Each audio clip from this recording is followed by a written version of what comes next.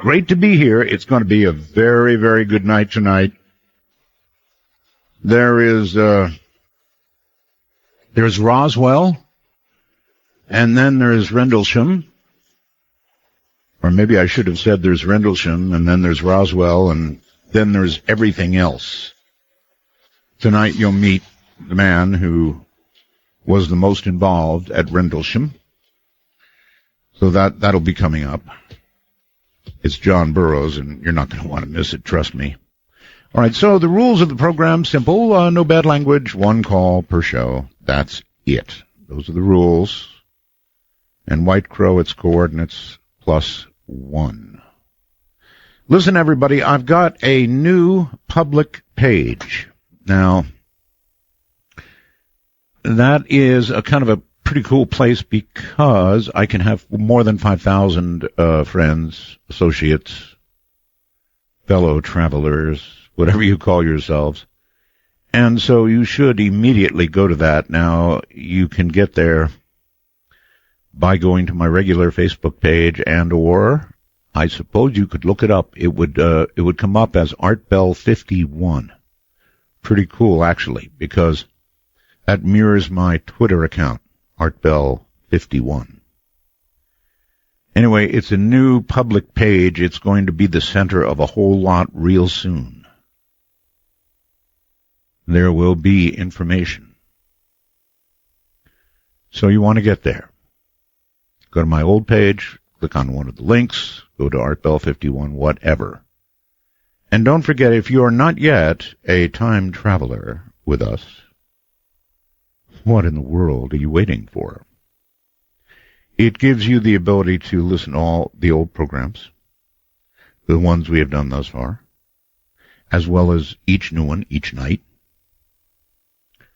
So if you're stuck for a little time, you can download, the RSS feeds, download, boom, like that. If you've got even a half-decent internet, they are fast. And then you've got, minus commercials and all the music and everything, probably about 2 hours and 20 minutes of pure entertainment. So it's worth it from that point of view. And, of course, the wormhole lets you send messages during the program for me and or the guest. Well, the fallout from the debates is over. The apparent victor, Carly Fiorina. And so she has gone from being the apparent victor to the apparent recipient of money. That's how it works in politics, right? Money. If you are perceived as, ooh, you did well, maybe you're a winner, let's give that person money. And then we will have influence. Now, I don't say that just to Carly, but, it's true of all of them, right? Give me money and you will have influence. You heard about the big earthquake, right? Horrible in Chile. We still don't know really how horrible, but there are about 11 dead. Should have been a lot more for something this size, an 8+ earthquake. There were small tsunamis, fishing nets tangled in trees, and again, 11 dead. But, it should have been much worse. There was a very tiny amount of havoc, actually, for such a powerful quake. And a quick word about dolphins. This lady, researcher Susan Casey, who I really want to talk to, thinks that dolphins have a collective consciousness. Isn't that interesting? Now, dolphin brains are bigger than ours. They may, in fact, be more intelligent than human beings in certain ways, in ways that, of course, we don't necessarily understand. But I have always thought this of dolphins. Dolphins frequently save humans. They drive predators away from humans. That is a thought. I don't think that's an instinct. That is a thought. They care about human beings. The day will come, perhaps not while I am alive, but I promise you we will begin to form a new attitude toward animals. And we will treat them differently as we learn. Or maybe most of us will try and stay in blissful ignorance in favor of quarter pounders, which, by the way, I love. Pretty bad, huh? So, as I said at the beginning of the show, top of the show, you know, there's Rendlesham, there is Roswell, and then there's like everything else. So, I guess the main character, the character most in the middle of everything, was John Burroughs. He's here tonight. He was born in Bloomington, Illinois, back in 1960, joined the U.S. Air Force right after high school graduation. Yay, Air Force. Received orders to go to RAF Bentwaters, England, arrived there in 79, 18 months before the strange encounter in the Rendlesham Forest. That was between RAF Bentwaters and nearby RAF Woodbridge. During that time, John worked as an Air Force police officer, AP actually, says nothing strange ever happened, that is until midnight, December 26th of 1980. Now, John Burroughs' account of Rendlesham has been featured worldwide. It's been on a number of TV and radio networks. On December 26th and 28th of 1980, an account by John as the only witness involved with both nights of the investigation of a craft of unknown origin adjacent to the east gate of RAF Woodbridge. Mr. Burroughs will discuss the pursuit, investigation, findings, and aftermath of the report. This is indeed the military's best documented and most witnessed case in history. It's that simple. So coming up, John Burroughs, and this time we'll... Taking you from today into tomorrow, this is Midnight in the Desert with Art Bell. To call the show, dial 1-952-CALL-ART. That's 1-952-225-5278. All right, here we go. I've been waiting some time for this, actually. Welcome to the program, John Burroughs. Thank you, Art. I was also Air Force, so really happy to have you on the program, John. You know, as I said, and I think I'm right, there's Rendlesham, there's Roswell, and then there's like everything else out there. So this is a monster of a case. I guess I would ask you to take me through it in detail, from your first awareness of it, or where you want to start, and through the entire affair so that everybody understands what really happened. Sure, I'd be happy to. It started on early in the morning of December 26th. We came on duty at 11 o'clock, 2300 on the 25th, and about 0300 on the morning of the 26th was his Boxing Day in the UK of 1980. I was riding around with my supervisor who had met up with me about a half an hour prior, wanted to ride around and talk for a little bit. It was just, Christmas night into Boxing Day morning. As we were driving down to check the East Gate, which is, at the east end of the perimeter of Woodbridge Base, he saw something that he later said it didn't crash, it landed, come down out of the sky, and it appeared to land in the forest. Okay, so you didn't actually see it land. He did. Not at the beginning, no. Okay, I did all right. not. I did not see it. And he got my attention, and he told me to look out, out in that direction. I'd been there, almost 2 years. He had just gotten there. So I'd been down there at night during alerts and other things, when it was dark like that and everything else. And first thing he wanted to know from me was, well, have you ever seen anything like that before? And, at that point, I could see something in the forest itself. Like it was kind of lit up white lights. As I just tried to describe over the years, it almost looked like a Christmas light display, different coloring lighting and everything else that was down in the forest itself. So we went ahead and went down to the gate. He was a very conservative guy. So we kind of... May I ask a quick question? Sure. Was that your boss? Yeah, he was my boss. He was your boss, he right? was my supervisor. What rank were you, John? I was E3, Airman First Class, and he was an E5 Staff Sergeant. But I was too, Airman First Class. All right, and he was Staff Sergeant. Okay, got it. Continue. Right. So we decided, both of us, that there was something that wasn't right out there, but it was off base. And what do we want to do with it? So we came together and decided, well, we'll go down to the end of the road. So we're going to have to leave the base. We opened up the gate and we drove down to the end of the road before you would turn left to Bentwaters, or right would take you to one of the small towns down the road.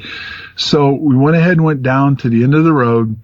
There was a way you could turn the car back around, and he turned it around as such so we were starting to go back towards the road that led up to the gate. Right. I jumped out of the vehicle and I looked out into the forest. I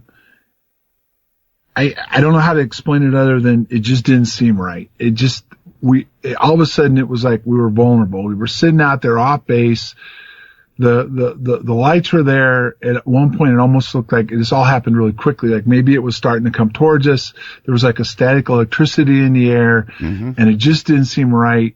And here we were off the base, hadn't told anybody, and we didn't know what was going to happen next. So I jumped back in the vehicle and we took off back up to the gate, drove as fast as we could back up to the gate, went up. There's a gate shack up there. Went up to the gate shack, parked the vehicle, and then we decided we better call it in. So went ahead and got on the phone. The phone went to the law enforcement desk. So I got the desk sergeant on the phone and I told him that there was something strange just outside the east gate, at Woodbridge, that was out in the forest, and we can't explain it. We wanted to report it. And it was Christmas night and, to Boxing Day morning. I played practical jokes over the last year on the desk sergeant himself. He kind of didn't want to believe me. And we kind of went back and forth a little bit. Even Sergeant Steffens got on and told him there was something strange going on. And again, I pulled some jokes on him. So he was a little leery to bite for it. So what he did was transfer me to CSC, which is Central Security Control, which was the security side of the house, where they took care of the airplanes and stuff like that. And got the controller on the phone and told him that there was something strange out in the forest. We couldn't explain it.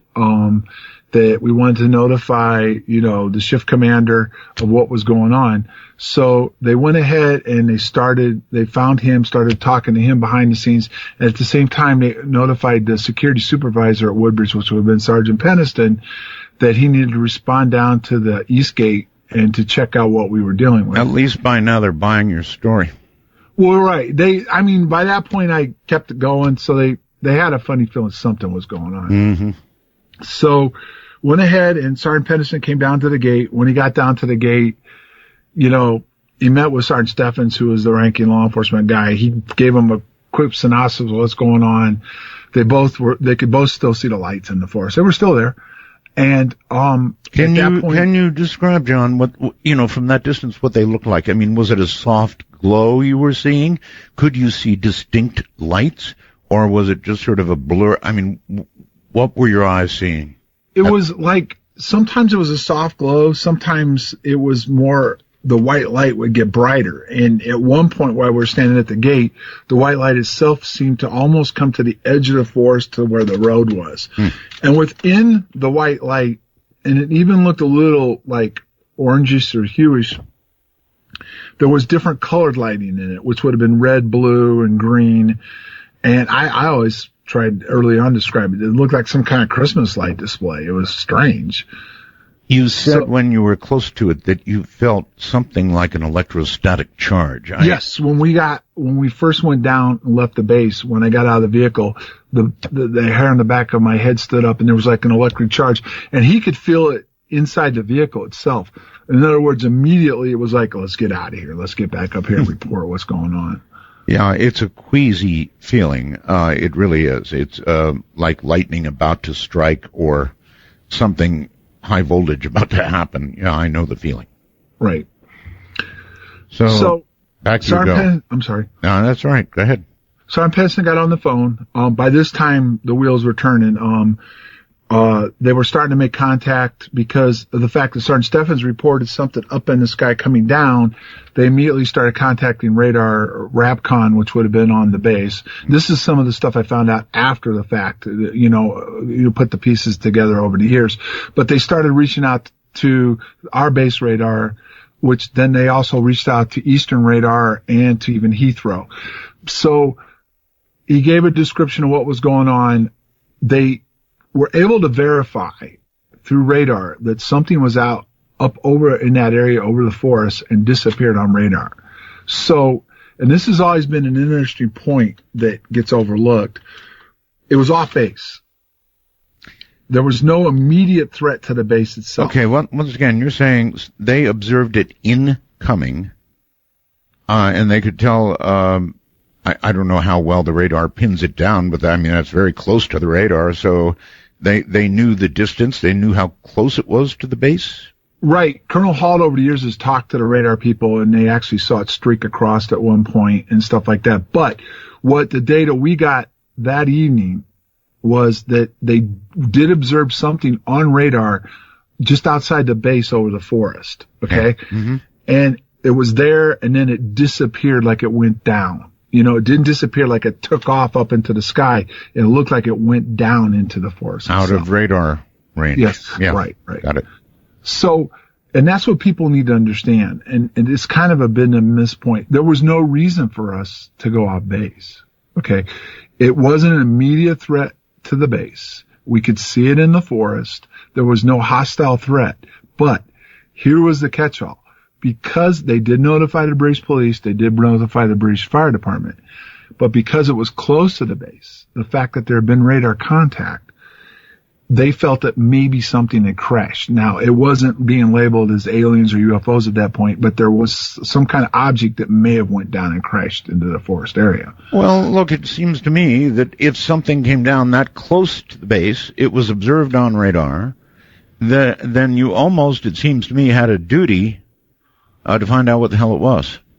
No, I agree, but that's a catch-all point that people fail to, that kind of overlook. We didn't just go out there to go out there. There was something there that in other words, if all we saw was lights outside the perimeter fencing, they wouldn't have sent us out. But because there was radar contact, that was the defining point of why the shift commander authorized us to leave the base, to include contacting the command post, and certain people were notified of what was going on. Gotcha. There had to have been more than just the fact that we saw strange lights out there for us to go out into the forest in the first place. Right. No, I'm with you all the way. Right. So at that point, a decision was made that there would be 3 of us to go out there. Now, there were 2 security guys, Sergeant Peniston and his rider, and myself, that ended up going out. Now, we left our weapons with Sergeant Steffens up at the gate because we were going off base. Right. We went ahead and departed the gate. As we were going down the road, we got to the end of the road again, and we made a right. Okay. We could see the lighting in the forest. Like I said, it played games with us. Sometimes it seemed like it was coming towards us. Sometimes it seemed like it moved back. Sometimes it was up in the trees a little bit. Sometimes it seemed to be low to the ground. So we tried to get into the forest, find an area to get into the forest to get back towards where we thought it was. We went ahead and went down, and we found a track road, a forest road that led into the forest. We made a left, and we went down the road, okay, as far as we could go. Right. Now, there was a fence there that kept us from going any farther. The road was not a paved road. It was just, a forest track road. It stopped us. At that point in time, we got out of the vehicle. We went up over the first fence, and we started going into the forest, deeper into the forest on foot. We spread out like in a line formation. Sergeant Peniston was to the front. I was more in the center, and Airman Kabansak was more behind me to my right, like almost in like a staggered line formation. Okay. We moved out to the forest. At points, it seemed like it was playing with this, whatever it was. We would seem like we were getting close to it, then it was not there. But finally, we went, I can't tell you how far, but we went a little bit of a distance. And at that point, we came like up a berm and down. As we came down, down this berm into almost a small clearing. Now, there were still trees there and stuff, but there was a little bit of an opening in this tree area. Mm-hmm. All of a sudden, there, whatever it was there. And there's a big difference in what Sergeant Peniston saw, what I saw, and what Airman Kabansak remembers. Well, I've got you. You're the eyewitness. What right. did well, you? Do you want me to go over? I want to. First, I want to know what you saw. Okay. What I saw was what I drew in my statement. Okay. It was like a red oval object. Okay. It had a hueish, orangish glow like around it. Okay. There was some blue light scattered within it, and then it was like a white light that was the bright light around it. And as we got close to it, the bright light lit up. We all hit the ground. Yeah. Okay. And then all I can remember after that was then it seemed to dim, it went up into the sky, and it shot back away from us. Was there ever, John, anything that went beyond light? Was there ever any substance anybody could make or you could make out at all, or just light of varying? Yes, there was. That's when I said that the three of us that were close to this all had a different interpretation of what we saw. Okay. Sergeant Peniston remembers this. He actually got up after we hit the ground, went towards it. As the lights dimmed, he saw a triangular object. Okay? Mm-hmm. And within the triangular object, he was able to walk around it, and he was able to touch it, and there was glyphs on it. And when he touched the glyphs, he had some kind of download from it. So he remembers it as more in depth as far as it being a triangular object with glyphs and everything else. You're aware of the recent statements that the code that was uploaded or downloaded to him is remembered bit for bit? Yes. There was. He wrote out a certain amount of pages after the event, right after the event, and they did surface in 2010 from within his notebook, and they were deciphered, and there was a message, and there were some coordinate sites within it also. Are you free to discuss the message and the coordinates?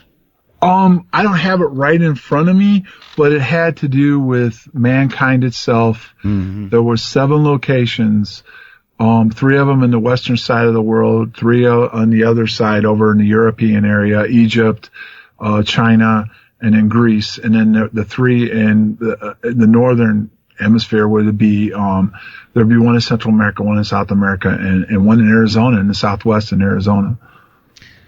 John, do you recall his making that walk toward the object? No, I have no memory from the time the lights got bright until they dimmed and the object went away. No memory at all? No memory of any of that, seeing any of him having any of that or any of that happening. Do you have any thoughts on why so much time went by between the event and the notebook? Well, I'll go into this, and it's something that has just surfaced now in the last couple weeks or 3 weeks that kind of reinforced the fact that there was a notebook and some of this happened. Sure. The interesting thing was that after the event, after the 3 days, there was 3 nights of events. When I met with him on Sunday night, because we rode together to work, he talked about something was bugging him and he couldn't shake it. And it would be something that if he talked about it would get him in trouble. Mm-hmm. He also did some hypnosis in, I believe, the mid-90s. And in the hypnosis, it comes out that there was a binary download. It comes out under hypnosis. Okay. But the third piece of this puzzle that's kind of mind-blowing to me is that the CIA declassified some documents in 2000, but within these documents, there was a remote view done by Lynn Buchanan. And this remote view was done in 1986, prior to Jim and I going public. And very little had been said about the incident. And the part of it, some of it's missing, But John, hold that thought. Sure. CIA, we'll come right back to it. My guess is John Burroughs. The only man there for each night of the event. Midnight in the Desert doesn't screen calls. We trust you, but remember, the NSA, well, you know. To call the show, please dial 1-952-225-5278. That's 1-952-CALL-ART. The subject is Rendlesham, probably the military's best documented, most witnessed case in all history. John Burroughs is here. He was there each night of the event. And we were talking about actually the CIA when we left. And there is one quick question before we get back to that, John. When you approach something like that, and you have no memory past a certain point, and now I'm asking you, what I'm going to ask you is sort of if you can search your own mind and you can recall, I mean, is it like a wall suddenly came down in your mind? I'm sure you've thought of this a billion times, trying to figure out when your memory went and how it went, or was it a slow fade, or like that? What can you remember of the moment that you began not remembering? That's a hard question. No, that's a fair question. I would say early on, I didn't spend much time on it. Right. We got debriefed. We got told to let it go. If there was anything more they needed from us, let it go. A lot of the stuff that's come up over the years, going back and trying to remember it, I don't remember, but I've never had a memory of any of other than getting close to it twice. I know the second time I got close to it, it really bothered me more than the first time, but the first time it didn't come clear to what happened with what Pennison remembered till later on when he came out and started talking about some of it, which I couldn't remember. But then you can go back to the third night when I was out there and got close to it again. The same exact thing happened to me on the third night, that the first night. I got close to it. The next thing you know, it was gone, whatever it was. Okay, but you don't remember the moment of the blackout, essentially. It is a blackout, really. Have you ever thought of doing hypnosis yourself? Oh, yeah. There's been hypnosis done, and there's a lot of stuff that comes out under hypnosis. Oh? Yes, a lot of stuff. Like what? Well, there definitely was an interaction that, you know, I mean, it would take at least a half an hour to go into all of it. Do you want to go into that now, or do you want to finish the CIA stuff first? Well, let's finish that, and then let's not forget to come back to it, because I really do want to hear it. I want to hear what else hypnosis brought out. You bet. Okay. All right. Well, where I was at was that the interesting part, and I totally understand why people question the Notebook, some of the stuff that Jim's talked about. Right. I mean, it didn't come out. The Notebook itself, the first time I heard of it was, I think, right around 2000. That would have been the 20-year anniversary. And he did a sci-fi piece with Brian Gumbel, and the Notebook came out, the glyphs came out, okay? Then 10 years after that, when we were getting ready to do the 30th anniversary, the code showed up.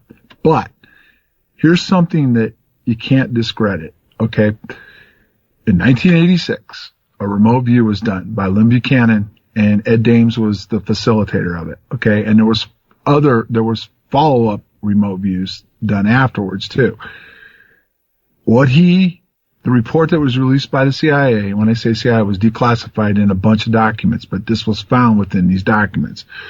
A lot of what he talks about in that remote view in 1986, way before Pennison talked about any of this, or even some of the stuff that I talked about hadn't come out. I hadn't gone public yet either. He confirms it in the remote view. Now, how is that possible? When you say confirms it, what kind of detail? What he actually saw an object or a craft. He actually could go around it. He saw the glyphs, the race things. He touched the glyphs. There appeared to be some kind of like communications that would happen between the glyphs and him. The actual object itself, how it felt, the smoothness, what Penniston describes after, years later, smooth, black, and everything else. Now, this is a remote view that was done, by Lynn Buchanan way before any of this stuff was on the public domain. Interesting. Well, now, how could that be? How could it be? I have no idea. That's my whole point. This throws another wrench in the whole Rendlesham case, because they were doing this. Matter of fact, a piece of the report disappeared. He admitted to that. There was part of it's not there.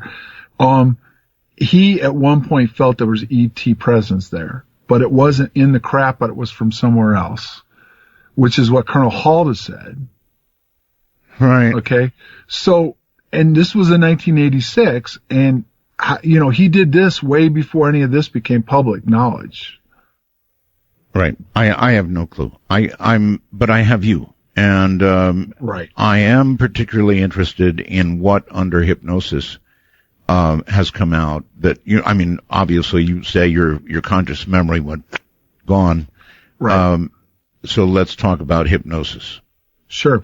And I always like to make this clear. Okay, there's a difference between what I remember and hypnosis, and I'm not saying I don't believe in hypnosis, but there's a lot of people out there to discredit it. So I want to make it clear. I've told you what I remember getting up to it close the first time. Now I will tell you what hypnosis is. Under what circumstances did you agree to hypnosis? Well, that's another whole crazy story in itself. Do you remember back in the 90s when they were going to do that UFO cover-up live show? Yes. Okay, I was asked, I just gotten out of active duty, and I was asked by the producer of the show and executive producer, Kurt Brubaker, to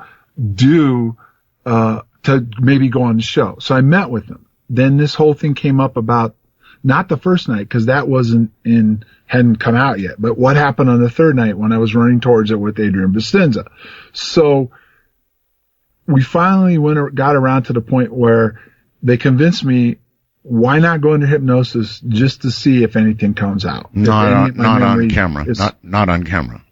Right. No, okay. Well, it was recorded, yes. Yeah, the whole thing was recorded. All right. Okay. So I reluctantly agreed to it. Find out later on Bob Emenegger was behind this and that whole group of that, and actually ended up getting shopped around to the intelligence agencies to include some other people in SRI. But ultimately, I go under hypnosis, and I remember going into it, that it was actually the life form itself. Going into it, you mean? Going into the life form, whatever it is. Going into the life form. Yes. The actual energy field or whatever it was that we got close to was the life form itself. Okay. Got you. And it was able to communicate with us telepathically, to include the fact that when I met up with Colonel Halt before Adrian and I went forward, that there was a telepathic communications between Colonel Halt and whatever this was. And the fact was that it actually Halt felt that I needed to go out there because it wanted me to go out there to meet back up with it for the second time. Huh. This all comes out in hypnosis. And I reiterate, this was hypnosis now. Okay. No, that's fine. I really want to know what came out. Did you, by the way, when you were hypnotized, did you really feel you were under? Do you recall the experience? Oh, that's the thing. The whole thing's taped, but I went out. They couldn't get me under at first. And this guy did something that finally put me under, and I was out cold. And there was a communications. This is where it gets really crazy, but it was like channeling, where at one point we were back there and communicating with whatever it was.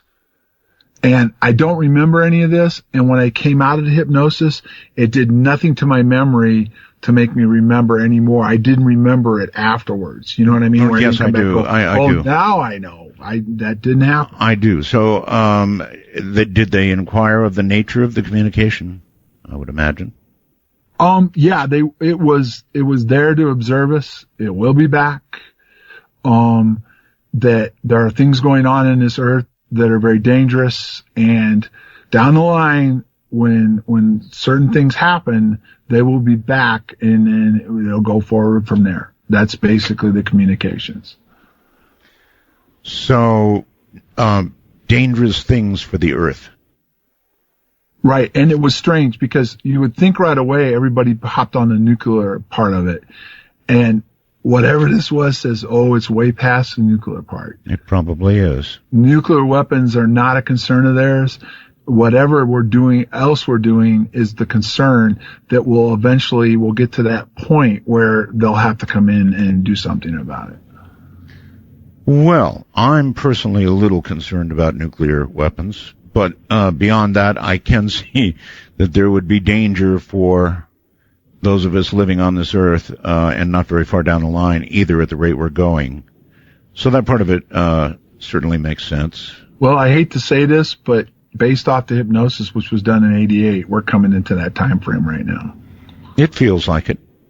Right. I can't disagree with that, but it's the fact. Okay, and the other fact that's very, very, very confusing or disturbing to me was things came up at that point in '88, like Mars was brought into the picture, some of this other stuff was brought into the picture, and back in '88, people rolled their eyes, little green men and Mars. Well, now look at all the data that's coming out yes. that could tie into Mars and some other stuff.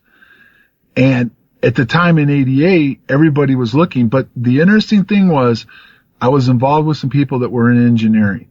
And it appeared to me on the surface at the time, and I've confirmed it later, they were definitely interested in whatever it was for the technical part of it. Mm-hmm. And they were working hard to understand it and to be able to use it. And one of the questions was the ability, how much time would it take or whatever. I can't remember exactly. It's been a while since I watched it. But it was the travel time between Mars and Earth. And when they asked this thing, it gave the exact data correctly.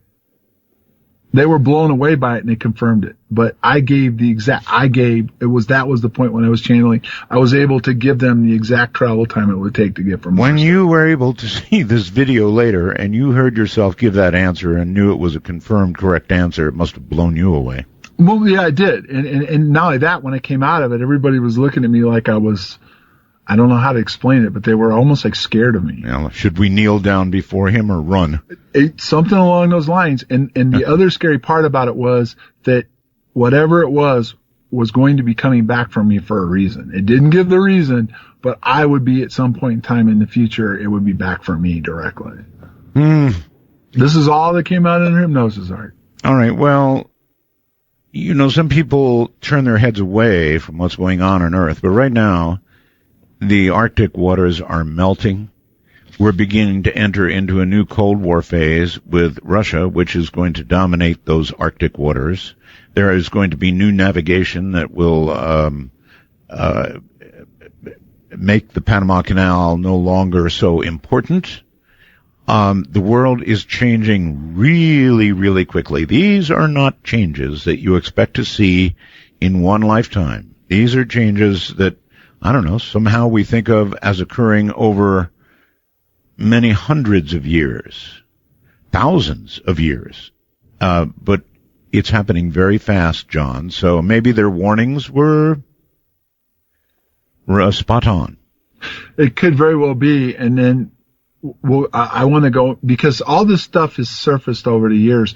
But then when you start finding these declassified documents, it's to support some of this. Mm-hmm. And like I said, now the remote view just surfaced.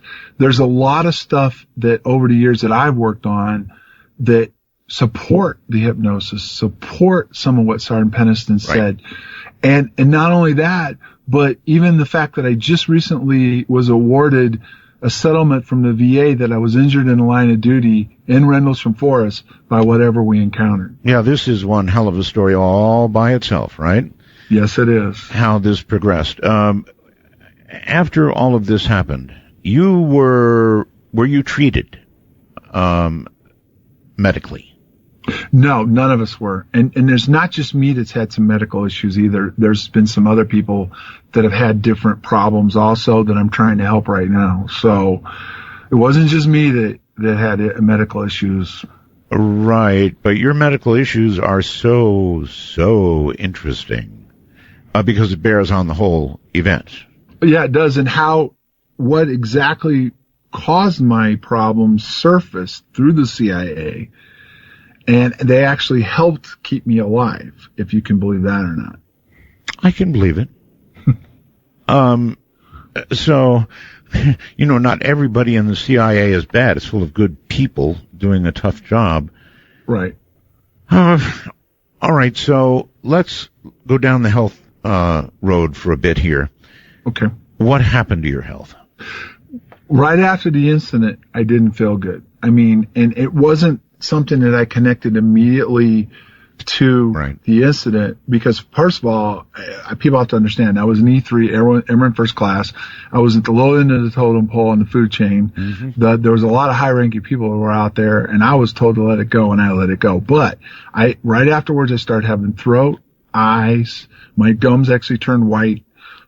And then a few months later, when I didn't feel right, it was a civilian doctor that found it, because I was home back in the States on my time off, and I got so sick, I went into the emergency room because I had to, because I couldn't get back to the base in time, and they found a heart murmur. And the interesting thing is the fact that I could never have joined the Air Force without a heart murmur. Of course. And they found it, within months after the incident, they found this heart murmur, which then leads down, years later. Did you at that time mention to the medical people that it might be connected to what happened? Absolutely not. I was told over there, in no uncertain circumstances, to not talk about it. Not talk about it, yeah. Not to let it go. And I'm not even going to tell you that I totally put this together. There was things that happened after that, like when I went in, when my eyes started acting up, and the first thing the doctor asked me was, have you been exposed to radiation? Right. And I'm looking at him like, well, not that I'm really aware of. Mm-hmm. But, it was years after that all the pieces came together to bring us back to that what we were exposed to caused these difficulties. When did you learn what you were exposed to? Well, as much as I can tell you, it appears to be terahertz radiation. I learned it right before I was near death, is what it came down to. My valve was, the civilian doctors, to go back in time a little bit, the civilian doctors, when I got sick, started having AFib and congestive heart failure, couldn't understand why I was having that problem. There just wasn't anything there. There was no heart disease or anything else, other than the murmur was there. But what they were looking at, and the data, the medical data that supports it, doesn't support the extreme problems that I was having.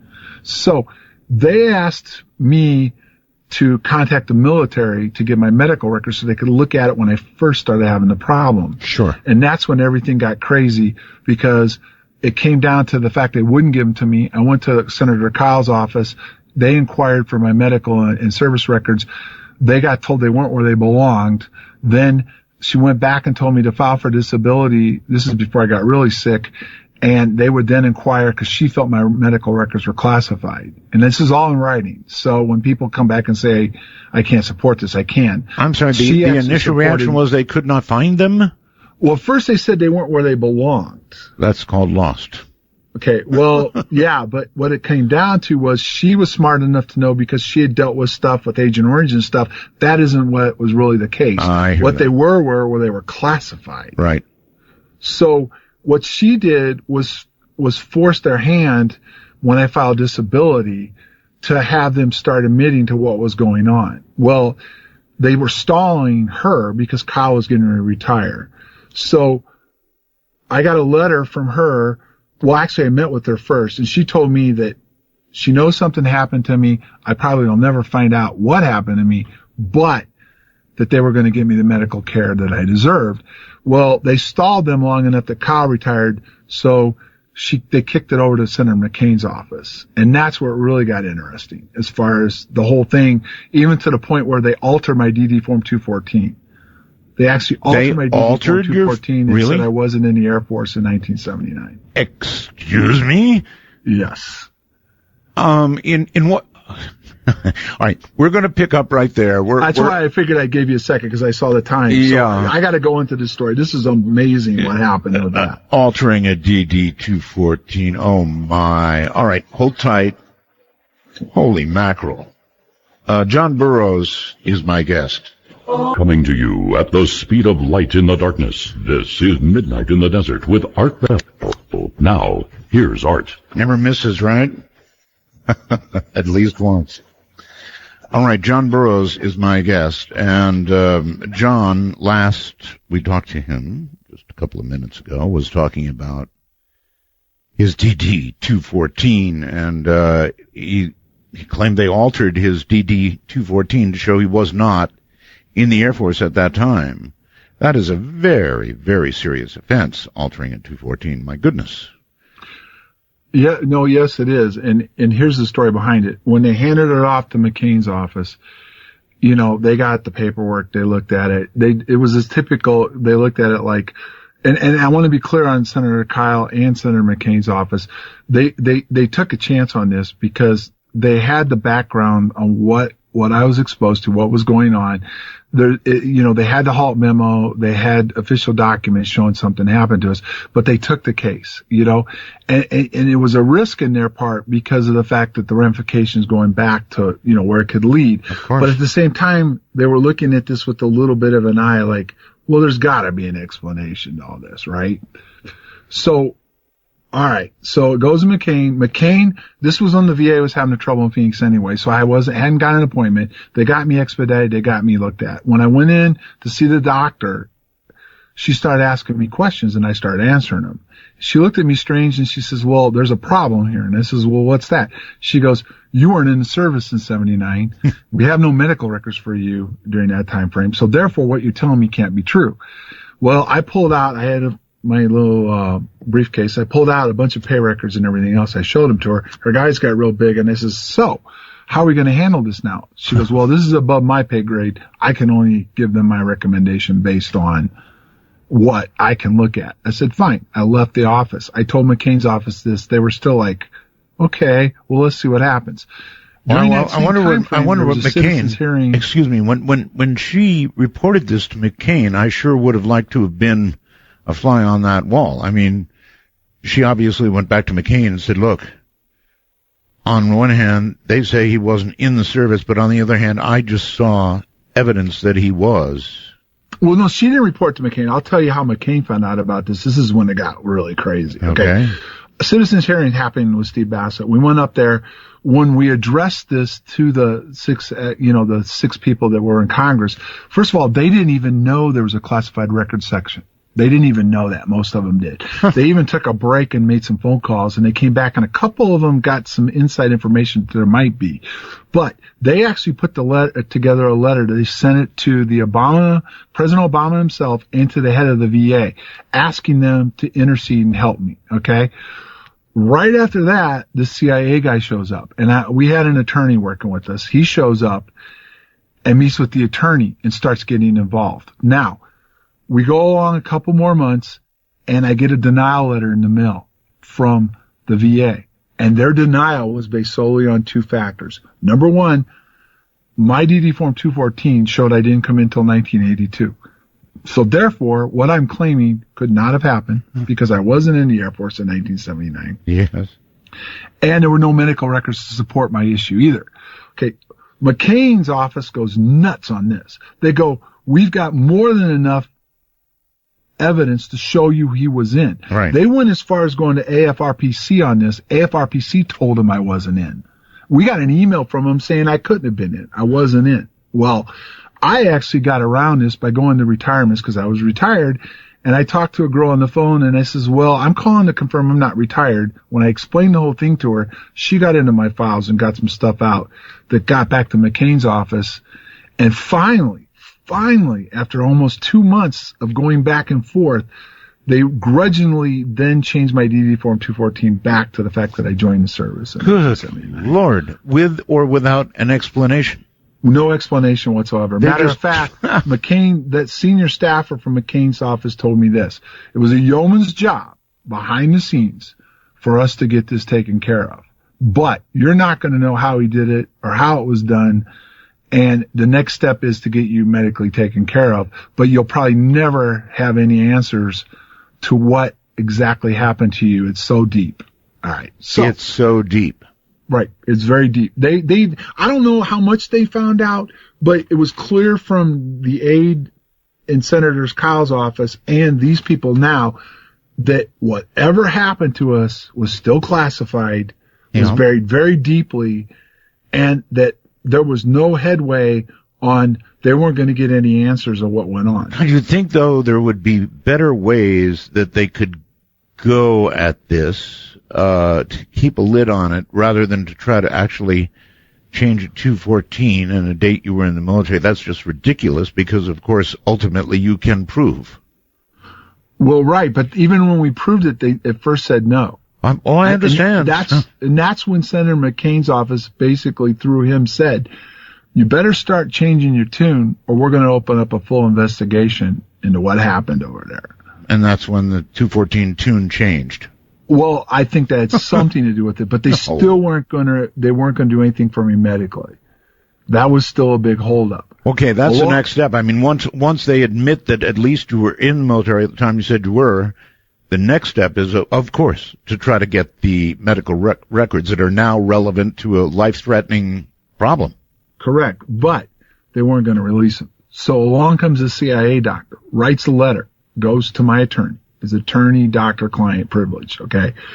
But I was authorized to release it to the VA that was starting to look at me. As soon as they got that letter, everything changed. They immediately started treating me differently. Matter of fact, they brought in a DOD doctor. And what ended up being was what they found out, and there's medical proof to back this up too, because this type of radiation can affect the valve. But what the civilian doctors were missing, and now because they had the type of radiation the DOD got in the middle of it, they realized that there's two leaflets within your valve. Front and back is what I call it. The front one showed some damage, but it wasn't enough damage to cause the symptoms I was having. They've never had a case where the back leaflet was damaged. Well, mine wasn't just damaged, it was shredded. It was shredded by this radiation. Okay. How did they determine the amount of radiation that you had received? I mean, I've never got a straight answer on how much radiation I got. And matter of fact, I've never got a straight answer from them on even it was terahertz. It was the CIA guy that identified that type of radiation, which is highly classified. It's being used extensively in military operations and weapons and stuff. There is a little bit of it being used in some of those scanners in the airports. Right. But it's a highly classified radiation. But that opened the door for them. But then I was handled completely differently then. I was actually being screened. Everything went through this DOD doctor. Even the surgeon answered to him for the whole surgery and everything else. All right, so who actually got hold of, or did anybody ever get hold of your medical records? Well, I'll finish it now. Okay, sure. I got the surgery. Okay, now the next step was to get disability because my heart was damaged so badly that right now a fracture rate's usually between 55 and 60. Mine's in the low 30s now, but it was down to 10 at one point and then in the 20s. So we were now working on disability, and there was a whole rigmarole about that. They were going to do something, then somebody up high pulled it, and an IG complaint went in, and McCain had to step in again. Finally, they granted me disability, but here was the deal. They granted me disability on the fact that I was on duty in Rendlesham Forest. I was injured by whatever we encountered. That was why my heart was severely injured. But they are not going to release my medical records. They're not going to answer any FOIAs on it. They're not going to tell me where my records are. They're not going to release my medical records, and that I'm being handled by certain doctors that have the clearance to work with me on this. So they're not going to answer any FOIAs? Nope. They blew FOIAs. They blew FOIAs to McCain's office. They got caught holding back stuff. They got caught. They wouldn't answer my FOIAs. They wouldn't even answer whether or not the VA ever did get an explanation from the Special Operations Unit that handles. You know, medical records are a little bit of a different situation, but certainly you would have the right to file a FOIA for your own medical information. I did, and they won't release them to me. What specifically did they say? This is where it gets real shady. They basically leave it as the fact that we've treated you, we've taken care of you, and we're not going to deal with you anymore. And so basically what this was going to come down to is I'd have to file a lawsuit to actually ask where my records were and pursue it from that point. Wow. Because they're classified. I mean, McCain's office said it. Kyle's office said it. Do I have it in writing from the VA? No, they won't answer that question. But ultimately, and I even tried to get some of my stuff. I tried to pull a little fast one. I did get a little bit of it before the rest of it got locked down. But it's also, what's interesting is that it's all computerized now. It's in the VISTA system, but the VISTA system is a direct link between the VA and the Department of Defense. And all my stuff that relates to my heart, even a couple of my lower level doctors can't get at it. They've even admitted it to me. They said, we don't have the clearance to look at your records. What They about had to move me up to a higher level doctor when all right, my heart was. What about the others that were subjected to the same radiation? That's something I'm working with some of them right now, trying to get some stuff done. And Senator McCain's office, again, is going to help with this. Because now it's real easy. They understand, and they're willing to step up and help these guys. Mm-hmm. So there are others with effects. Yes, there's others that have had appeared to be radiation symptoms. One guy actually, it was interesting, had some issues with his thyroid, and the civilian doctor said the only way this could have happened to your thyroid was exposure to radiation. That's what it would affect, for sure. And that affects your mind because the thyroid goes up to a gland, and he was having issues with anger and everything else, and heart issues too. So he's had some of the same issues also. All right. Whether it's yourself or others that were involved at Rendlesham, at any point or at what point do you feel like you were being perhaps monitored? Monitored by who? Monitored perhaps by military authorities, whether it be medical or otherwise. For me personally, medically, that's part of the speculation on why my records are classified, because I didn't know it at the time, but the symptoms I had were looked at by the military. Matter of fact, the heart issue went to right pat. Now I find out through the grapevine later on, well, you know why they went to right pat? No, not really. Well, where do they did all the work on this stuff? Oh, okay. So along the lines with the eyes, the heart, and everything else, at the time I didn't know it, but it appears that was partly what was going on. They were monitoring that and keeping track of it. Well, that would imply they knew pretty much exactly what you had been exposed to. Yeah, and it goes even deeper than that. It appears to me, and I can go into Condign a little bit, which is declassified documents from the British MOD, that it's clear that the governments of the world are aware of whatever we encountered. It's called UFO, UAP, but they're clear about it. They're studying it. They're working on it. They're weaponizing it. And there's a good possibility, yes, they were monitoring us to see how we were affected by it, to include that when this became public, the whole health issues, there was actually some testing that was requested. They wanted to look at our DNA and also some other testing that they wanted to do that would have been reaction to what we encountered. I wonder if they did look at your DNA. Of course, I guess you don't know, do you? Well, I can tell you this.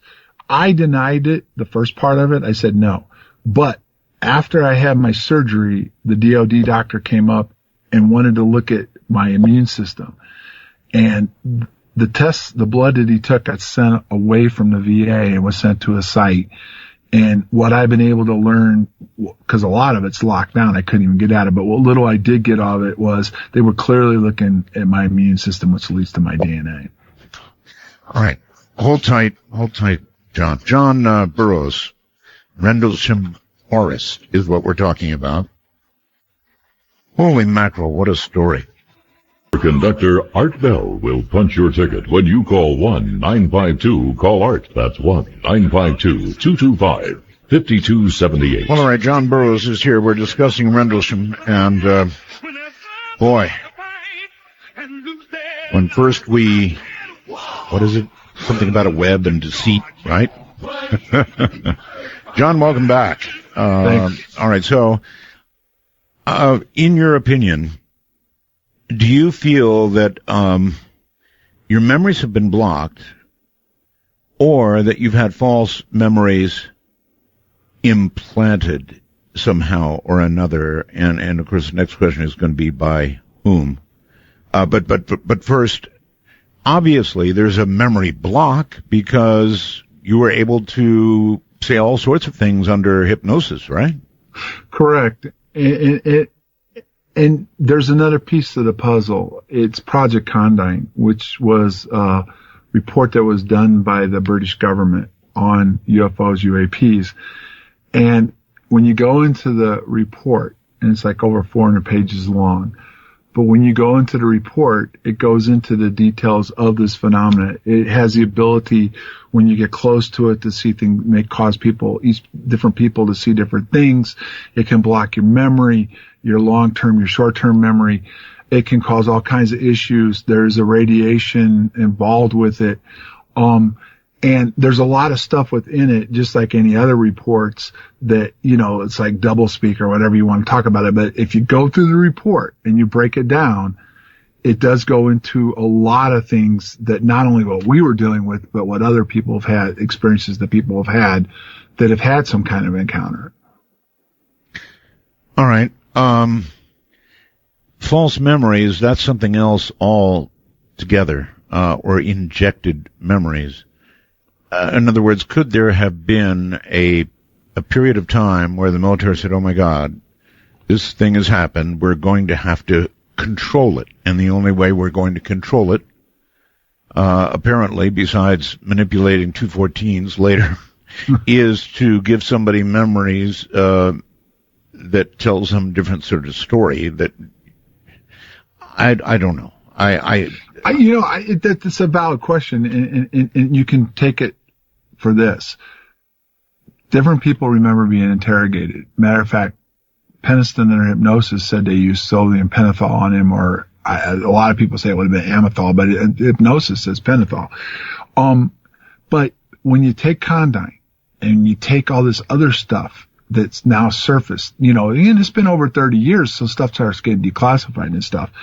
You have to wonder if the military itself was perplexed by it. They couldn't really understand it. Right. They were in the infancy stages of what we were dealing with at that point. If you know the base where we were at, right outside the gate was some of the most technical equipment, the best equipment we had, both British and American, that were outside, that were being worked on. And there were special access programs going on at that time. And Rendlesham itself, and this has gone on way before our incident and after, to this day, they have weird things that go on that forest. And one of the things that was uncovered was there was a scientific team down in the area right when that incident happened. They were already doing investigative work on that area and the phenomenon itself. Well, look, I get one night, maybe even two, but 3 nights in a row. At that point, there should have been a very, very, very serious, deep investigation. There should have been people everywhere. It should have been, by the 3rd night, gigantic, right? Well, they did. They brought in the team. I think the first night, and I honestly, I can only tell you this based on the research I've done. I don't think the base overall knew what was going on. As a matter of fact, I would say probably nobody on the base had a really good idea, even the general in charge. Wow. But at the same time, some of the stuff was going on the base itself, and was going on at Marsham Heath, which was an attachment to the base. But I think quickly afterwards, General Williams was read into a lot of this stuff. Matter of fact, when I met with him with these declassified documents, he was blown away. He could not believe those documents did get declassified, and that they actually admitted to that Rendlesham was in the documents itself. It said that we were exposed to radiation within these documents.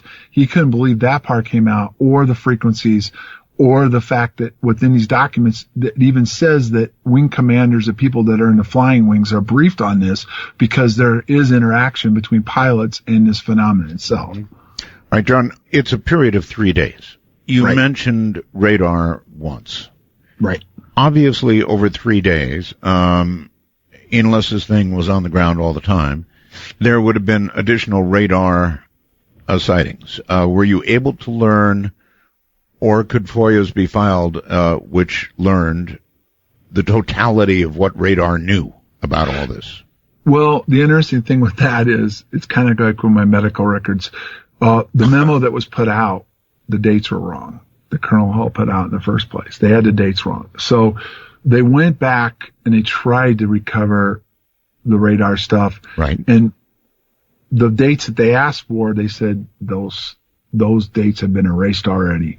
And then when they went back later, they got the same answer, that the data that they should have kept anyway was erased. But that goes even deeper into all the missing files that the British admitted they don't have, and the fact that they're still holding 18 files after they'd said they'd already released everything. And doggone, John, they lost all the Roswell records too. It is. I know. I understand. And that's just it. When the British government said they were being transparent, and I think a lot of people followed this, when they got to the Rendlesham part, there was a huge gap between, there was missing files through the DIS. Their answer was, well, they got destroyed. Accidentally got destroyed. Well, okay. Well, don't you have procedures in place? Well, Nick Pope said, well, number one, they weren't supposed to be destroyed. Number two, if they were destroyed, it should have been who authorized and why. All of that was not there. So there's a huge gap in the missing files. Well, I asked Nick, and he wouldn't give me a straight answer, but I don't think they're missing at all. I think they're still classified at top secret, which is a way to cover this, because if you say I'm releasing everything we have and everything we're releasing secret or below, well, and then we said we're missing files, if they came out and said, well, there's still stuff being classified, there'd be a huge row. But if they just say we lost them, they'll take the heat on that. Now, it goes deeper because of Condign, and I did a bunch of FOIA, and I slipped some stuff in, and I caught, I think, this guy off guard, because it went from him to the very top. I started getting responses back from the defense secretary himself that they actually admitted they slipped up, even though they admitted earlier on. Remember how they released every file they had? Admitted they slipped up in what manner? They said, oops, we're still holding 18 files. And 6 of those files are policy files. Policy files. Yes. And it gets even more intriguing. They're in a bind for 2 reasons. Number one, most people don't follow this closely enough. Even these files that have been released, they're still redacted. And you know what that means. I do. Their stuff's still classified. Now, when they come back and say, well, here's everything we got, well, that's not true, because yes, they're releasing documents, but they're still holding stuff that's classified, and that goes right over most people's head, including the mainstream news. And in this particular case, in Condign and these 18 files, a lot of that stuff is still classified. Now, how can you say it's not a defense significance? Have you ever actually put your hands on any of these files? In other words, did they release in part something along with a lot of blacked out redacted stuff? No, not yet on the 18 files. Matter of fact, they're in a bind. When they admitted it to me, I kept quiet for a while. And then I did a press release. And they finally did a short announcement that they were holding more files. And then it got quiet again. Finally, somebody in the House of Lords took it to the MOD twice, and they finally said, well, down the road, we're going to release these files. Down the road. Down the road, yeah. I think they finally got a date of sometime in 16. Now, my inquiry started in 13, and in 14 they admitted it. So they're holding files that they didn't have in the first place for 2 more years minimum. And when they come out, yeah, Condign had a bunch of redacted stuff, and that's what led me to the redacted stuff, which I held in my hand, and I started asking questions about that, and I slipped in a couple of questions, and the guy slipped up and admitted within the redacted stuff there were still files being held from Condign. Remarkable. And they were 18 files. Absolutely remarkable. I guess they figure if they can hold out long enough, we die. I don't know.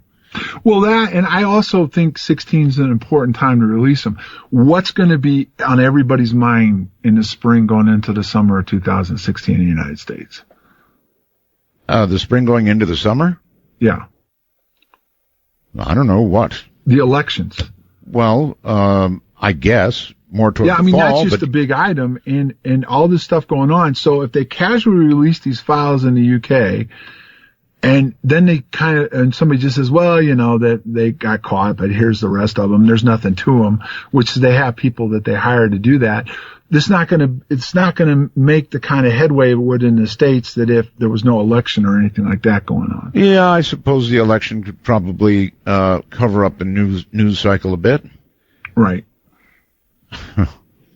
But they've really messed up here, severely messed up. And I kind of wonder whether we'll ever know. I mean, you must have days like that as well, John. Whether they'll just come up to the date and then somehow it'll be another date. It'll be further down the line. Well, that's what they've done with this twice now. Yeah. Well, there you have it. Yeah. All right. Hold on, John. We'll be right back. It's not radio, but it is What's Next, exclusively on the Dark Matter Digital Network, Midnight in the Desert, with Art Bell. Now, here's Art. Oh, we are indeed What's Next. Rendlesham Forest. My guest is John Burroughs. And it seems to me, I was in the Air Force too. A1C, as a matter of fact. And it seems, I know how things work. And, one day, I could imagine John was out there, and John wouldn't be out there on any other day. Not the way the Air Force works. If it's a big deal, the low ranks get abandoned quickly. So the fact that you were brought back, that the colonel felt that whatever it was wanted you back and brought you back, means to me you're at the very center of all this, John. Does that seem right? Well, okay, there's a couple of things to consider. Number one, I went back out there on the third night on my own. I was off duty. Hypnosis is what that came out. Right. And Elizabeth writes, she sends me a computer message here, wormhole message, saying, I'm getting lost. Did he finish describing what happened as perceived under hypnosis? I'm not sure we did, really. You said some of it, but is there more? Just basically that definitely there was an interaction that it was communicating with us, and that you actually entered this being, or yeah, well, that's not just from hypnosis. Actually, Sergeant Peniston said he saw me go into it on the first night, and Adrian Bestenza on the third night saw me go in and disappear, and there was missing time on the first night. 45 minutes where they couldn't account for us. Wow. All right. Did you come back with a clear message yourself under hypnosis? Just that they were monitoring us, that there were things that we were doing that concerned them, and it didn't seem like at that point, but they'd come back to monitor from that point going forward, where there's going to be something that happens that they're going to try to figure out at that point, going to that point, how or what they can do maybe to keep it from happening or what caused it to happen. That's the best I can tell you. John, is there anything over the years that has occurred to you or that you thought of that you have not made public? Yeah, there's several, quite a bit. Okay. Proceed. Well, that's why I haven't talked about it. I mean, I'll kind of sum it up this way, Art. When I started this in 10, it's so much has changed since 2010, 2009 timeframe. When all I really wanted to do, this is before I got really sick, was simply to get us all together, to try to get us to talk about it, which it's funny when some of us now we finally have, we start to remember things and things start to fall into place. Yes. And it's clear there's an influence within that doesn't want us to get together. And when this binary stuff came up, which we talked about way early on, that was a mind blower. And all the stuff in between, just the sights, the possibilities, my hypnosis, how things are starting to fall into place from my hypnosis, which it's kind of hard to accept. There's all kinds of things that go through your mind and stuff that you think about and wonder about, or you see in the news and stuff that you're not going to go out and publicly talk about or make a big deal about, because that's where people are going to start to think you belong somewhere in some hospital or something. Well, you sound sane to me. You obviously belonged in a hospital for a while, not the kind you were thinking of, and were in a hospital for a while, I'm sure. Almost died. Right. But if you can relate to me anything that has occurred to you after these years that you haven't made public, I'd be very appreciative. Well, I would say this much. Based on the research I've done, and there's one thing I want to add to this before I tell you this other part. You'd asked me earlier if there was a document I was holding. I am holding a document. Oh. I got sectioned once I got this document. And in this document from the MOD, they've admitted that they've developed a weapon off of what we encountered. Really? Yes. And that's when they sectioned me. And the interesting thing was the weapon they developed doesn't belong directly to the MOD, and it's mostly all blacked out because it's involving defense contractors that are working on it for the MOD. And it has to do with time and everything else that's going on. That, as you've noticed in the news, and that's why I'm leading up to this, have you noticed in the last few months how all of a sudden now they're talking about warp drive? They're talking about what I would call impulse power. It's everywhere now, John. Yes, everywhere. Right. Well, that's the stuff that I've kept quiet on because I've had some interaction with some government people, some stuff. I know some of the people that are working on this projects, and I know where this is going. And the scary part is it's one thing to be told something, but then to see it actually coming out in mainstream news is pretty mind-blowing. Let's go back to where you were told something. Just the warp drive, and the phenomenon itself ties into interstellar travel, warp drive, and everything else. So are you telling me it was imparted to you by this alien? I think it's fair to call it an alien. That there was going to be, or that there existed a warp drive, or that we were on the way to developing a warp drive, or what? Not directly from my hypnosis, but they weren't concerned about the nuclear stuff. They were concerned about frequencies and what we're doing, which is right where we're at this particular moment in history. It sure is. And I could tell you one other thing that stunned me the other day, and unfortunately I didn't save it. I'm going to go back and get it. But did you ever see the movie Final Countdown? Oh, absolutely. Now, think about this. The movie was done in 1980. They only went back 40 years in time. And look at the ramifications of technology advancements from 40 to 80. The communications problems they had. So all the stuff that went on. Uh-huh. Then what that one ship could do, it would have changed history in 1940. One ship. So there definitely was something about time. Right. And now you get into this thing with Peniston and time travelers. Well, he did say under hypnosis 40,000 years. I think he meant 40 years. And when I say that because he really grasped for that time frame. Well, it just came out in mainstream news. There is a craft, an unmanned drone it's in the final stages that's going to be operational between now and 2020 that we have. That looks a lot like exactly what he drew back in 1980. All right. Well, there's a lot here. I want to open the phone lines and allow people to ask you questions. So, our public number, by the way, is 1-952-225-5278. Opportunity of a lifetime to ask a question. You never know what you might hear in response. And, of course, the Skype connections as well. Having said that, there was a moment, wasn't there, where laser beams were seen shining to the ground by whatever this thing was, and it seemed to be doing some sort of search. Yes, there were two things that came out and it's on Colonel Halt's tape. And you can hear it in his voice. And I love how people try to say, well, that was a fake tape. Listen to that segment right there where it comes at them and it beams a beam of light down at their feet. Listen to the quiver in his voice and everything.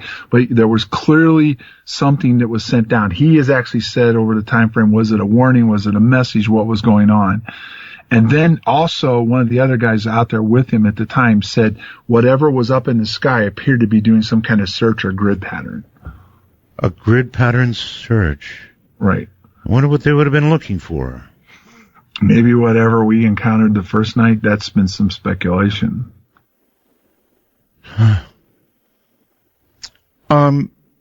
Did you ever come to terms in your own mind, John, with regard to what you encountered and where it was from, as well as what it wanted or what it was concerned with?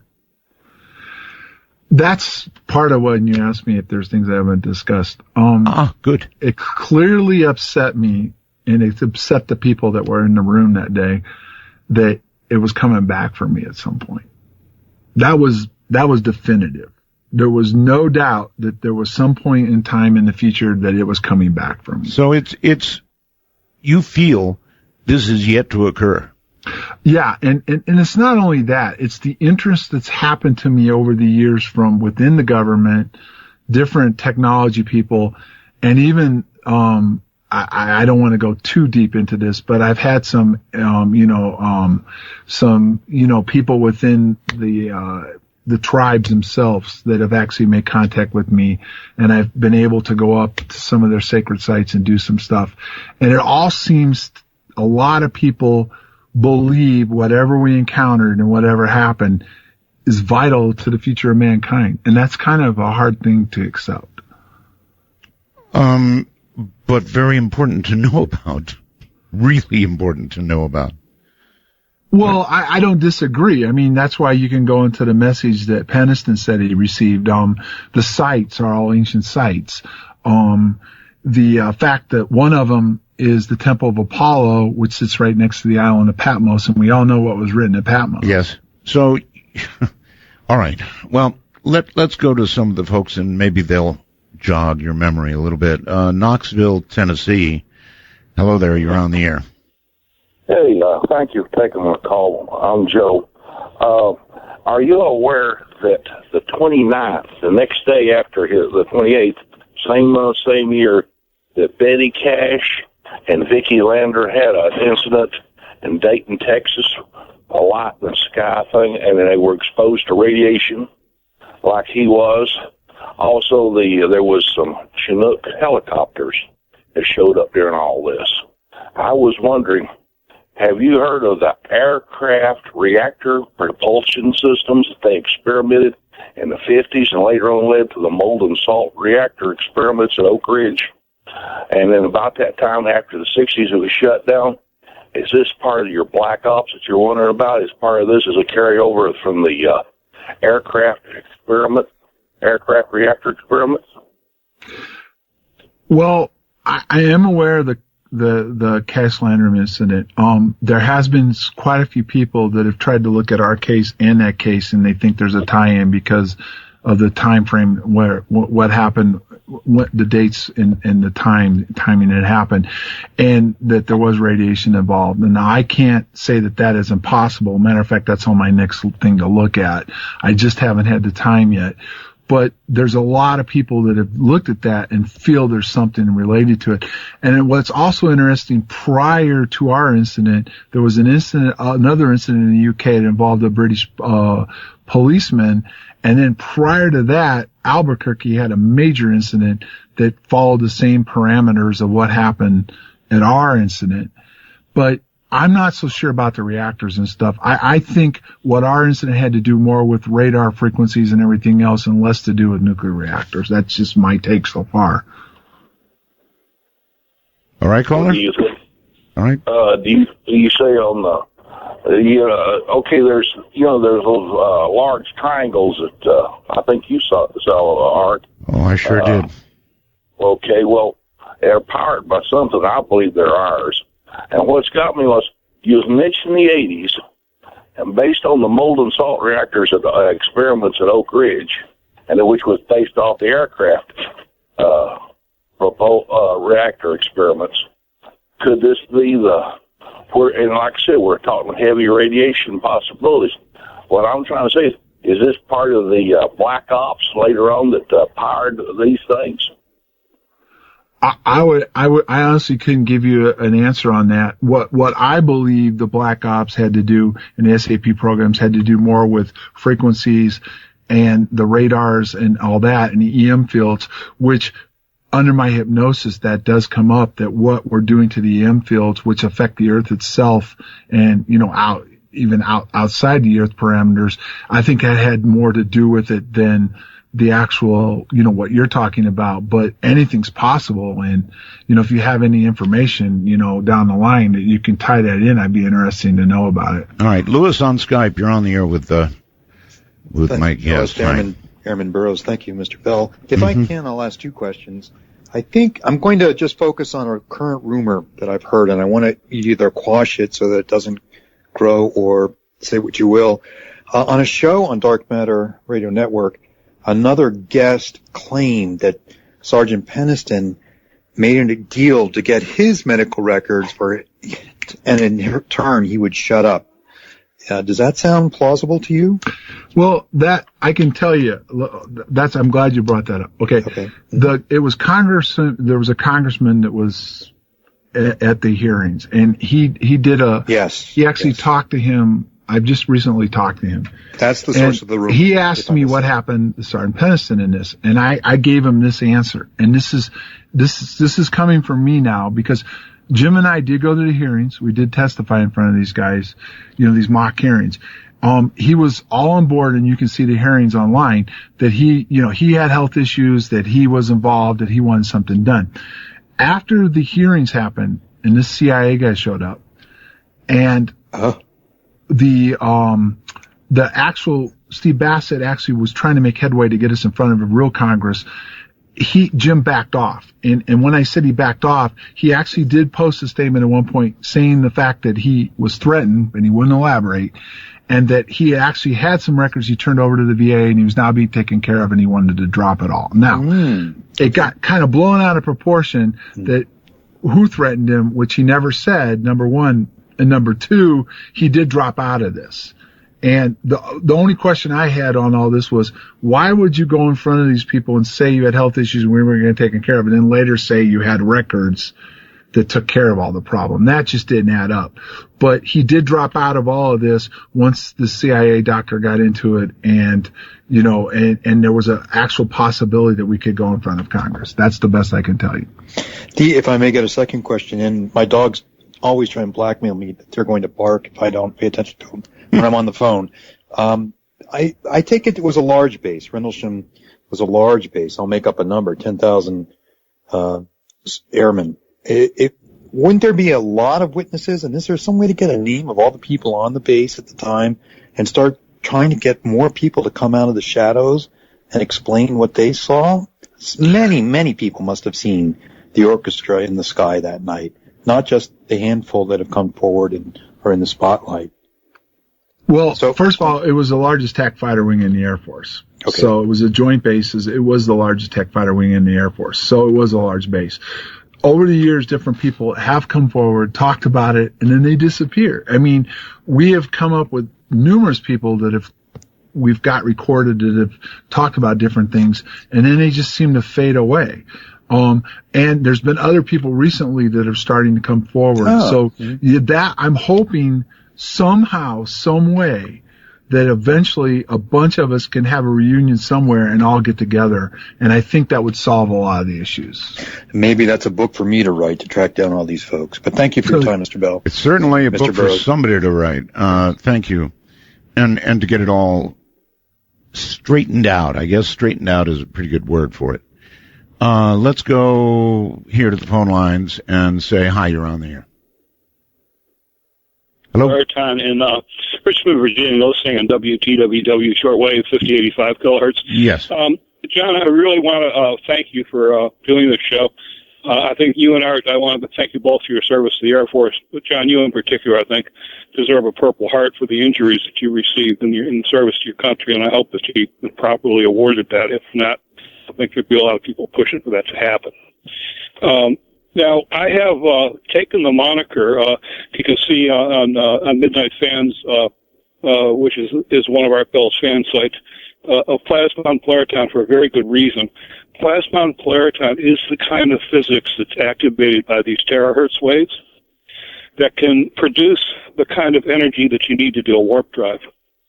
And what a plasmon flareton is it's a photon of, in this case, it would be terahertz light photons that are crawling along a dielectric plane with the electromagnetic field, the electric field pinned to the dielectric and the magnetic field free to move perpendicular to that. This is the kind of physics that's going to allow all kinds of new technologies for warp drives, very fast transfer of spaceships to Mars and nearby planets. So, well, he certainly said that was exactly what's involved. Right? Yeah, and I think that I have written some stuff over at the Midnight Fan site that you might want to look at, John, that talks about this just a few days ago. All right, I'm going to have to cut it short there. If there's something in print, though, everybody can go look at it if they wish. All right. We'll be back. I'm Art Bell. My guest, John Burroughs. Stay right there. The clock strikes 12, and Midnight in the Desert is pounding packets your way on the Dark Matter Digital Network. To call the show, please direct your finger digits to dial 1-952-225-5278. That's 1-952. Call Art. Well, all right.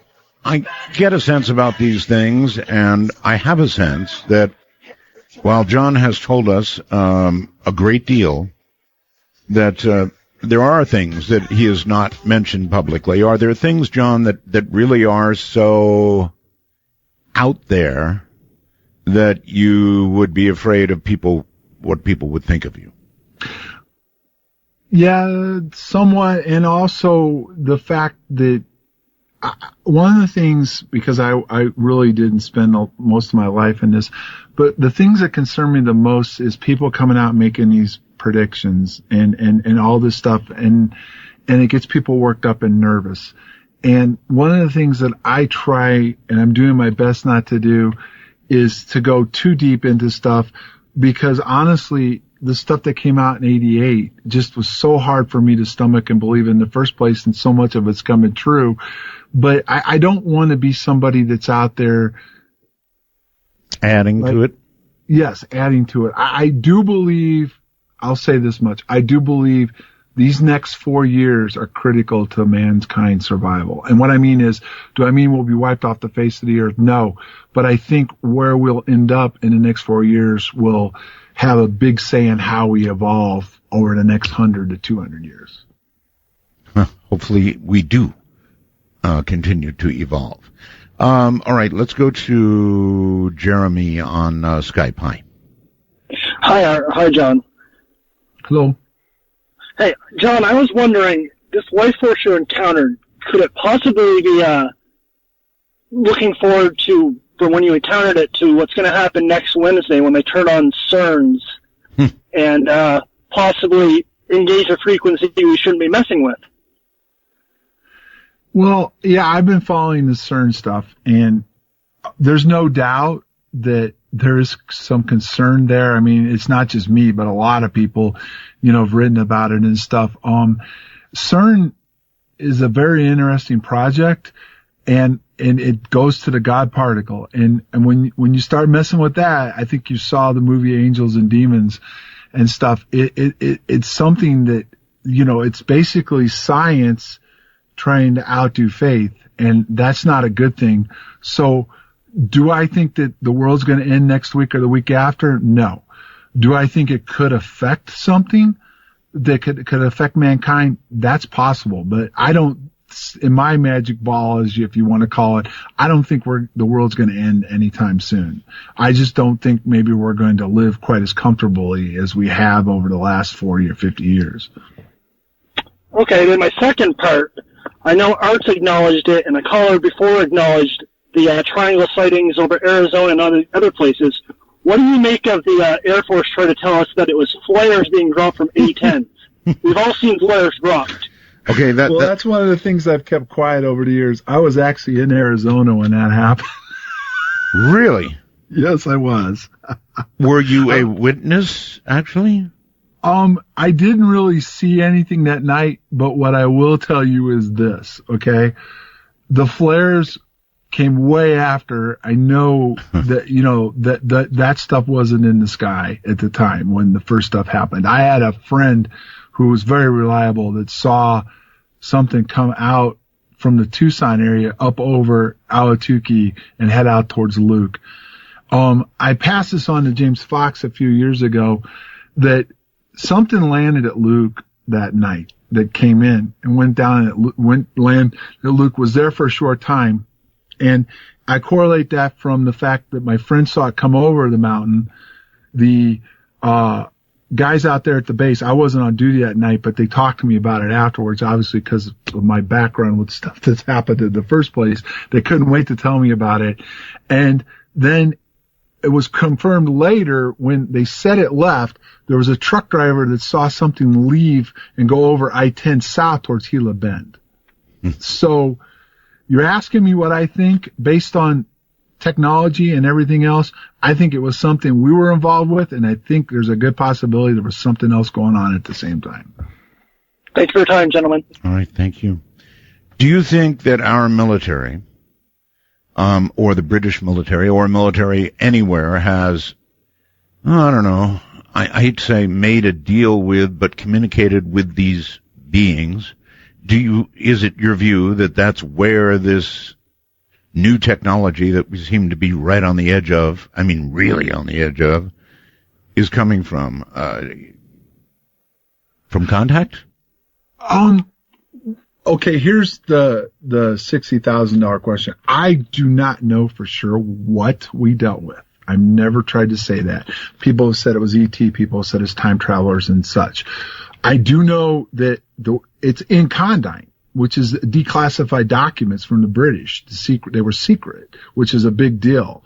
And they've admitted in these documents that all these countries, the major countries, Russia, China, us, France, they all are aware of this phenomenon. Mm-hmm. They're all working on this phenomenon. They're trying to weaponize it and use the technology. I've been in contact with scientists that admitted to this. And the other factor in all of this is, yes, I mean, you have to look at the weaponry, the advancement in technology. And yes, I do believe, and I have also talked to Dr. Edgar Mitchell about this, who was on these committees, and in Condign it says they brought astronauts in to study this, that they're studying what we dealt with and what other people dealt with, and what's the first thing mankind wants to do with it? Weaponize it. And they want to use it against each other and on each other, their own countries. Yes, so, it may well be, John, that what we're talking about here, if weaponized, would make nuclear weapons look like firecrackers. And well, there's been speculation, if you go back, that this was mainstream. That remember how Israel was so upset about 2 years ago about the Iran nuclear deal, and then all of a sudden one day there was a meeting, they backed off. I remember. A lot of people speculated that they were told that the nuclear weapons don't matter anymore, that we can counter that. Now, does that mean that we could stop everything? Probably not. But does that mean we could probably stop the launching of missiles and do different things like that?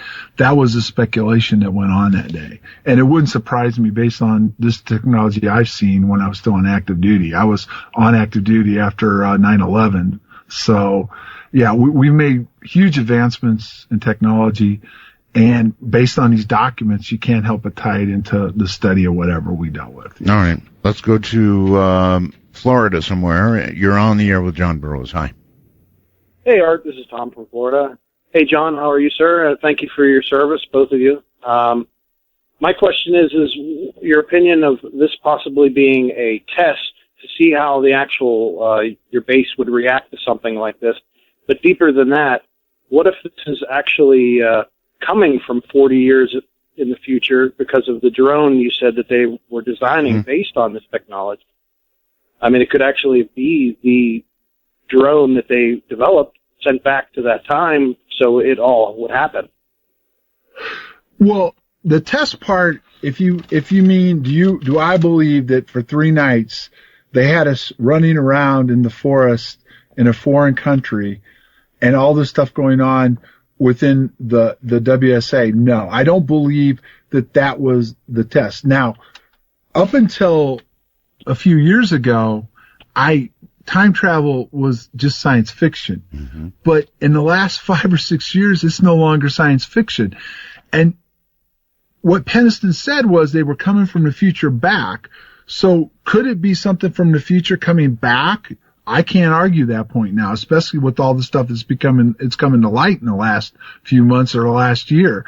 Now the question would be, are they coming back by accident or what? That's another whole, Pandora's box. Well, you know how you said that they were developing a drone that was actually based on what it is that you all encountered that evening? Well, I said I saw pictures of a drone that's getting ready to go into active duty that looks a lot like what Sergeant Peniston drew in 1980, yes. Right, and what I'm saying is, do you think it's possible that it's that actual drone going back to you guys in 1980?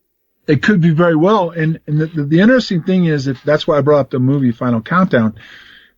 If, in fact, something happened, and there's a lot of speculation between 18 and 22 that a lot of bad things are going to happen, financially, militarily, and everything else. Let's just say this becomes operational, or there's a good chance it already is operational, if you know how the military works. Then something happens here in the future, a year, 2, 3, 4 years from now. It could kick all the way back to 80, because one of the speculations of time travel is it can only go back as far as when it was first developed. Right. Yeah. That just sounds like that could be a very interesting possibility. If you'd have told me that 5 years ago, I'd have laughed at you. Not anymore. Well, thank you, sir, and thank you, Art. Right. Thank you very much for the call. And let's go here. You're on the air with John Burroughs. Hello? Yes, hello. Hi, I have a couple of questions for John. I would like to know, John, do you have any idea where these people came from that were in contact with you, or who they might represent? And also, one additional question. You said that you were under the impression they were going to contact you again. Was there any timeline given for that? The first part, no, not really. The guy that was doing hypnosis seemed to have some insight, and I can't remember exactly where he thought they were coming from, but I never really speculated. In fact, it's typical my personality. When he said a certain thing, I said it in the hypnosis that what you're saying is wrong, it's not possible, and it was left at that. Now, the part of when they're coming back, it appears they didn't give a direct date, but it does appear the way they described it, we very well could be coming into that time frame right now. Gee, so you could be getting a visit pretty soon. Under hypnosis, yes, it's possible, I guess.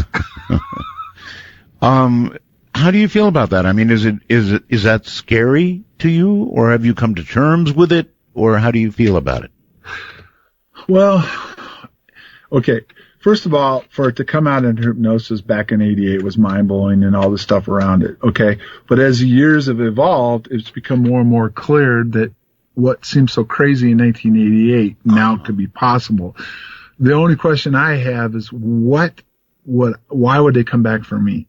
Why did they make that so clear? They obviously had, I don't understand. Yeah, they obviously had intense interest in you, or you wouldn't have been going back. That I can't argue, and that's been talked about, and that's some of the things I don't like to talk a lot about, because just think about it. I'm just a good old boy from the Midwest out there doing my job. Next thing you know, over a 3-night period, I have some kind of contact twice. There's missing time. I get injured by it. And then under hypnosis, it goes into more detail, which seems to be playing out now. And not only that, they're coming back. So, I mean, that's a lot to handle. It sure is. DD 214 changed. Yep. Medical records classified. Yep. My goodness. Hold tight right there. 952-225-5278, or in North America, MITV 51. Wanna take a ride? Your conductor, Art Bell, will punch your ticket when you call 1-952-CALL-ART. That's 1-952-225-5278. Very easy number. John Burroughs is here. He was at Rendlesham when all this happened, 3 nights. The only one there, 3 nights. Apparently a message was imparted.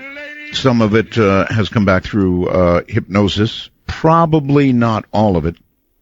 He was key in some way to all of this and to them, or in my opinion, he would not have come back even that second night. So, what a great mystery it is.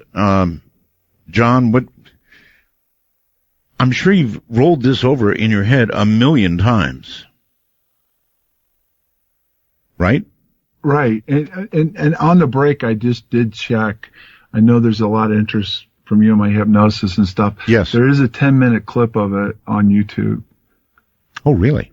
Yeah. There's a 10-minute clip of it that was used at one point, and it's on there. So if anybody wanted to go and look at it, they can. And the interesting thing about it was one of the biggest skeptics and debunkers of the Rendlesham case looked at it and said he believed it.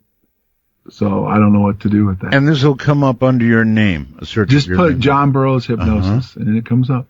Really? Yep. How long were you under? Do you recall that? If I remember right, because I don't have at least 3 hours for that. 3 hours, really? I've been under a couple other times too that were very, very disturbing. So. Really? Yeah. So other things came out. Well, this is the whole thing that's just hard to explain. A few years later, this would have been probably around 2009-10. There was a hypnotherapist that got involved. There was some stuff that was done through Stanford and everything, and she actually wanted to take a look. And the weird thing about it was when I went under, there's certain things that started with interesting things like went to a door, I saw pie, and then tried to take me back, and all of a sudden, and it's really bizarre, it was out at one point, but it's I think it's not on the line anymore, but my whole body almost lifts off the chair and I'm shaking. When I tried it, there was like this opening, like a vortex or something appeared, and I was trying to go through it, and the blue lights and something else interfered and wouldn't let me go down and go back in time again. And wow. And she wasn't like, people say, well, these hypnosis people, she was actually a therapist certified, and she did a lot of work, and even she couldn't explain it. There seems to be a block even now under hypnosis that I can't get to where it used to after that one time. I understand. All right. Let's go to a call. Hello there. You're on the air, wherever you are. Hello? Hello. Hi, Art. Hi. John? My name is Mike, and we met in Eureka Springs, Arkansas at the UFO conference. It was Linda Howe, it was you, Jim Mars, and I believe Richard Dolan was floating around. We were at a cocktail party in a little hotel in Eureka Springs, and I came up to you and I said, John, I've had the same experience, 100%. And we started talking, and you were surrounded by all kinds of people. And then Linda walked by, and I told her, and she wanted to know about my dreams, but the same thing, the party was breaking up, and she was kind of ushered off. And I've been trying to contact you for, I think, 6 years. Yeah, I can remember that. That was a good conference. Yeah, I remember that. Do you remember me, though? I remember the conversation. Yes, I do. Okay, in 1975, I was stationed in Ereskonzern in Kirchgürns, Germany. And in the middle of the night, I had a flat down on the street. I had a girlfriend, and I'd go home, and my job every day was to walk 12 Ks around the post with an M16 with blanks in it, pretending like we were fighting in the Vietnam triangle formation. I was 3rd Squad, 3rd Platoon. One night, they came to my house. 2 guys, Hilger and Russo, that's all I know of them, with their M16s, and they said, Harris, or Mike, you got to come with us right now. This is like 2 a.m. And I went, whoa. So we went back to the post. They each gave us a box of 20 rounds of M16s and said, put it in your ammo pack. And usually I had to drag around the 90, but that night they just gave me the 16, and we went out the gate. And we started to do our patrol. About 4 hours into it, because it took all day. 4 hours into it, Sergeant Johnson came over and said, okay, you guys, take 10, and we have your rations, the old-fashioned rations with the cans. sit down and eat them.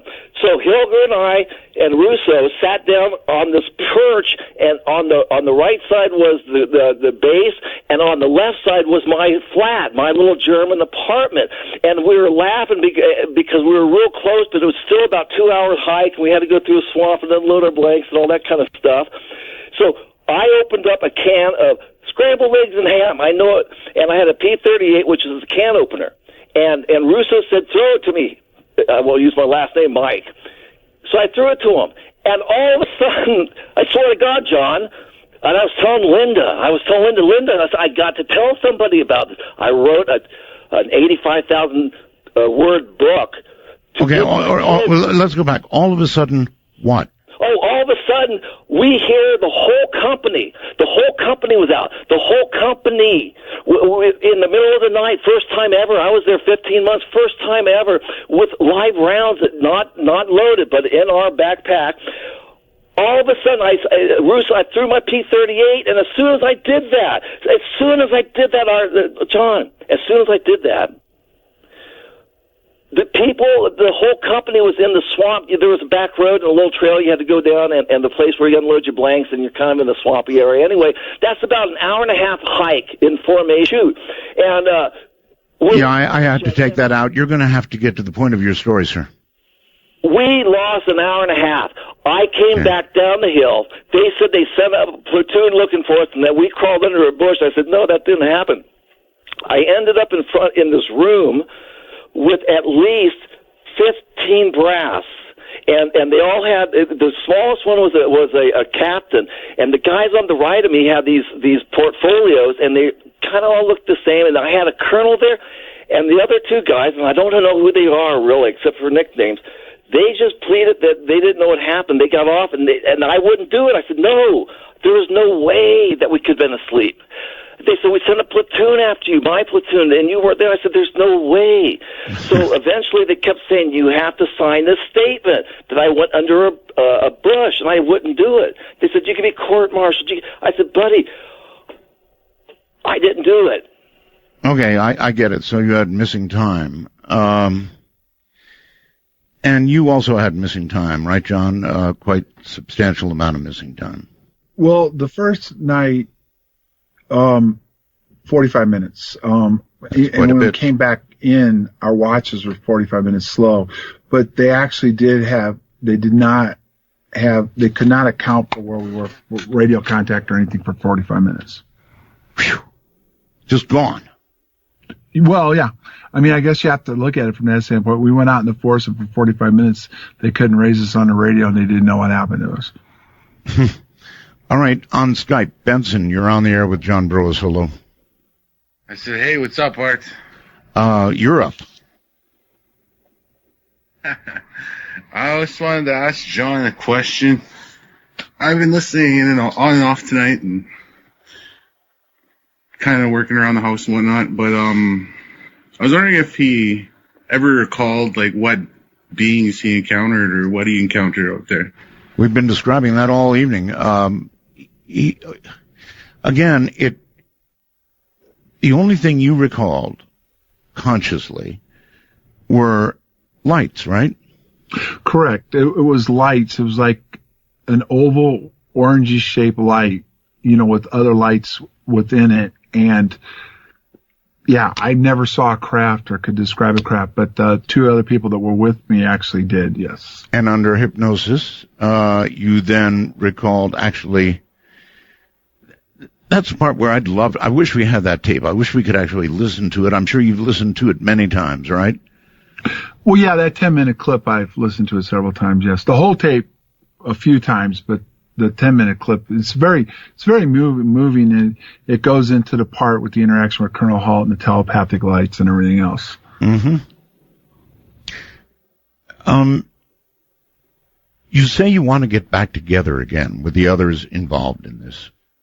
You really want to do that? Think it's important? Yeah, I just think it would be really good for all of us and anyone else that was on the fringes, like that one guy asked that saw something or knows something. Mm-hmm. I just think it would be really nice to get us all together and sit down and go over everything. Are there things that you would discuss with them that you're unable to discuss in a forum like this on the air? Oh, yeah, I would definitely, depending on how the conversation went and stuff, I would be more open probably with certain people than others, yes. I see. I wonder what I could do to get you to tell us what you have not yet told us. I can feel it. There are any number of things that you haven't told us. All right, John, hold tight. Our public number, 952-225-5278. Otherwise, Skype on in. No call screening, no waiting on hold, no requirement to kiss Art's ring, just good talk. Join Art by calling 1-952-225-5278. That's 1-952. Art. We're talking about the Rendlesham incident, and our guest is John Burroughs, the only one who was there all 3 days of that incident. He feels that he's going to see them again. It's quite an interview. If you have a question for John, area code 952-225-5278, and, of course, Skype. There's something I want you to hear a little bit of because it's really odd sounding. Really is odd sounding. It's John under hypnosis, and I want to make sure to ask, John, you don't mind if I play a little of this, do you? No, go right ahead. Okay, good. This would be John under hypnosis. It's wild. Listen. We started getting nervous. We were like going, what are we getting into? I don't know. What's going on? We don't know. The radio keeps coming back. They can't reach us for a while. We can't reach them. We're getting real nervous. We're getting scared. We can't get on the radio. We can't go much farther if they don't hear us on the radio no more because we don't like what's going on. Sean Pennison, what do you think? I don't know. Stop right now. Let's try to reach him on the radio. Okay. We've got him. Yeah, it's still there. It seems to be in the clearing. It seems to be in that clearing up ahead. Can we go on farther? Yes, go on farther. Find out what's going on. Let's go, guys. Look at that. There it is. Hit the ground. I run. I die. Shoot, John, shoot. I can't. I don't have my gun. Who's telling you to shoot? Sergeant Pennison. I don't have my gun. They told me not to bring it. Yes, they did. They told you at the last minute to bring it. Describe what it is he wants you to shoot at. Light. A weird oval-shaped light. It's hovering. It's floating. Flashing back and forth, flashing on it. It's white, but there's lights below it. There's little lights below it. There's the orange lights. There's the red lights. It's like the sun, but it's not shaped like the sun. It's like an oval-shaped thing, and it's pulsating. How far away is it? 10 feet, maybe 15. How big is it? I don't know. It keeps changing. The lights are pulsating. It's hard to judge. It's there now. It's moving back. Away from you? It's moving away. It's up in the air. It's moving back. It's up through the trees. It's moving back. That's in the distance, but it's there. It's down low again. How did he get through the trees? I don't know.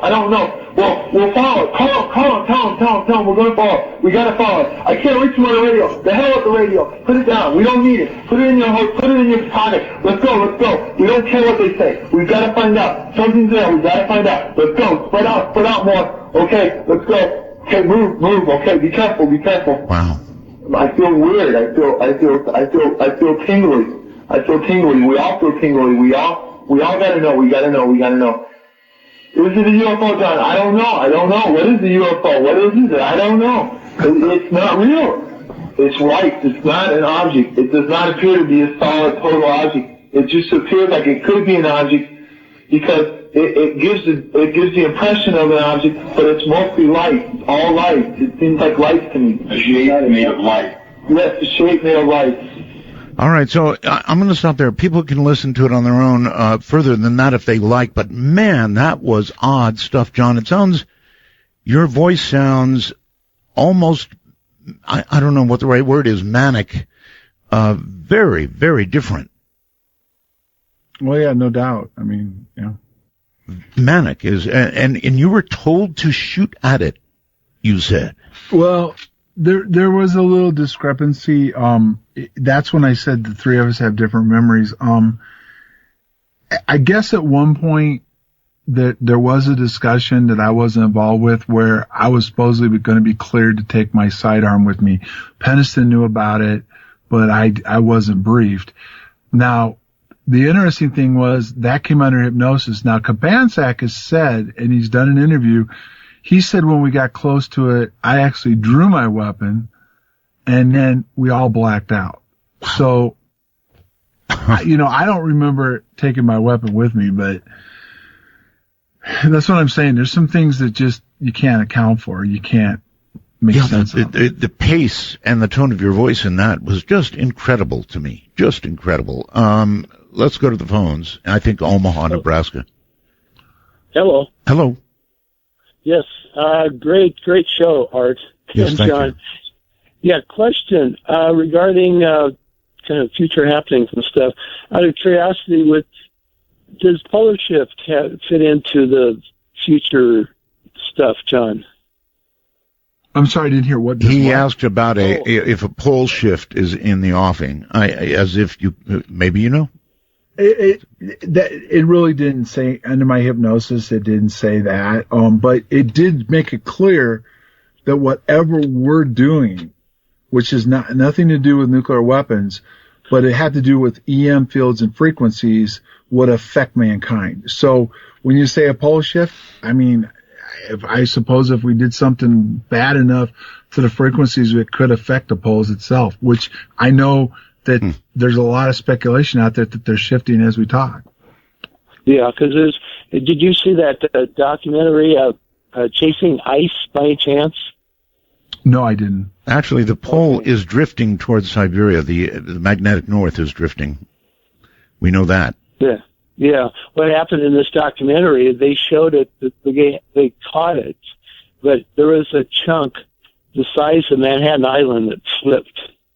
It had broke off and it slipped, but they showed, comparatively speaking, it was the size of Manhattan Island. I wonder, there are a lot of people right now feeling a sort of a mass, what's the right word for it? There's been this building thing, for example, about this month, September, John, and masses of people are worried about extinction-level events and all kinds of things. I wonder if somehow it's all related. We go through these cycles every now and then when a lot of people seem to get disturbed about something they feel is coming. This is one of those times. We're certainly in it right now. There really are. I know people, John, packing their wives and their children up in cars and taking off to areas that they feel are safe. Right. There's no doubt that something's going on. You can go back to, was it 2012 when everybody was, concerned then. This feels even bigger than that. I can't argue that there is even a bigger shift going on. That's when you ask me, like, there's so much that I've learned, that I've had given to me, that I've come across, and I honestly, and this is the one time, all this doomsdayers, if it happens, we're all screwed. I just don't think this is the moment in time where a lot of that could happen. Do I have a feeling that something's going on? Yes. Do I think that things are going to change? I do, but I can't put my finger on that. I think this is the month where everything falls completely apart. Okay, well, here is a question for you then. Maybe you can answer an overall question. In other words, do you feel that these entities, these creatures, these aliens, whatever they were, are basically here to help us, here to investigate us, or here to do something not so good to us? Well, I want to reiterate, this is hypnosis now, not what I remember. two things stood out in it. They were here to monitor us. They were going to do their best not to interfere. But if it came at a certain point, I think I could only tell you what it appears to be on the hypnosis tape. They had an idea of what went on and what went wrong in the future that brought them back to this time frame to go forward then to alter what happens to keep it from affecting the future like it did. That's the best I can tell you. So it appears that whatever they're trying to do is to not destroy mankind, but to help mankind. Okay. Boy, I hope you're right about that. Let's go to Newburgh, New York on the phone. Hello. Hey there, Art. Glad to hear you back on the air. Yes, glad to be back on the air. Thank you. Oh, indeed. Love your show. John, you'll be delighted to know this in a certain respect, is that on December 26, 1980, I was stationed at your, and you know this base, RAF Chicksands. Yep, Chicksands where the DIA was located at. That is correct. And I worked for an ART, this base where I was stationed was a top secret facility. And this is what I wanted to say to John, is that everything you are saying makes 100% sense, because I was working that evening, midnight shift. I was off for Christmas. 3 years I spent TDY in England. I did not have to work Christmas. I remember this very clearly. That evening, we had incredible activity, amazing activity. Really? And yes, it was unbelievable. And what kind of, excuse me, what kind of activity? Without disclosing top secret information, obviously, it's, as John has been mentioning, he said the danger, our frequency, radio frequency, and all that good stuff. Well, that was part of our job to do that in that realm. So he is correct in the sense that what we are doing in the, with messing with frequencies and whatnot, electronic frequency. Yes, it is disturbing the, however you want to call it, our well-being. For the future.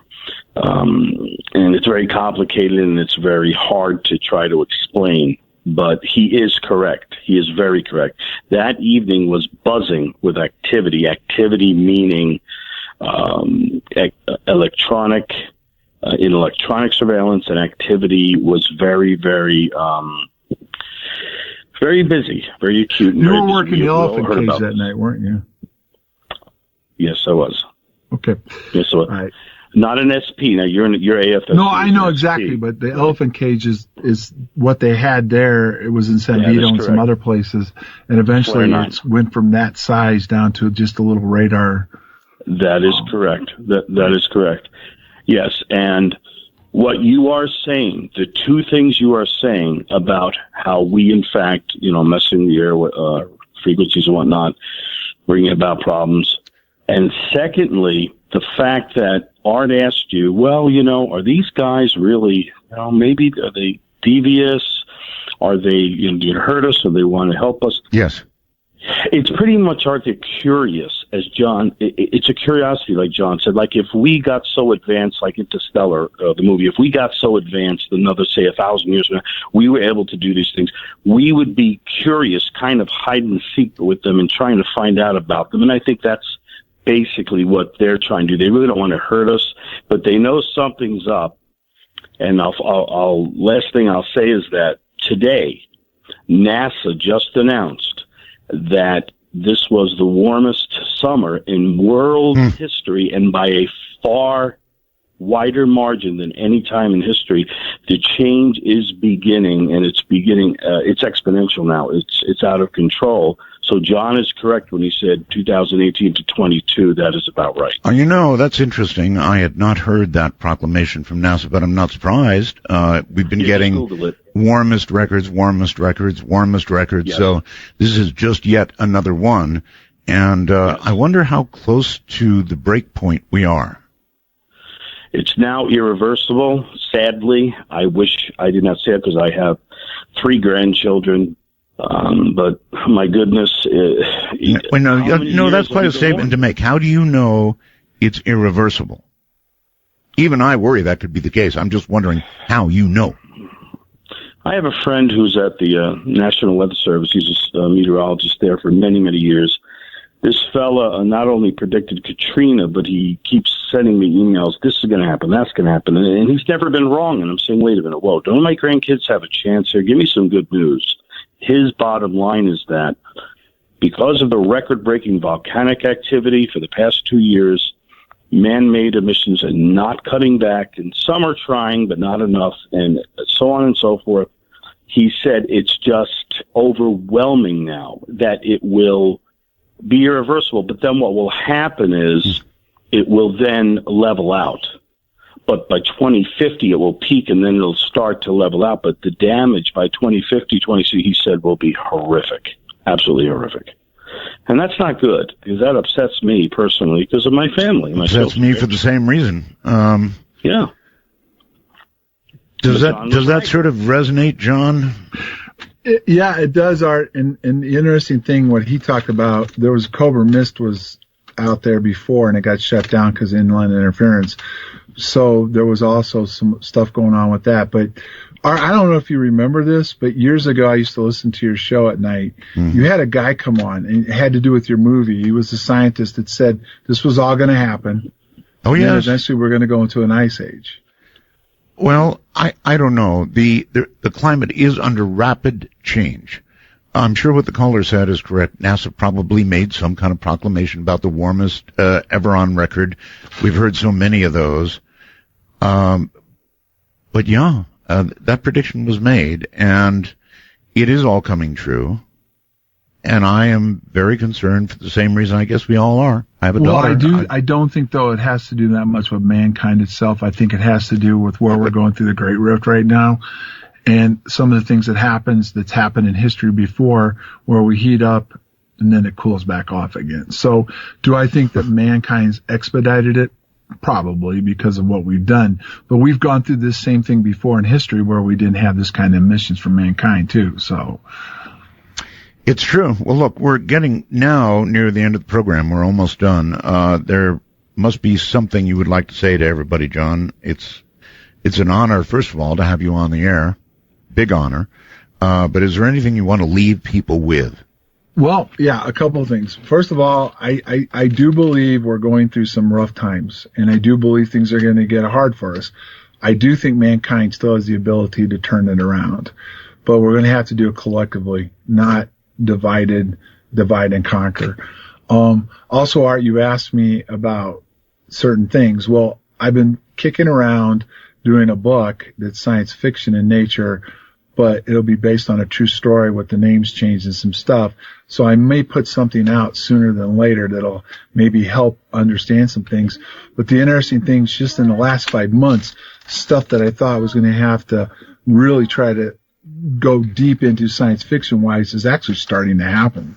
So when you write a book, if you write a book and it's science fiction, we should read carefully between the lines for what you may know that you're putting in. Not only that, but also the names and stuff that'll be changed. I have to protect certain people that have came forward to me. All right, my friend. Well, look, thank you for being here. Thanks for having me on again, Art. Take care. Take care, you too. I wanted the real thing on Rendlesham, and so there you have it from John Burroughs. There all 3 nights. Okay, well, listen, if I didn't say it earlier, I say it again. I'm going to take the night off tomorrow night. There'll be a repeat. Spend a 3-day weekend with my family. All of you have a wonderful, wonderful weekend. Friday and weekend. And I'll see you on Monday from the high desert. Good night. Welcome to Art Bell Somewhere in Time. Tonight featuring Coast to Coast AM. From March 25th, 1996. From the high desert and the great American Southwest, I bid you all good evening or good morning as the case may be, and welcome to Coast AM, live talk radio for another week right here. It's the only place where you get live, unscreened, unpredictable, sometimes unreliable, but always surprising talk radio. Lots to talk about this morning, an awful lot going on out there. I'd like to welcome KMSL AM in Great Falls, Montana. Welcome to the network. As the numbers just keep on climbing, good to have you along. They're 1450 on the dial in Great Falls, Montana. Great to have you all. Now let me see. What is going on? Well, at the half-hour mark, coming out of the half-hour mark, I'm going to have information for you that I know you want on Richard Hoagland and some new stuff. So hang on for that. I can't really give it out till the bottom of the hour. But it's big news coming for those of you that have been waiting. Art has given many varied reasons in the past for not showing up to work. Among others, he said that his back hurt, or he was too tired from signing books, or got sick. That's not really true. Or got sick from eating a barbecued beef sandwich. That's true. Or how about a rabbit ate my wiring? That one was true, too. Well, here are the top 10 excuses he has for missing yet another day of work on last Friday. 10. Art, naturally, did not read any of the instructions, especially the safety ones, before using his new shopsmith to construct a new cat bed for Comet. Let's just say he won't have to worry about his sore thumb anymore. 9. While looking for the Comet, Art accidentally tripped and fell into one of the spring-fed pools in the desert and discovered a new species of the pupfish. Before he could get out, they devoured the flesh off his right hand, clear down to the bone. 8. Art got a big mad cow disease attack after eating that burger at his book signing. 7. After successfully suppressing or downplaying media coverage of the Richard Hoagland press conference, NASA emissaries paid a visit to the one media person who was not cooperating. They frowned heavily on him. 6. A fan who was locked out of the convention center when, at 4 o'clock, he left his place in line after 4 hours to go outside for a smoke, made sure that Portland would be Art's only book signing. 5. After feeling too much information was getting out on the real purposes of the HAARP project, a high-frequency beam was bounced off the ionosphere on Friday onto a remote desert location. Art got a real charge out of that. 4. Comet is actually the reincarnated spirit of the squirrel that Art once killed when he was a kid, came back to seek revenge. Oh, what carnage. 3. After registering his brand new bomb at the police station, Charlie went to Pahrump to show it to Art. Unfortunately, an argument concerning politics ensued, and the trigger was detonated by the high decibel level of Charlie's voice. 2. Intrigued by Donnell's idea, Art, the electronic genius, modified his select antenna so he could amplify his brainwaves. A slight miscalculation resulted in the frying of all the circuits in his head. His famous last words were, "I guess I didn't think it through." And the number one excuse Art will give for not showing up to work on Friday is following up on the first confirmed sighting of El Chupacabra in the U.S. Linda Howe found Art on his porch with puncture wounds in his right hand and all the blood drained out of his lifeless body. Comet then was seen sitting in Art's chair in the studio, staring into the video camera with a wide Cheshire cat smile on his face and cleaning blood off his whiskers. Till the comet do us part, Steve, in Portland.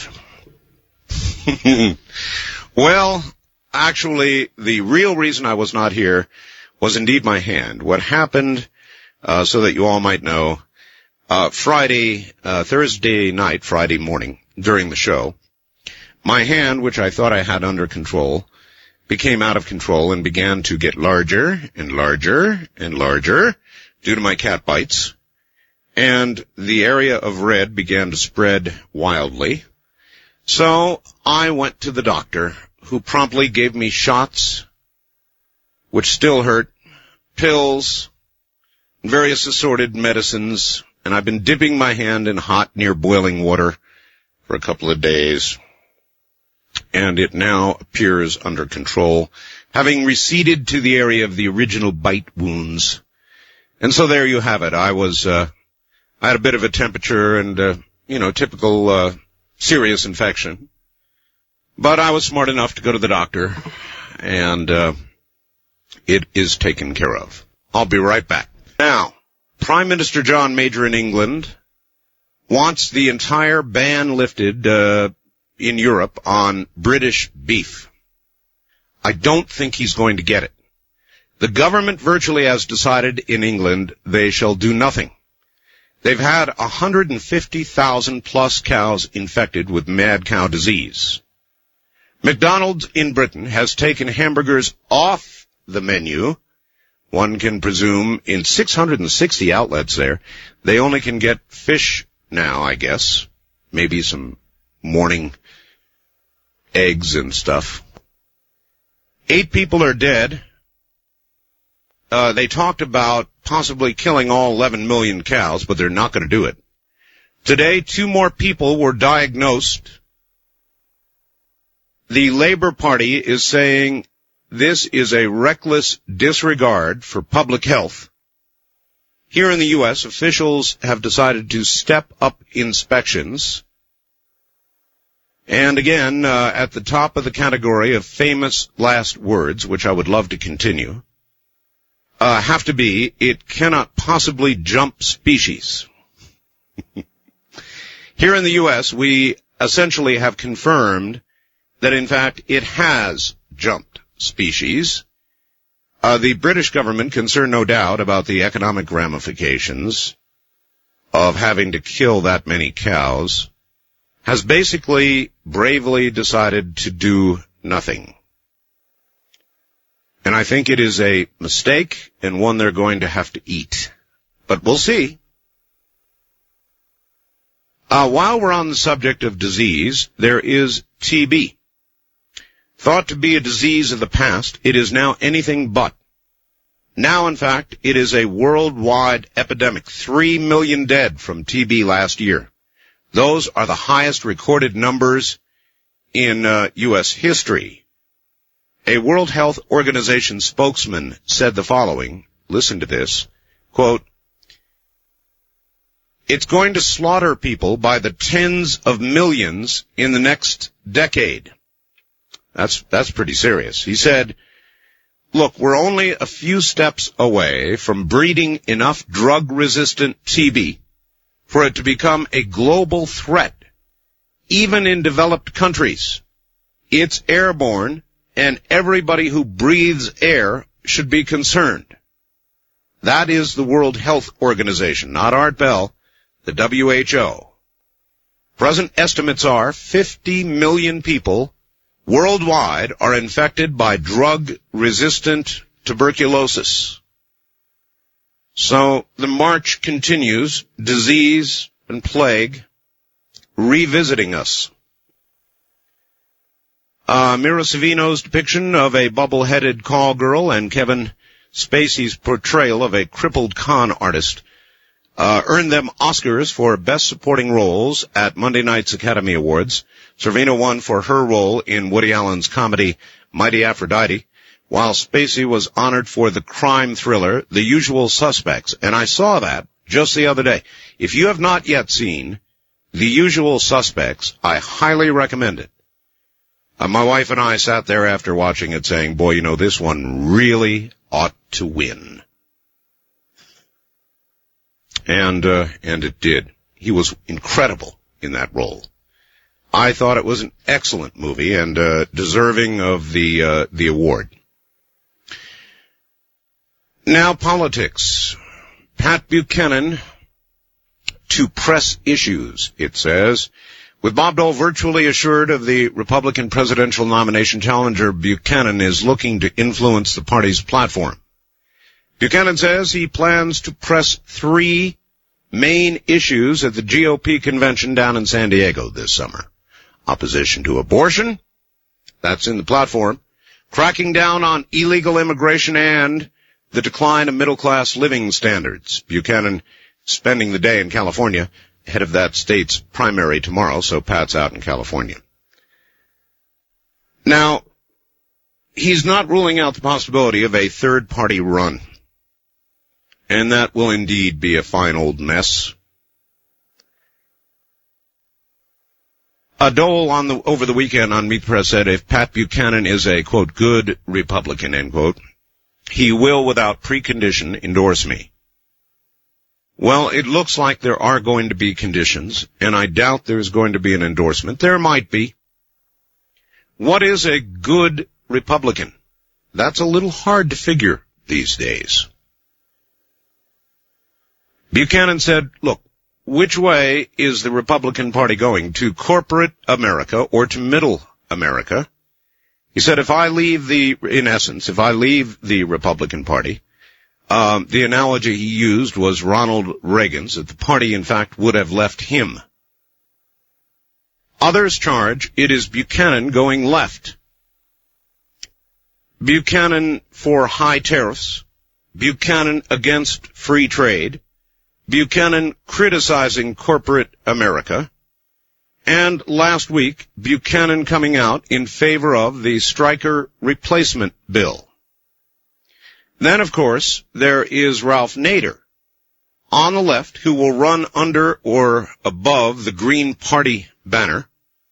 The Green Party is very liberal, believes in same-sex marriages, and we'll do some on that here in a few minutes. But he is not for that. He's going to possibly take advantage of their banner and run as president. The White House is not happy about that. Ralph Nader is likely to be Bob Dole's Buchanan. In other words, Ralph Nader is very likely going to take votes from Bill Clinton. And people are running around saying, oh my, oh my, oh my. Could Ralph Nader cost Bill Clinton California? Indeed, it could.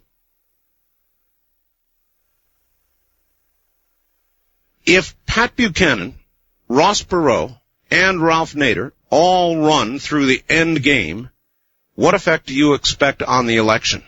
That's my question. What effect do you expect on the election if they all run?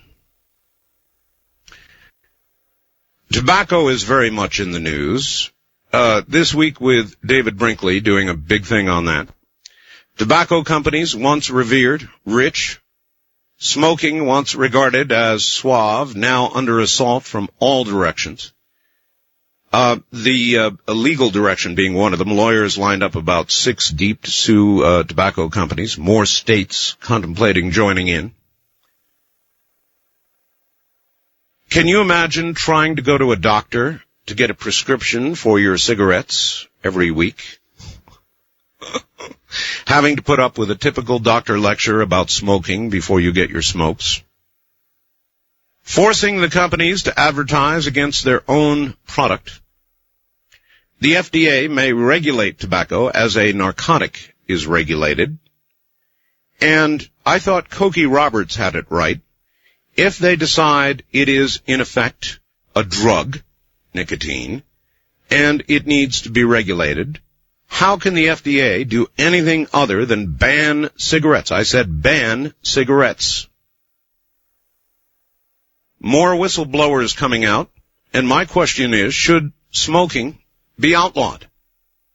Just plain outlawed. Pass a law against smoking, and that is that. In space, the docking has been successful. Shannon Lucid, our American astronaut, to spend 142 days on Mir, the space station. As a matter of fact, so what we've got here is 2 Russian guys and 1 American woman to be together for 5 months.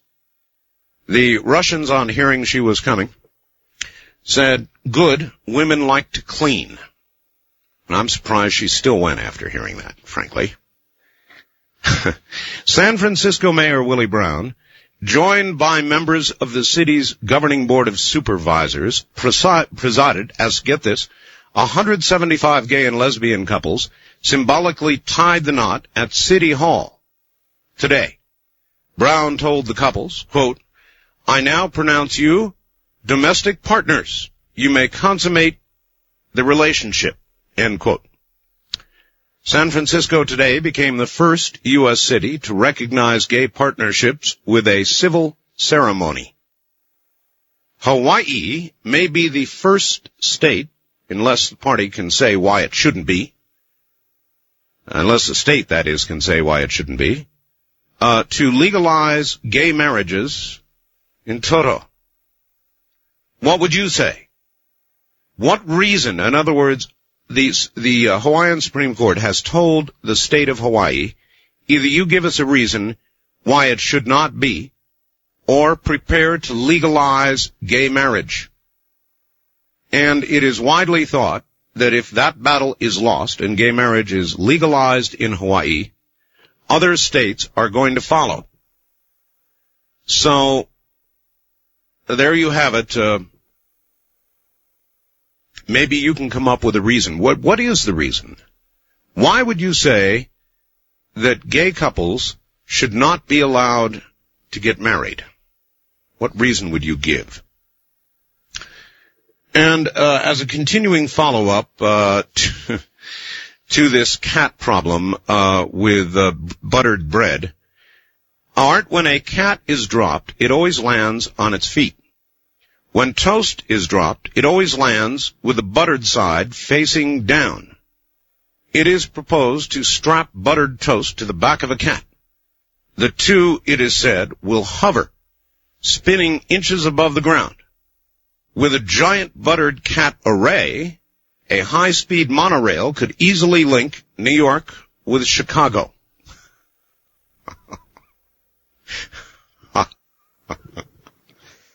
Here's something that ran on the front page of the Washington Post.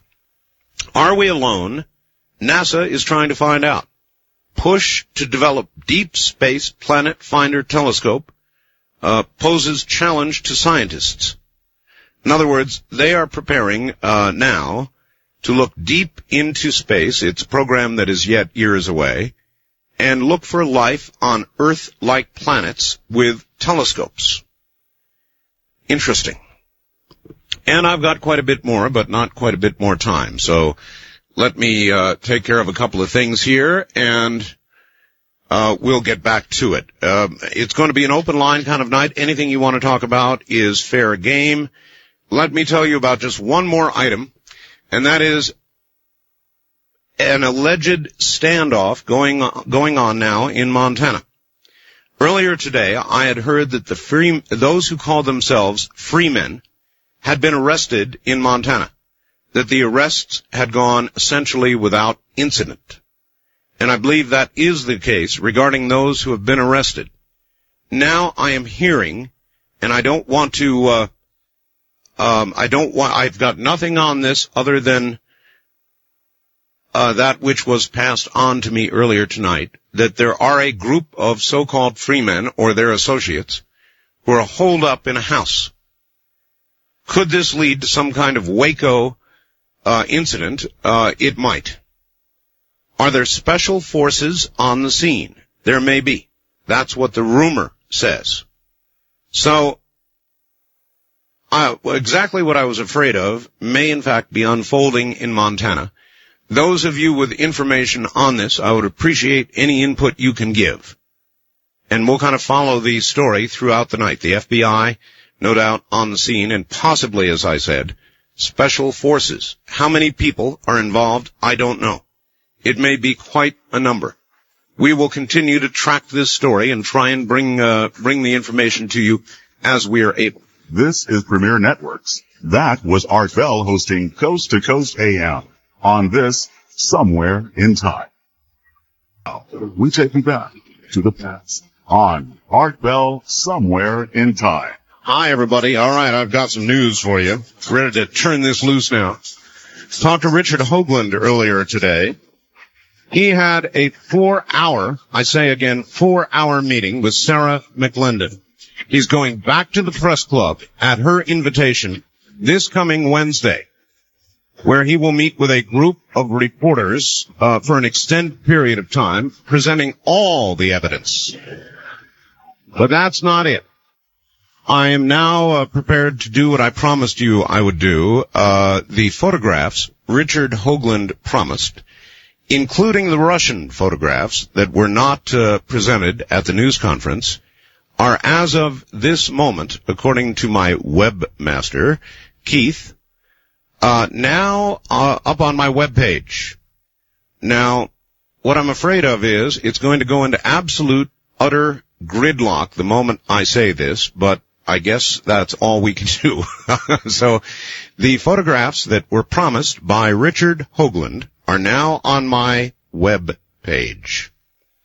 Now, how do you get to that? You go, my web page is easy to get to if you have a web browser of some sort. Just put in the name Art Bell, A-R-T-B-E-L-L. It'll get you there. If you must put in the entire address, put in www.artbell.com. Actually, you're supposed to put in the http://www.artbell.com. But the promised photographs are there as of about 5 minutes ago. They were dispensed by Richard Hoagland and have been uploaded by my webmaster, and they should be there for your downloading pleasure. Now, I have not yet seen them, so you will see them before I do. They were actually uploaded to the web page during the period of time that I sat here talking to you in the first half hour. So there you go. And also, I want to thank the people that provided the IRC chat channel. I got a fax. It was a bit of anarchy that went up there. That's the nature of IRC. But I do want to thank them, and they did a hell of a lot of work trying to get the log of the press conference up, which they did, I might add. No other medium is able to provide the kind of live interactive forum that IRC does, and so it is good. It was clogged up with some people making uncalled for remarks, but that's always the case with IRC. In the meantime, ladies and gentlemen, IRC has been a big help to us, and I want to thank all of those involved, and particularly Buzz up there. He calls himself Buzz the Radio Spy. Thanks, Buzz. I appreciate all the help you gave. And as a result of that, and all that went on, there will now be more from Richard Hoagland. Sarah McLendon has embraced him, and she is sort of I guess Sarah's the queen of the News Corps. Would that be fair? And so back to the press club he goes. In the meantime, the photographs you wanted are now on my webpage. So go get them. www.artbell.com. And let me know what you think, including the Russian photographs that did not get presented at the press conference because of time. East of the Rockies, you are on the air. Good morning. No, you're not. Let's instead go west of the Rockies. You're on the air. Hello. Good morning, Art. Tim in Denver. Hi, Tim. I'm glad I got in. I wanted to comment. I was listening to another talk show over the weekend, and the gentleman I was listening to opened up his show. He had Richard Hoagland on before, and he opened up the show just blasting the man. Said that he's gone out on a limb. It no longer looks like he's interested in finding truth, that he's interested in finding a dollar sign. Really? Really amazing. I didn't, I have not discerned that, from, my talks. I've had Richard on now for hours and hours and hours. And I haven't heard him begging money. Well, 360 degrees is what it looks like to me as far as this guy's attitude is concerned. And, it amazed me because, like I said, he, in the past pretty much embraced the gentleman. So I was like, who's finally got to this guy? Very strange. Also, and in reference to, prediction 96 I made for the year 96, there's a article coming out in Fate magazine, April's edition, 1996, from Father Thomas Culp, who is writing an extended article on UFOs, the demonic conspiracy. And this gentleman states in his article that Christians should not be listening to anything concerning UFOs, should not read anything, that if you read your Bible, that the space between earth and heaven was opened up for demons, and demons only. So it's all demons? Yeah. Mm-hmm. All right, thank you very much. All demons, huh? Well, I don't rule that out.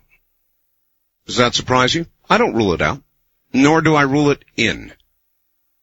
Nor do I embrace the concept of little green or gray guys, because I haven't seen them. I do know there are UFOs, because I've seen them. But otherwise, I'm a pretty hands-on kind of person, and I really don't embrace anything until I know for myself that it is so. Demons? Maybe.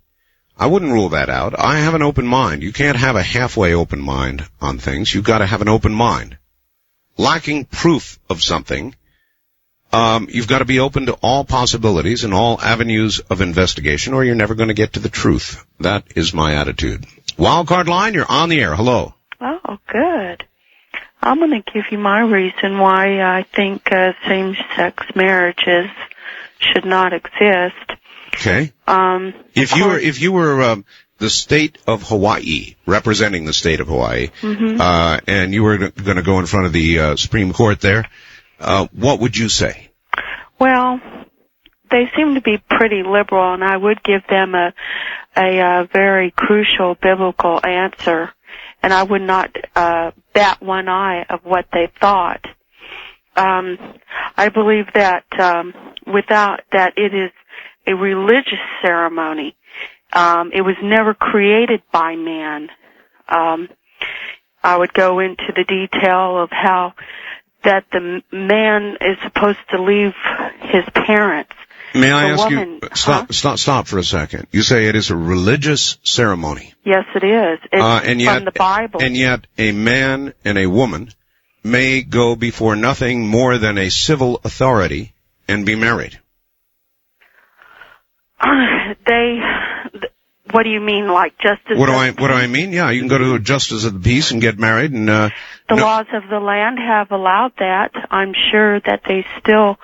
I've never had a justice of the peace marriage. Well, I didn't ask what you've had. The question is what under the law is done, and that is the way you would have to address the Hawaiian Supreme Court under the law. With regard does the Hawaiian Supreme Court get their law from man, or do they get their laws from God? Where did they get most of their laws? Well, they interpret laws, ma'am, based on the Hawaiian Constitution or the U.S. Constitution. So they interpret laws anyway. They're not supposed to make laws. Now, sometimes courts do that. But your point was that it is a religious ceremony, marriage. Right, and it was created by God himself. Uh-huh. And how can a man and a man leave their families, come together, and become one flesh? So if you attribute your this is the reason why I believe there's so many divorces, is because God is not in that marriage. There is something, it's like the mortar between the two bricks.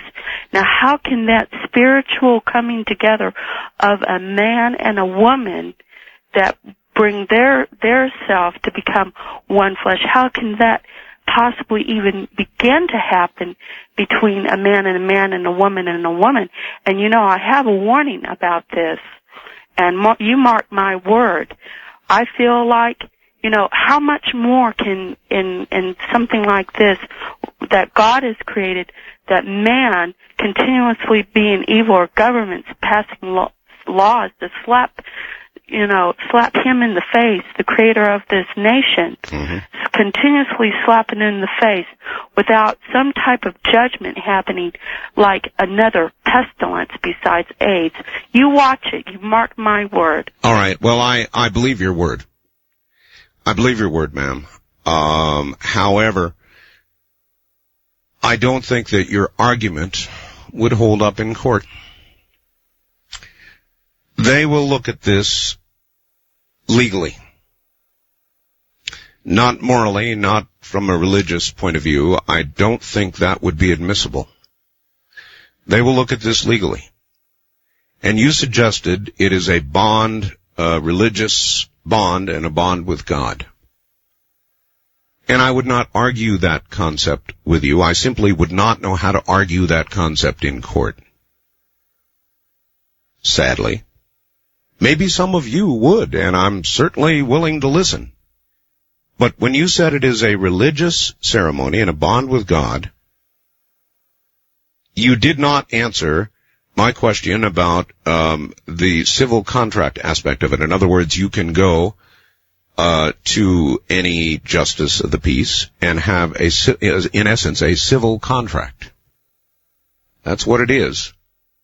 And they're asking, why should the state not be forced to provide the civil contract for any two people who want it?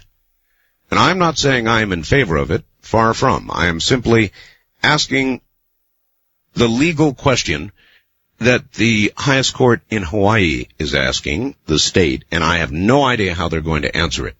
First time caller line, you're on the air. Hi. Hello there? No, you're not. Wildcard line, you're on the air. Good morning. Hi, how are you, Art? Fine. Turn your radio off, please. Okay. I'm a friend of Richard Hoagland. Yes, sir. This is Zeke. My name's come up a couple times in conversation. I'm a truck driver. Okay, Zeke. And I have a feeling that Richard Hoagland's kind of blow things kind of wide apart. I was sitting in Washington with him on Sunday reviewing some film. And he's got some information that he hasn't released yet, but when it comes out, it's really going to change people's minds. I'm aware of that, and I'm aware of the film that he has, and I guess you are aware of the meeting with Sarah McClendon, aren't you? Yes, I am, And you know he's going back to the press club? Yeah, Wednesday night. And we now have the Russian photographs up on the web. Yes. And what I was calling in reference to is that you made mention of the Washington Post speaking of their new developments in space, and it should be noted that the Washington Post called Richard a kook. I know. Which doesn't really say much for the people who believe in Richard. I know, but the same person who wrote the article blasting Richard in the Washington Post also blasted Sarah McClendon. Yes, that can be dangerous. So, there you are. All right, thank you very much for the call. Have a good morning. Yeah, they really let loose on Richard, the Washington Post did. And when I talked to Richard earlier today, what he said was, you know, why would they do that on the front page of the Washington Post? If what he's doing is so insignificant or kookified as to be not worthy of a response, why would they blast him on the front page of the Washington Post? As he said, there has to have been some sort of nerve touched out there, and I agree with that. Wildcard line, you're on the air. Hello. Let's try it again. You're on the air. Good morning. Good morning, Art. This is Edward in Pasadena, California. Hi, Edward. How are you? Oh, pretty good, thanks. I have a theory regarding Pat Buchanan, and just wanted to see what you think of it. Fire away. I think that he is still running, still in the race with his eye on the year 2000. Oh, that could easily be. He knows he can't get it this year, and I think he'll wind up backing Dole to remain a good Republican, hoping to get the Republican nomination in 2000, assuming Dole doesn't get elected this year. Well, there's lots of ways that things can develop. One is Buchanan makes a speech at the convention, but ends up backing Bob Dole, remaining in the party. Mm-hmm. Or he can leave the party, diminishing Bob Dole's chances of ever getting into the White House, taking probably about 15%, I would guess, with him, and that would just kill Dole. The other is that Ralph Nader will run in California, nationally, but in California, taking California away from Clinton, giving it to Dole. And I think that if Ross Perot runs, he will take equally, but only in the single digits from both candidates. So the real unknowns are Buchanan and our friend, the consumer advocate, Ralph Nader. I'll be surprised if Nader shows up very much at all. I mean, that's a personal opinion, but... Well, that's true nationally, but don't underestimate Ralph Nader in California. He could take enough votes away from Bill Clinton to give California to Bob Dole. Well, we'll find out pretty soon here. And California is a pretty important state. You generally don't go to the White House without California. Yeah. Well, I appreciate your opinion on that. Thank you very much. It is going to be interesting to see how all of this unfolds. And as I said, with all of these wild cards, they are the ones that probably will determine what occurs. Pat Buchanan has got a big choice to make. A big choice. And if I were advising him, which I am not, I would advise him soon to make a conciliatory speech at the convention, to remain in the mainstream of the Republican Party, and to set his sights on 2000, as this caller just suggested. We'll see. We'll see. It would be interesting to hear from the Buchanan diehard supporters. Are you still prepared to do exactly what he says? In other words, if he leaves the party, and it could happen, if he perceives Bob Dole as moving to the left, in terms of the vice presidential candidate he chooses, the positions he takes, if it turns out to be a big fight in San Diego over abortion and other things, it's going to hurt Bob Dole.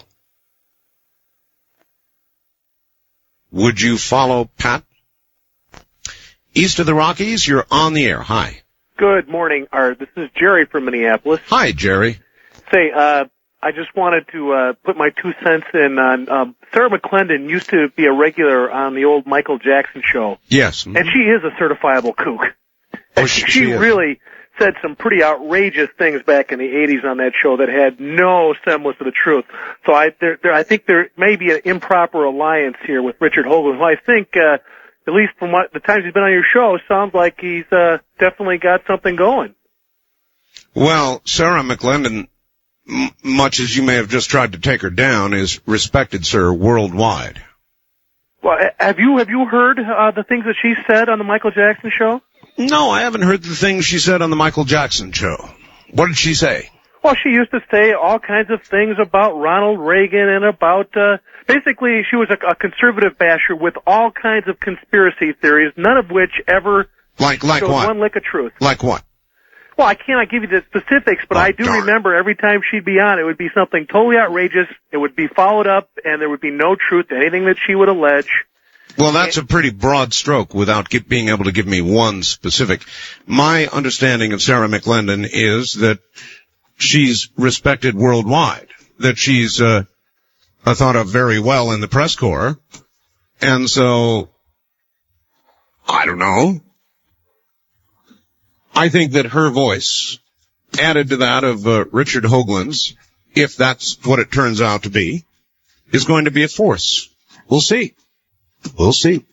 Anyway, as I said, the new photographs are on my webpage now. You want them? Go get them.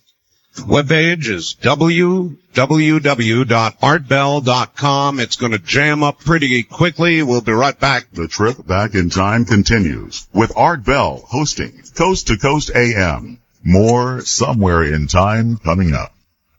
Year Networks presents Art Bell Somewhere in Time. Tonight featuring Coast to Coast AM. From March 25th, 1996. Good morning, everybody. I'm Art Bell, back from cat scratch fever. For those of you just joining at this hour, I was absent Friday because my hand got to about twice its normal size, actually, and it's all red and infected, and so they gave me shots here and there, if you know what I mean, and all kinds of shots, and I've got pills, and the infection has receded to a more localized area, and I seem to be alive. The cat which wrought all this on me is living now in our bathroom, door shut, cat box, food, and such. And I go in every now and then, I talk sweetly to it, it goes, that's the closest I can come to the sound it makes. And I'm going to try and make friends with it slowly but surely. And I'll probably get torn up again. But, you know, I've got so many pills and so many drugs in my body now that what can it do? We're talking about a number of things. Number one, I want you to know once again, with regard to Richard Hoagland, 2 developments, maybe more. He had a 4-hour meeting with Sarah McClendon, the Duchess, I guess, of the press corps, And he's going back to the press club Wednesday, and there's a big meeting set up, and he will do an entire presentation. Moreover, the photographs promised went up about 30 minutes ago on my webpage, including the Russian photograph. People said, well, he doesn't have it. Yes, he does. And now we have it, and it's up on the webpage if you want to see it. That is www.artbell.com. And we will also endeavor to get these photographs for our newsletter. We'll see what can be done. So there's a very great deal going on about all that. AP stories. Washington Post wrote a story blasting him, and in the same story on a separate subject, blasted Sarah McLendon. She told him he should wear it as a badge of honor. We'll see where all of this goes. At any rate, the promised photographs are up there now. So go get them, and then let me know what you think. Obviously, I have not seen them yet. They went on the webpage at about 11:30, and so I would not have seen them yet, obviously. I'm on the air. We're talking about what's going on in Montana. There's been an arrest of 2 of the so-called free men in Montana. The USA Radio Network reports that indeed there is now a standoff underway at a farmhouse, a Montana farmhouse, and any input anybody's got on what's going on would be appreciated. Whether this is going to turn into some sort of tragic incident or not, at this hour, we don't know. But the FBI apparently is surrounding the place. There may be some special forces as well involved. They will neither confirm nor deny that. And we hardly know what's going on. But that's all I know. 2 arrested without incident, and apparently friends and compatriots of these 2 now holding off the feds, and we'll see what happens. Same-sex marriages. There was a ceremony earlier in the day in San Francisco in which a number of same-sex people were, San Francisco Mayor Willie Brown, joined by members of the city's governing board of supervisors, presided as about 175 gay and lesbian couples symbolically tied the knot at City Hall. Brown told the couples, quote, "I now pronounce you domestic partners. You may consummate the relationship," end quote.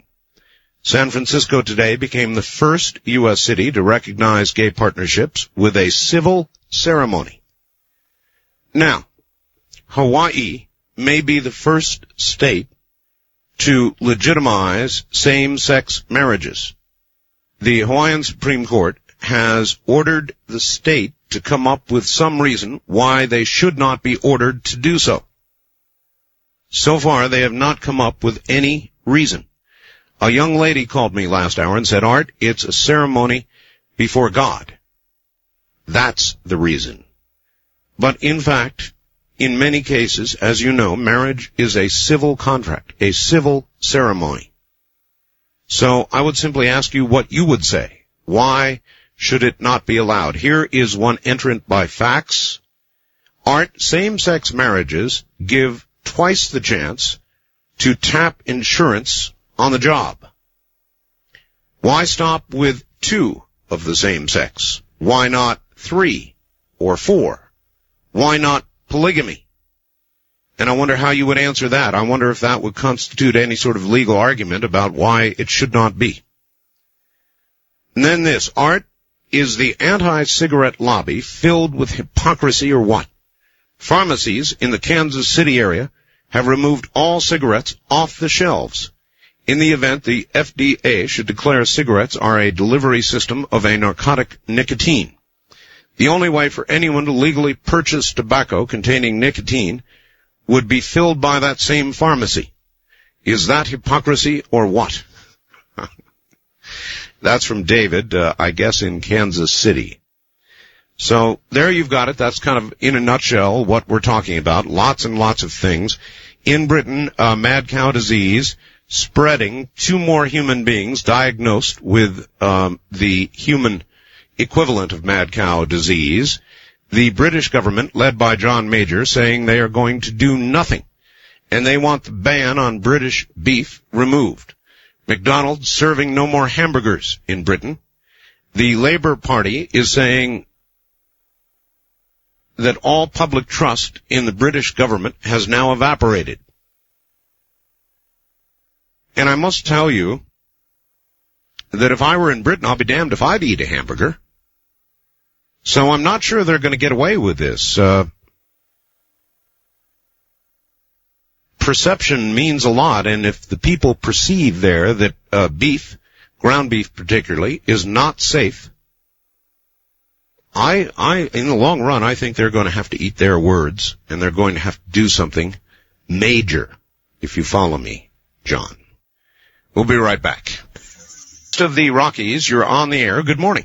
Hi, Art. This is Denise from Tempe. Well, hi. I'd like to tell you a couple of important things. Sure. First, I have a question. Do you happen to have a system whereby you keep previous faxes by date? No. If I did that, I wouldn't have a house. I don't doubt that one bit. Okay. On the 18th, I sent you 2 faxes on the dropping sperm count and rising cancer levels. Yes. I don't know if you got them or not. Well, I'm sure I did. I mean, barrel through that mass. You probably didn't see them. Well, I try and go through every fax I get. What was the gist of it? There was a lot of that machine gibberish on the top. It was from a researcher in Colorado and one in England. Uh-huh. Had to do with plastics being the cause. Plastics? Uh-huh, plastics. Okay.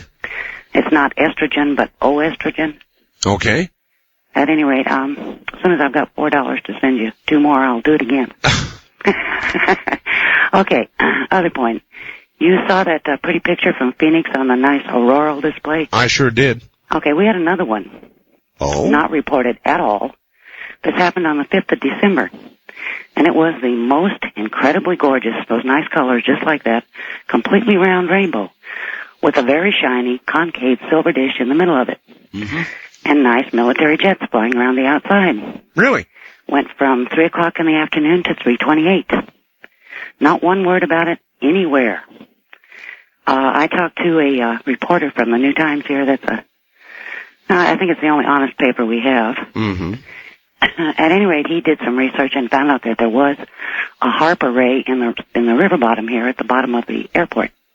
Really? 5 acres. It was taken down a week before the Super Bowl. We had all that lovely 80-degree weather. Yes. And 2 whole days of rain. One of them on the first day of the Phoenix Open, which 7 out of 10 years does that anyway. And you think HARP caused that? Well, that's my gut feeling. I saw that silver dish from my driveway. All right. Well, I appreciate the call and the report. It's pretty difficult to relate any specific weather patterns to anything. We all have our suspicions, but it's very difficult to link it unless we can prove there was activity and prove all kinds of things. And how to tie that to any specific weather change is pretty difficult. First time caller line, you're on the air. Hello. Hello? Hello. This is Arbel. That's me. Yeah. What is your east or west of the Rockies line? It's 1-800-618-8255. Okay. I dialed 615 and I got a porn line. Well, see, you dialed the wrong number. I was wondering why we didn't see Shannon Doherty on any of the Oscars tonight. Well, I don't know. Right. I don't think she starred in any movies, did she? I listen to you all the time, and I was wondering, there's a couple movies that I've never heard you mention that I thought you might want to see sometime. One would kind of have to do with HARP. One would do with all this biological stuff that's going on. What movies are those? Michael Crichton's Andromeda Strain. I saw that many times, sir. Yes. Okay, and the other one's The Quiet Earth.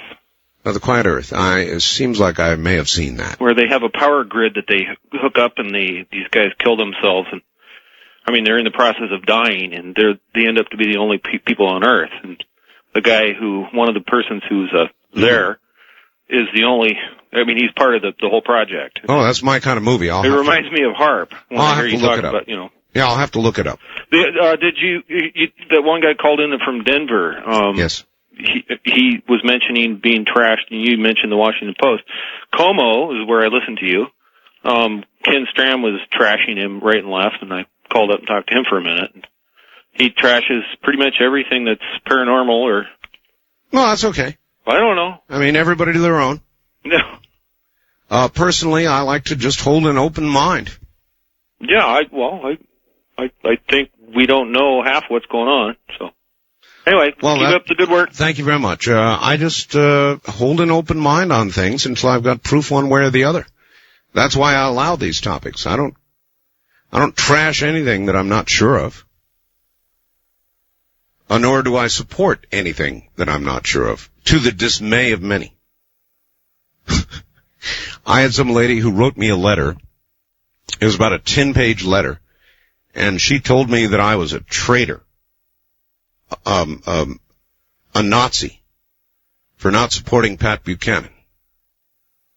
And she told me that I was going to be responsible for the brown and black people taking over America. And my kind of attitude was, in her words, traitorous. I wish I had the letter. I'd read you portions of it. But that is, paraphrasing it, that's about right. That I personally am going to be responsible for the browning and the blackening of America. Incredible. And the only way this could have been saved, she said, was my support of Pat Buchanan, but I vacillated. I didn't support him. And I didn't support anybody, actually. And I still don't, actually. You know that? I still don't. I don't support anybody. I don't support, nor do I embrace any candidate running. Not yet. Maybe not at all. Maybe not ever. I don't know. I'm rather disgusted with the whole thing. I bet there's some other people that feel that way. Dole Clinton? Shh. What difference does it make? Well, it will make some. And I'm sure I'll come around to that point of view eventually. There is a difference between Bob Dole and Bill Clinton. Not as much as I would like. Anyway, back to the phones. First time caller line, you're on the air. Hello. How you doing, Art Bell? Okay. Shannon Doherty was in a movie this year. She did start a movie. What was she in? Oh, a TV. Mallrats. What was it? Mallrats. Mallrats? Yep. Yeah, it's a movie. It was a off-the-wall comedy. Yeah, well, I guess it didn't win any awards. No, it wasn't that good. I saw it in the movie theater. Mallrats, huh? Yep. Okay. I like your show. It's a lot of fun to listen to, and it's kind of funny to hear people talking about all the stuff, what's going on with the satellites and stuff, who have no clue about it. Well, it's different. You know, we try and do a different talk show. There's plenty of talk shows up there. If you want to go up there and listen to talk shows that do nothing but talk about politics until your ears bleed. Yeah, well, I don't even mean that. I mean just people who listen to the news and start talking about things like that, and it's like, you just want to step in and tell them everything, but there's so much more to it. Well, it seems to me there's more to life than just, anyway. Yeah. Well, anyways, how do you feel about this whole affirmative action stuff? It seems like I was watching the news earlier and they're arguing about it, and it just seems like it's getting real out of hand, and it used to be, you know, minorities as blacks and whites and Orientals and people who can drive and so on. Well, I have one question. Yeah. When the balance finally tips in America and there are more people of color than there are white people, will there then still be affirmative action? And if there is, will it be given to the new minority? Well, it seems to me that whatever the cause, now it's not even whites or blacks or men and women. It's becoming guys with dark hair, blonde hair. I mean, whatever is fitting the argument they're going for, you know? No, I think, thank you, that affirmative action had its time and its reason and its place, and that time has long since passed. And that America, if there is a country in the world, I was kind of impressed with something Ronald Reagan said that was replayed recently. And I can only paraphrase it, but he said, look, you can go to France and live, or you can go to Japan and live, but you can never be French, or you can never be Japanese. America is a place where you can come, and no matter who you are, you can be an American. And that is ever so true, isn't it? You can be an American. And there is no other country like that in the world. That is our country. and I am proud of it. My position for a long time, that was another thing lady took me to task for in a letter. She said that I'm against illegal immigration, which I am, and she took me to task for being for legal immigration. She wants to shut it all off. She said, America's going to become all brown and black, Art Bell, and it's going to be your fault. Well, immigration has always strengthened us, and I am not for shutting off legal immigration. I am for shutting the doors to illegal immigration. And we have every right to control our border. This has been my position forever, for as long as I've been on the air and longer. And it still is. We should enforce our borders. Period. Period. And then we have, I don't say we should stop allowing people in. We should control the numbers and control what comes in on their backs and in their bodies. We should not allow diseased people in. There's lots of diseases out there that could get us. So people should be disease-free when they come to America. We've got enough to handle right now, thank you very much, and we should qualify people that come to America. There's nothing wrong with that. Other countries do it without being called Nazis. So I'm all for that. And if you control illegal immigration, you control the largest numbers that are coming into this country. Couldn't resist. Here they are. This is Premier Networks. That was Art Bell hosting Coast to Coast AM on this Somewhere in Time. You're listening to Art Bell Somewhere in Time. Tonight featuring Coast to Coast AM from March 25th, 1996. Live talk radio in the nighttime because it's better. For example, this just in, latest off the Associated Press, 2 leaders of an anti-government group have been arrested in Montana while negotiations continue with other members of the group holed up for more than a year at a remote farm.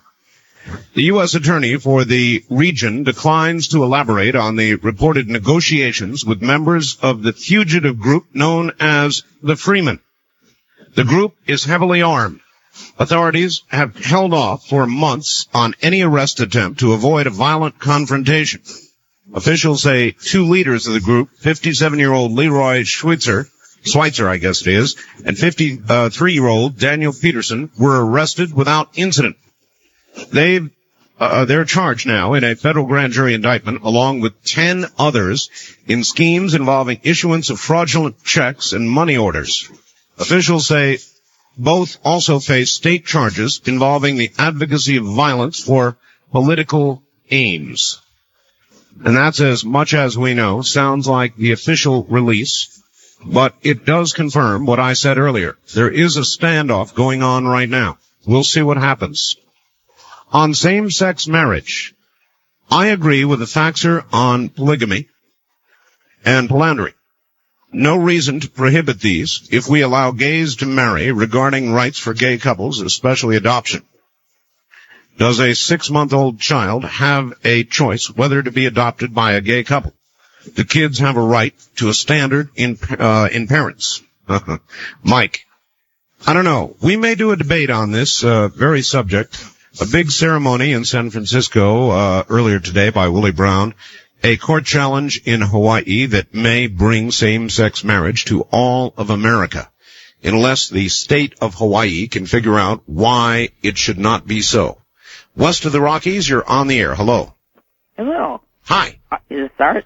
Yes, good guess. I have a little dedication for you. I've been trying to get through to you for over a year. Oh, my. Every night. And I'm an insomniac, all because of you. Excuse my rhythm. I've decided to speak to Art Bell, the man from Parum. He's a treat I indulge myself from Parum. I lay awake at night just to hear others dump their opinions and concerns to Art Bell and Parum. Oh, okay. Stop there. I very much appreciate that, but generally we don't do poems or singing. Oh, well, I don't think, but how about if I just wrote it out and mailed it to you? That'd be wonderful. Okay, 'cause I really enjoy your show, and like I said, you've turned me into an insomniac. I don't never go to sleep before 3. All right, dear. Well, listen, thank you. I never know what to say to such things. Sometimes I feel like I'd apologize. Turned you into an insomniac. It's not a good thing. But then on the other hand, I appreciate your being here. So if you have learned to sleep during the day, I do that. And I must say, lately I've been sleeping very soundly. Of course, it's been a little invasive to my body. Things have been happening to me. You would think, wouldn't you, that somebody that generally stays at home, works at home, lives at home, would be safe. Not me. First time caller line, you're on the air. Hello. Hi, Art Bell. Hello. This is Mike over in Linwood, Washington. Hi, and Mike. I've been listening to you off and on for the past couple of years due to my schedule. But the Richard Hoagland, there were some interesting topics, and we got on the subject of ruins, or you did, I should state, and so forth. But my question is the chaoticness, what it would bring to the people here. What if their beliefs were on they're on the spirit side, but what if the Bible tells us straight out about how God created us his words are, let us make man in our image. So he's referring more to one. I don't think there was the plural. Okay, what I'm trying to state is there has to be more than just us here. I mean, it's if we use religious. I'm not a religious fanatic, but what if through generations and generations we're being taught wrong? And what it is... Well, it's entirely possible, sir. I appreciate your call. Look, here's the facts on the subject. Previous civilizations. As a Christian myself, evidence of such phenomenon doesn't bother me. In chapter 6 of Genesis, it tells about the sons of God coming unto the daughters of man, and the product were giants, great men of old, men of great renown. And that was before the time of Noah. In other words, things were here before the written word. I believe that may well be so, and I think there is mounting evidence of previous civilizations. I simply choose to believe, and I do believe, based on talking with many of you, that such knowledge would be disruptive,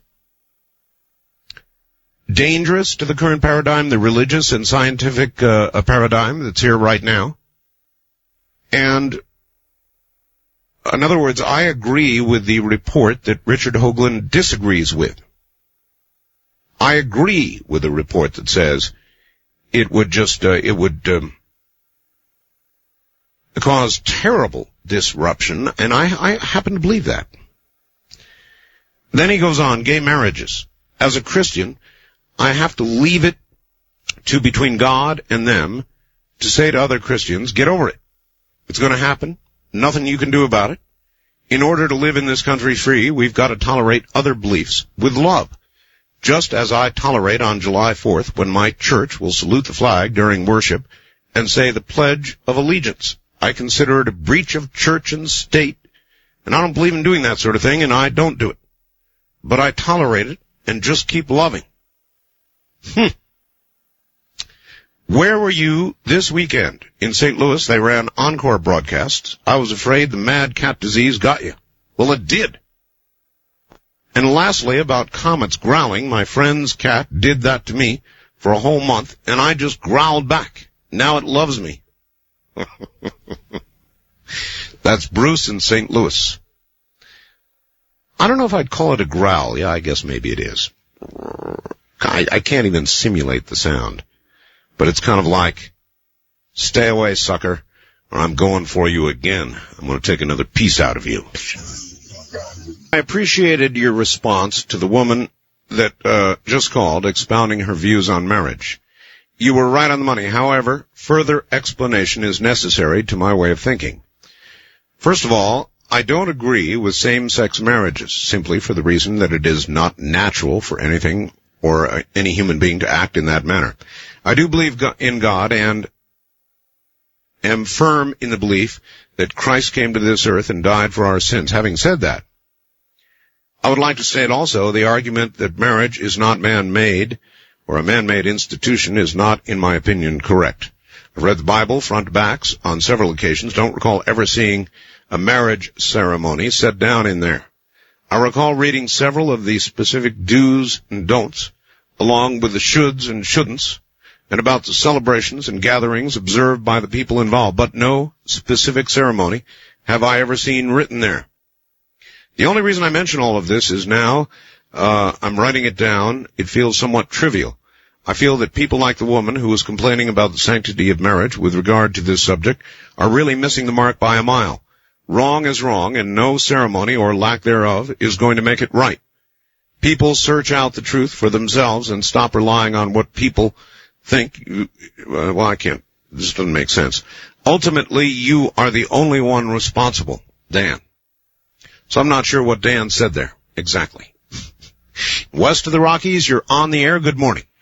Hi, I have my own theory about what's causing the sperm count to drop. What do you think it is? I think it has to do with spirituality in a sort of way. You know, the theory that people's health, their bodies are kept healthy by their spirit. And the spirit is fueled by some energy that comes from outside their body. Well, I think that due to overpopulation, the spiritual energy that people draw upon is kind of wearing thin, you know, being used out. So that well, you know, we tend to attribute things to that when we don't know what it is, whether it's the sperm count or AIDS, for example, that we have no cure for. A lot of people said AIDS was God's vengeance on the homosexuals.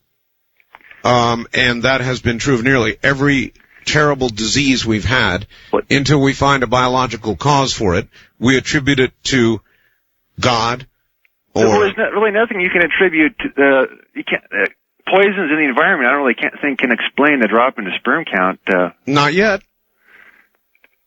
And I think it also has to do with this chupacabra creature. Chupacabra. Chupacabra, you know, starting to come out more, being more obvious instead of hidden. It's for the same reason that we're running out of those spiritual energies, so it's having to come out and attack people or animals. Well, as far as I know, it has attacked no people yet. They call it the goat sucker. And we've been getting weekly reports from Linda Howe on it. We're hearing more and more about it. It is some sort of creature that leaves 2 marks like a vampire on some part of the body. And then further in the body, there are more marks or puncture wounds. It's really odd. Who knows what it is? Chupacabra. Down in Puerto Rico, South America, and a couple of reports of chupacabra action in the U.S. I hope we don't start finding people like that. East of the Rockies, you're on the air. Hello.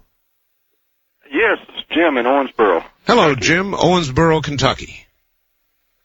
Go ahead, Jim. Yes, this Richard Hoagland stuff is rather intriguing. Yes, it is. Jim, are you having a problem listening to your radio? Do what? Are you having a problem listening to your radio there, Jim? Oh, no problem. It's turned down. I can't hear it. Okay, well then go ahead. Oh, okay. Well, thanks for the call, Jim. Have a good morning. West of the Rockies, you're on the air. Hello. Hi. Well, regarding this idea that, you know, civilization collapsed, yeah, partly, but a lot of the population is almost what you would call functionally semi-atheist. I mean, you know, we got evolution and pragmatics and what have you. What is a functional semi-atheist? Someone who lives like one. I mean, they might go to church or they might not, but their concept of God, if any, is very amorphous, and it does not affect their behavior. Their real primary values, you know, making a buck and so on. I don't think these people are going to be that much impacted by life from elsewhere. However, may I please ask you where you are? I can hear about 1,000 people in the background. Oh, I'm sorry, I'm at a bar. You're in a the only bar. phone I could use, my own phone's shut off for the moment. Oh, I see. But I'm trying to block some of it out here. Anyway, the thing is though, okay, I'm the one that runs that webpage, www.advweb as in advancedweb.com/KW. And on that page, I make the point that I think that this extraterrestrial life actually supports creationism. And here's my logic. On the one hand, the Bible doesn't say God did not make life elsewhere. If you assume a creator, then you can assume he's going to be doing some other stuff unless he says he didn't, and he doesn't say he didn't. So the possibility's there. Deuteronomy, I think it's 30, verse 4. All right, well, and Matthew also point to the farther of those parts of heaven as places from which believers would eventually be brought. Repentant, once scattered, and so on. All right, well, look, I'm going to bail out of this one because, number one, it's too noisy. Number two, I would prefer that you don't quote directly from the Bible.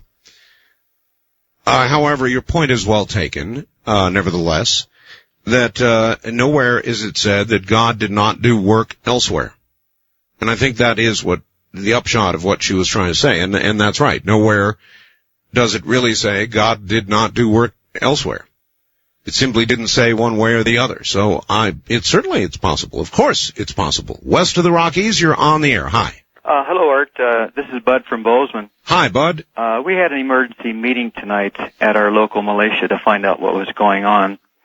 And luckily, we had a couple of our representatives there, of our state legislatures there. Yes, sir. And what we're trying to do is get our representatives to start a grassroots movement to remove Montana from the War Powers Act. From the War Powers Act? Yes. Is the standoff going on roughly as I described? Is that your knowledge? There's been quite a bit of a confliction going over this. We asked our representative, Jack Wilson, our local representative, to get a hold of the FBI, which he did. He called some people in Denver, I believe. And they said that there's been 2 men arrested. Of course, you know that already. Yes, sir. They were arrested at the post office when they went to pick up some mail. Yes, sir. The FBI also said that they are not moving against the Freemen at this time. And they're 2 ridges away from them, so they're not putting any pressure on these people at this moment. And let's see, what else did I want to tell you? Well, I hope we don't end up with another Waco. Well, that's what everybody's concerned about. They also said, the FBI said that the arraignment is going to be at 1 o'clock in Billings, and that the news conference is going to come off right after the arraignment. Mm-hmm. And, of course, the Patriots, we don't advocate anything at all toward violence, and anybody concerning this, we strongly oppose that. Well, what is concerning me now is what has always concerned me, and that is that other militia groups will begin moving in that direction, which they probably will. Yes, I can't speak for any other groups, but our group is, our legislator suggested if we go to Billings that we should take our cameras with us and do this totally peaceful and just make let the government know that we're watching them, and that any of these arrests that come out, they got to be strictly according to the law. And we're also concerned that there's a lot of people, government employees, that are plotting against these people. I know it's unconstitutionally. All right, sir. We're going to have to hold it there. We're at the top of the hour. We'll be right back. The trip back in time continues with Art Bell hosting Coast to Coast AM. More Somewhere in Time coming up. We take you back to the past on Art Bell Somewhere in Time. All right, back we go to the lines. Here's my caller from Las Vegas, right? Yes, that's right. My name is Ryan. Ryan? Yes. Okay, Ryan. Very good. Thank you for holding on. No problem. And you are a Christian, homosexual, who plans to get married, if the law allows for it. I desire it. You desire it, all right? I desire it. I've been waiting for the day, and I'm excited about these new happenings in San Francisco. I can imagine, right? Hold on, yes. Ryan, hold on. Let's see who else we've got here. Your first name, please? This is John. John. Okay, John and Ryan, you're both on the air. The debate's all yours. Ryan, did you want to go first, or was it Brian, I'm sure? Why don't you take the lead? It's Ryan. It's Ryan, excuse me. Yeah. I'll go the lead this way. I'm interested to know that you said you are a Christian and things of that sort. Yes, I am.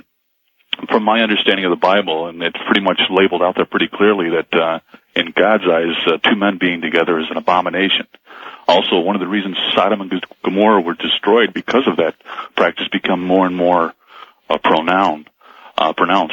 My feeling is somewhat is the ripple effect of society. The more things that you let get away, the more rules that you start breaking, and you try to. It just becomes more of a ripple effect where you lose your whole semblance of civilization. Or you're bringing up a whole other concept here, which is that freedom is safety. Freedom, everything this society does to make things free is to make things safe, and I don't agree with that. Which one do you want? With freedom comes a certain responsibility, and safety does not equal freedom. Okay, first let's take it one at a time. Okay, well, you said you were a Christian. How about the abomination? How about Sodom and Gomorrah and things of that sort? Sodom and Gomorrah. Yeah. As far as the destruction of a city because it started practicing a situation. I believe there was other things going on there. That's true. It's true. I believe there was many other elements taking place there. I believe that love is all you need. There's nothing you can sing that can't be sung. How about abomination in the eyes of the Lord? I'm just going from your Christian point of view right now, and then we'll go back to freedom. Well, what was your question again? I said, how about an abomination in the eyes of the Lord? There's no abomination being taking place here. Well, if you're saying that homosexuality is okay and you should be able to get married and be able to live that type of life, that's exactly what you're professing. I profess to be a Christian. I also profess that marriage is not solely a religious ceremony in this country. It is a legal thing, and the fact is that you can get, as he said before, you can get married in a courthouse without any legal, without any religious ramifications. You know what I'm saying? I understand that point. I'll go back there because that's your stronger of the two. But I'm kind of curious, how do you reconcile the fact of an abomination as far as I'm going back to? How do you, as a Christian? I don't believe that the Bible ever spoke of homosexuality persistently as an abomination. You don't see it as being a natural act between two men? Oh, God, no. You can go back to the Greeks, where homosexuality was perfectly... I'm talking within, once again, the Judeo-type, Christian-type Judeo-Christian. I believe in Christ, and I believe in the Bible. Call toll-free 1-800-618-8255. Well, I don't think I'll go along with. We'll get off this. You'll find that you're on pretty slippery slope as far as. I'd like to go back to here to the beginning of the conversation. To the beginning, I've listened to this show for the first time tonight. Sure. And at the beginning of the show, he was playing a song by Kraftwerk. Mm-hmm. Kraftwerk were vehemently gay, homosexual people, and I'd like to know. The view of that. Well, see, my thoughts are that if you look at and your point about the Greeks is well taken. But wait a minute. First of all, I don't know what song he's referring to. Secondly, the song I'm referring to is the song you started out your show with. Which is a Germanic. No. I started out the show with a song from Midnight Express. No. Oh, yes. No. Well, don't tell me what I did, sir. I'm telling you, I've done it for the last 12 years. So don't tell me what I started my show with. And it was very Kraftwerkian. Yeah, but I don't see what that has to do with it. Either do I. So what? There are a lot of artists that are homosexual. That is not the question. The question is homosexual marriage. Right, and the point being is, for one thing, I don't think you did a very good job in defending your Christianity, but I believe in Jesus Christ being love anyway, but I think if you check out the Old Testament and the Bible, you'll find that some of the statements I'm making are pretty accurate. But also, let's go back into the idea of freedom as far as going back into government. Okay. Why should I sanctify something that I don't believe in I like women, so should I be able to have 5 or 6 wives? Is that right? Do I think so? Yeah, I'm just curious. I'd hope you'd have to say yes, wouldn't you? I would have to actually say no. Why is that? Because I do believe that marriage is a sanctity between two people that love each other. All right, what about a brother and a sister? Union. What about a brother and a sister? A brother and a sister? Yes. I believe you should leave that up to them. I really do. I think Milton Bradley Freedom is not about safety. Freedom is about choices and living with the ramifications and the punishments and of your choices. So a brother and a sister should be allowed to get married. A brother and sister, if that is their choice, they should be able to do what they want. But you wouldn't allow me to have more than one woman. Even though the Mormons, which is another, if you want to go religious. You were talking about a brother and sister engaging in sexual activities, or were you referring to a brother and sister marriage actually getting married? Subject is marriage. Marriage. Okay. And I'll go back to what Art asked before. It's still two people. It's still a union. Why only two? Why only two? Life is about choices. Exactly. I'm using your words. Yes. So then why can't 3 people make a choice to get married? You said you were against that. I'd like to get back to the craft work. All right. Well, we're going to end it right here. I think we'll end it right there. I guess when we give up on arguments, we have various ways of hanging up. And his was to talk about a song I didn't play. I have no idea what he was talking about. East of the Rockies, you're on the air. Hello. Hello. Going once, going twice, gone. Wildcard line, you're on the air. Hi. Art, this is Anton from Missoula. I'm so liberal, I'm going to scare everybody tonight. Put me on with that redneck you just had on there a second ago. He's already gone. Oh, darn it. That poor little guy in Las Vegas, he was confused. Listen, people just need to get out of other people's business. Okay, look, let me put you through the same hoops I put him through then, all right? Okay. You're obviously in favor of gay marriage. I am in favor of privacy and gay marriage, yes. No one should be able to tell you who you choose to love and who you choose to stay with and recognize legally as your partner. All right, fine. All right, let's go from there then. What about somebody who wants to marry their sister? No problem? Well, there's a problem genetically. I think that there's a we have like a genetic disposition. Yeah, but wait a minute now. Now, you're thinking morally, and I'm headed there. I'm just saying that we would consider it sick. All of us, we would look at it and we'd go, oh, that's awful. Because we have a genetic outlook. Now, we're not in their shoes. We don't know. And the truth is, it's none of our business. All right. So in other words, In other words, then you're saying, despite the genetic problems or the possibility of a malformation or whatever, they should be allowed to do that. In other words, yes, a brother and sister ought to be able to get married if they want to. Well, in a perfect world, yeah, as long as we could all say, they need help or whatever we could say to make us feel better, to realize that it doesn't hurt us. Maybe it hurts them, but it's not any of our business what they do to themselves. As long as we're happy and just kind of love each other. Well, don't try to love each other. All right. Well, what about the product of this marriage that has to be taken care of by society because they can't afford it? Yeah, I don't know. The incest issue, I just don't know. I don't have that answer. All right, then we'll leave that one then. Be out of each other's. All right. We'll leave that one. What about 3 people who want to get married? Right on. No. Bring them to me. No, that's up to people too. That's their own choice. As a matter of fact, there's a lot of studies that prove that polygamy is a lot better for raising children, that actually the average people who go into polygamy have much higher IQs than the average citizen. It's a better atmosphere for raising and being with children. There's no breakdown of morals there. I think that Christianity's kind of embedded this fear of, the sex that goes on, but that's just our morbid fascination. That's not.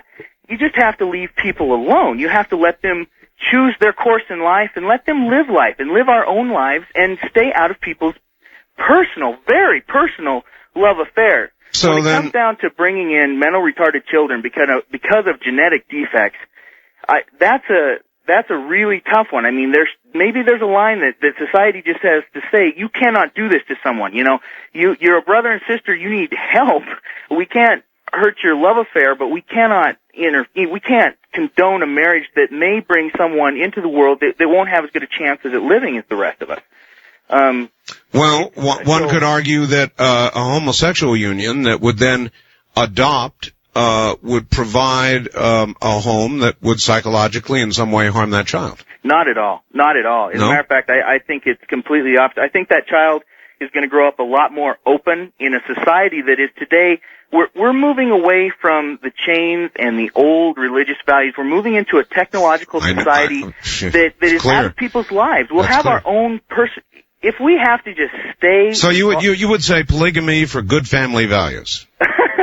I would say polygamy for it's your own business and nobody gets hurt. I mean, no one, literally, do what you want to do as long as no one else gets hurt. And polygamy is a situation where no one gets hurt, not even psychologically.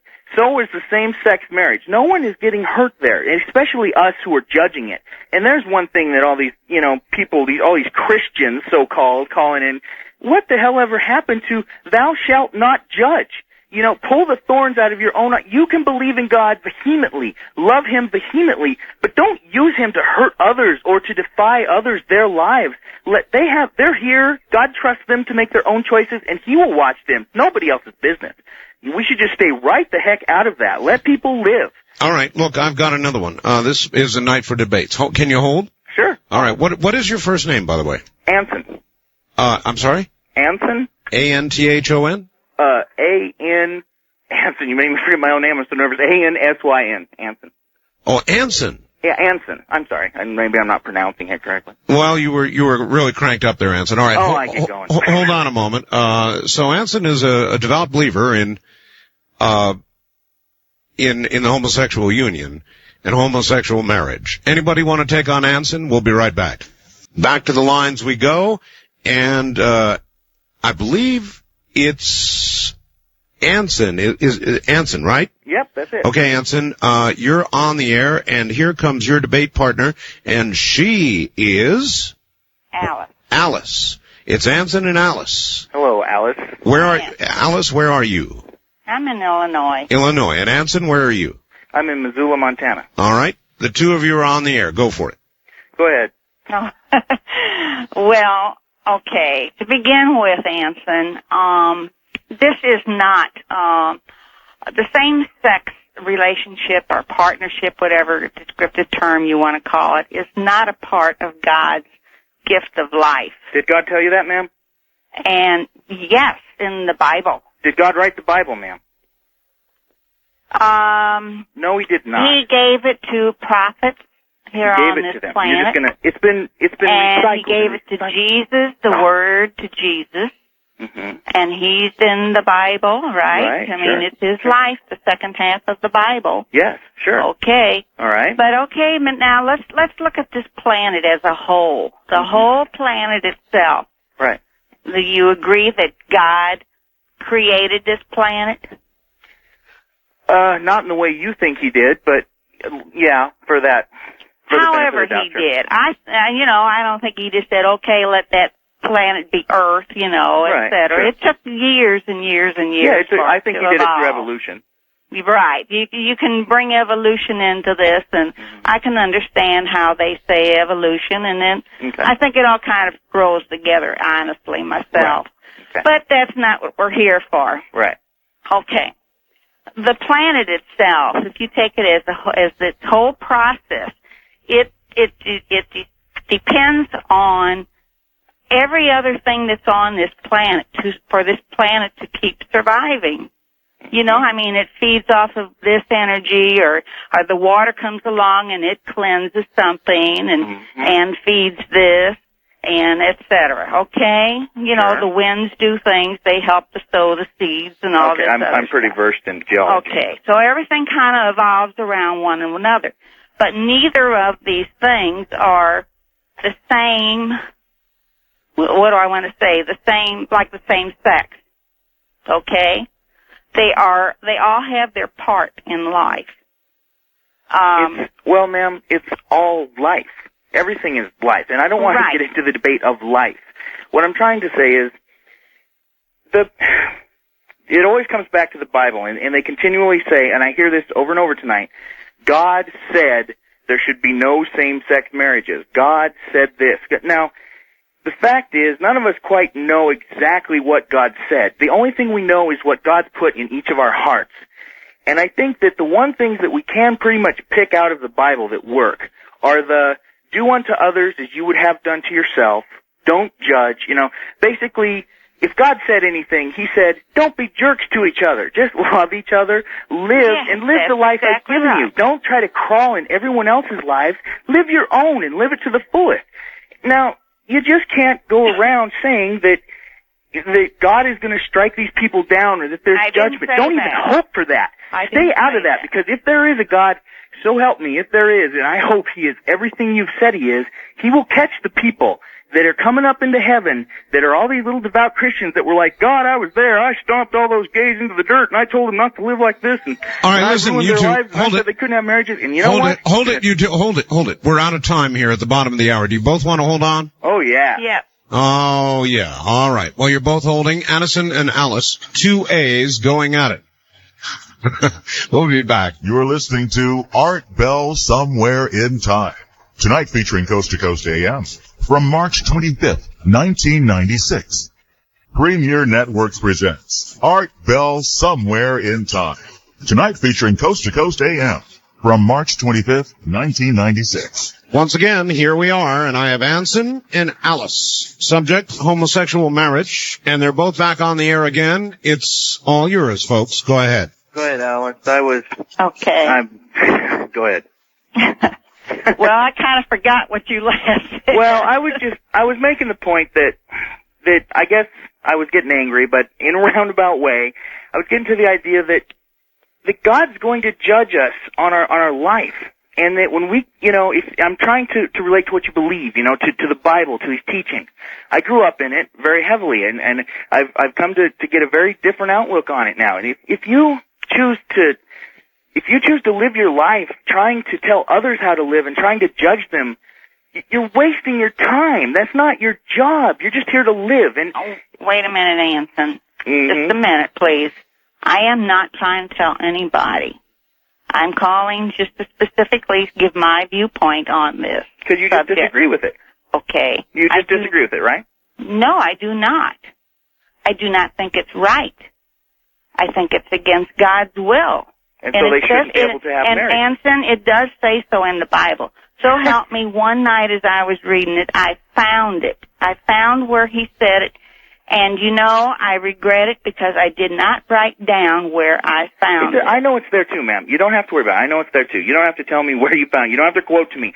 What I'm trying to tell you, okay, is that there are other, that's your belief. You found that in the Bible, so, okay, that's your belief. And sure, there's a large amount of people in America who believe that way. But you know what? We don't all believe that way. We have the freedom of religion and choice. You can't force that belief on me, Alice. Oh, no, I'm not trying to. It's against my rights for you to force that on me. Does it hurt you that these people are getting married? These gays that are getting married, they're choosing No, it doesn't hurt me. I just think it's terrible that they want to ruin their lives. They're choosing to love. They are choosing to love, Alice. Are you against love? Oh, no, not at all. Is there something wrong with them loving? Do you know how rare it is for people to actually go out and make a conscious choice to love nowadays? There's people dying everywhere across this country. Call it. I mean, I just don't. There's just a lot of things I don't want. Well, I'm not going to get into politics or anything like that. Yeah, but anyway, I have other subjects. It's good that you have those beliefs, and that I'm going to disagree with a lot of other people. You should live by them by yourself. You should not try to force them on other people. There's a thing in our country, well, supposed to be. I don't think it actually exists. The separation of church and state.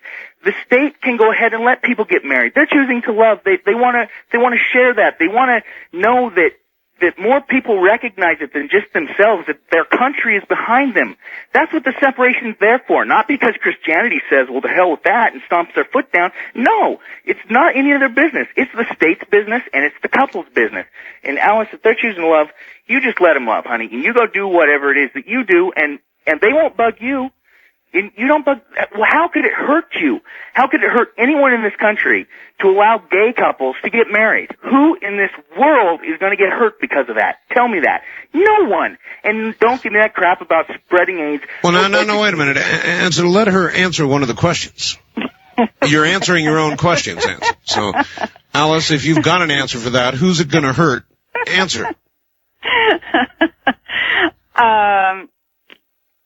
The only person or the only ones that I see that it might hurt are the people themselves involved, and also like you were speaking about raising a family, children and that. How did that hurt them, Alice? I've heard other people talk on the radio earlier about it, and I do believe that if a child grows up in that type of environment, it will change their way of thinking. Now, I heard you also argue back. But do you think they're going to be gay if they grow up in a gay family? Their mind open. And there are a lot of closed-minded people in this world. You're one of them, Alice. You are one of the many closed-minded people. No, I am not. Yes, you are. Yes, you are, but that's okay. You can be. You would not believe you can be. I don't think there should be a law to make us all open-minded either. I cannot be. I'm open-minded about this, but I cannot say that it's correct or that it's right. Okay. Maybe according to your beliefs, it's not. But as far as the state having a say whether people can legally be married or not, it has nothing to do with beliefs. Your beliefs have no ramification in that realm. None. That deals with the people who are getting married. It's their beliefs, not yours, Alice, not the people like you. It's the people that are getting married and the state. It's their beliefs. It's none of our business. None of it. Now, the state, what are you talking about, the state? The government. The government. The government is my business. I pay the government. So, in other words, you want to use the government to interfere with religious beliefs. You don't believe that there should be freedom of religion. Yes, I do. Then why the hell do you want to get in there and interrupt somebody's marriage? Wait a minute. I can go down the street here, and there's all kinds of different churches on this street. Okay? Is there a gay church on the street? No. If there was, would you not want there to be? There isn't any in my town, okay? Oh, because you guys can vote them out, or what? No. Would you want to? I guess because we're just a small town. Oh, small towns don't have gay people? Here.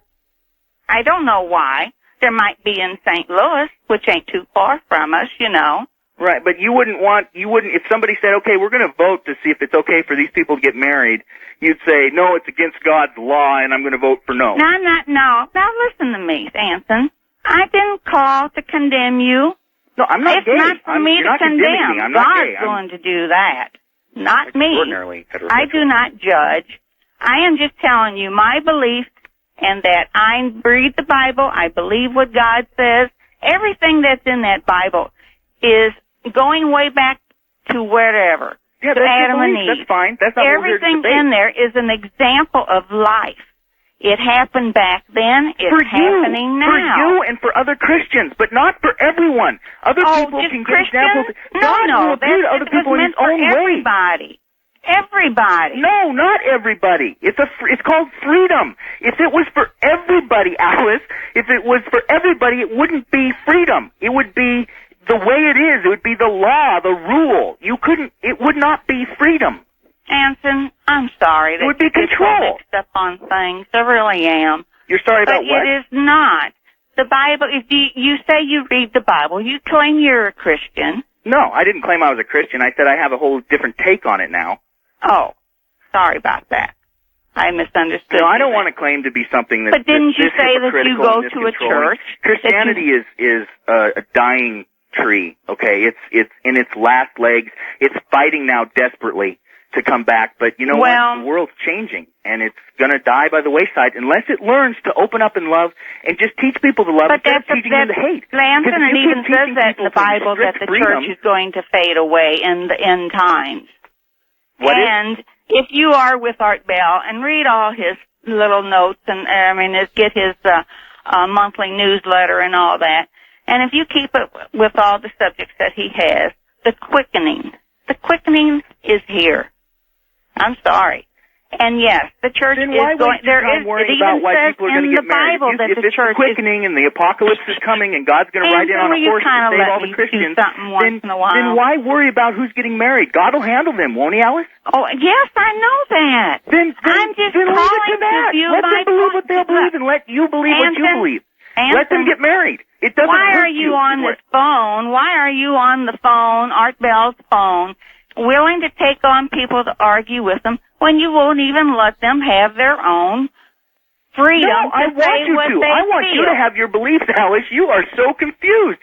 You can have your beliefs. Confused. I want you to. You need to be, but you have to stop trying to stop other people from having their beliefs, Alice. You're the one that has kind of lost the focus here. Boy, you need to you just leave can people get up in alone. a storm, Christians can't go around stuffing Christianity down everyone's throat. I don't need your stamp of approval on my butt to get into heaven. I'll put it there myself, or God will put it there myself. I'm not giving you a stamp of approval. Alice, Don't you Alice, understand? you are, Alice. You're giving everyone one. You I'm say it's wrong. For you, it's wrong, Alice, but not for everyone. Just for you and for Christians. So Christians should gather and they should say, okay, this is wrong. And everyone would be like, okay, that's cool. The Christians think that's wrong. That's fine. The Christians can. They won't do it then. They can stick to their own moral beliefs and and that's good. That's really good for them. That's awesome that they can stay in those ideals. But Christianity cannot, on the same foot, turn around and restrict other people. Christianity should look at it that way too. They should say, we believe this way, and hey, that's really nice that the gays believe that way. I'm glad they're choosing to love, at least. Try to look for something nice there. We don't believe that way. We don't think it's right, but you're choosing to love. God will handle you.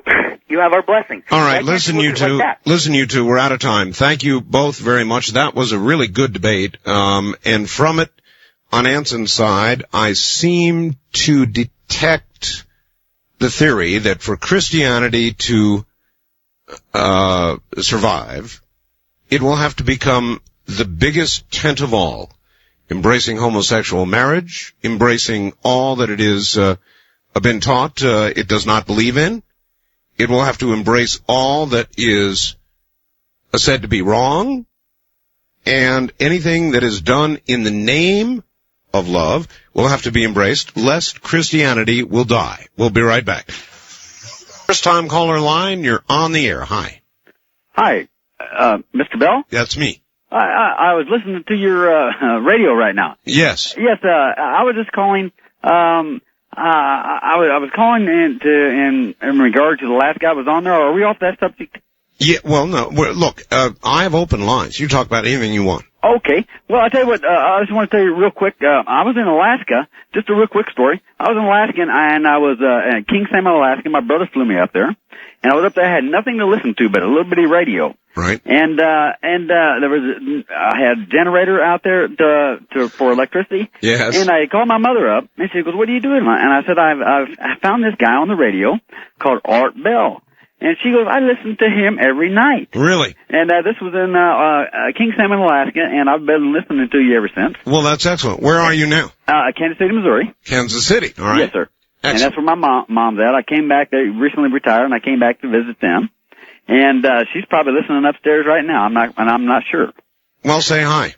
Okay, well, I will. Hello, Mother. Okay, well, Mr. Bell, and she got your newsletter and all that stuff, and I really think you're just a really intelligent man on all kinds of subjects. Well, I appreciate that. Well, fantastic. And you're got your newsletter, and you don't look anything like what I thought you would look like. What did you think I would look like? Well, I don't know, Art. It just,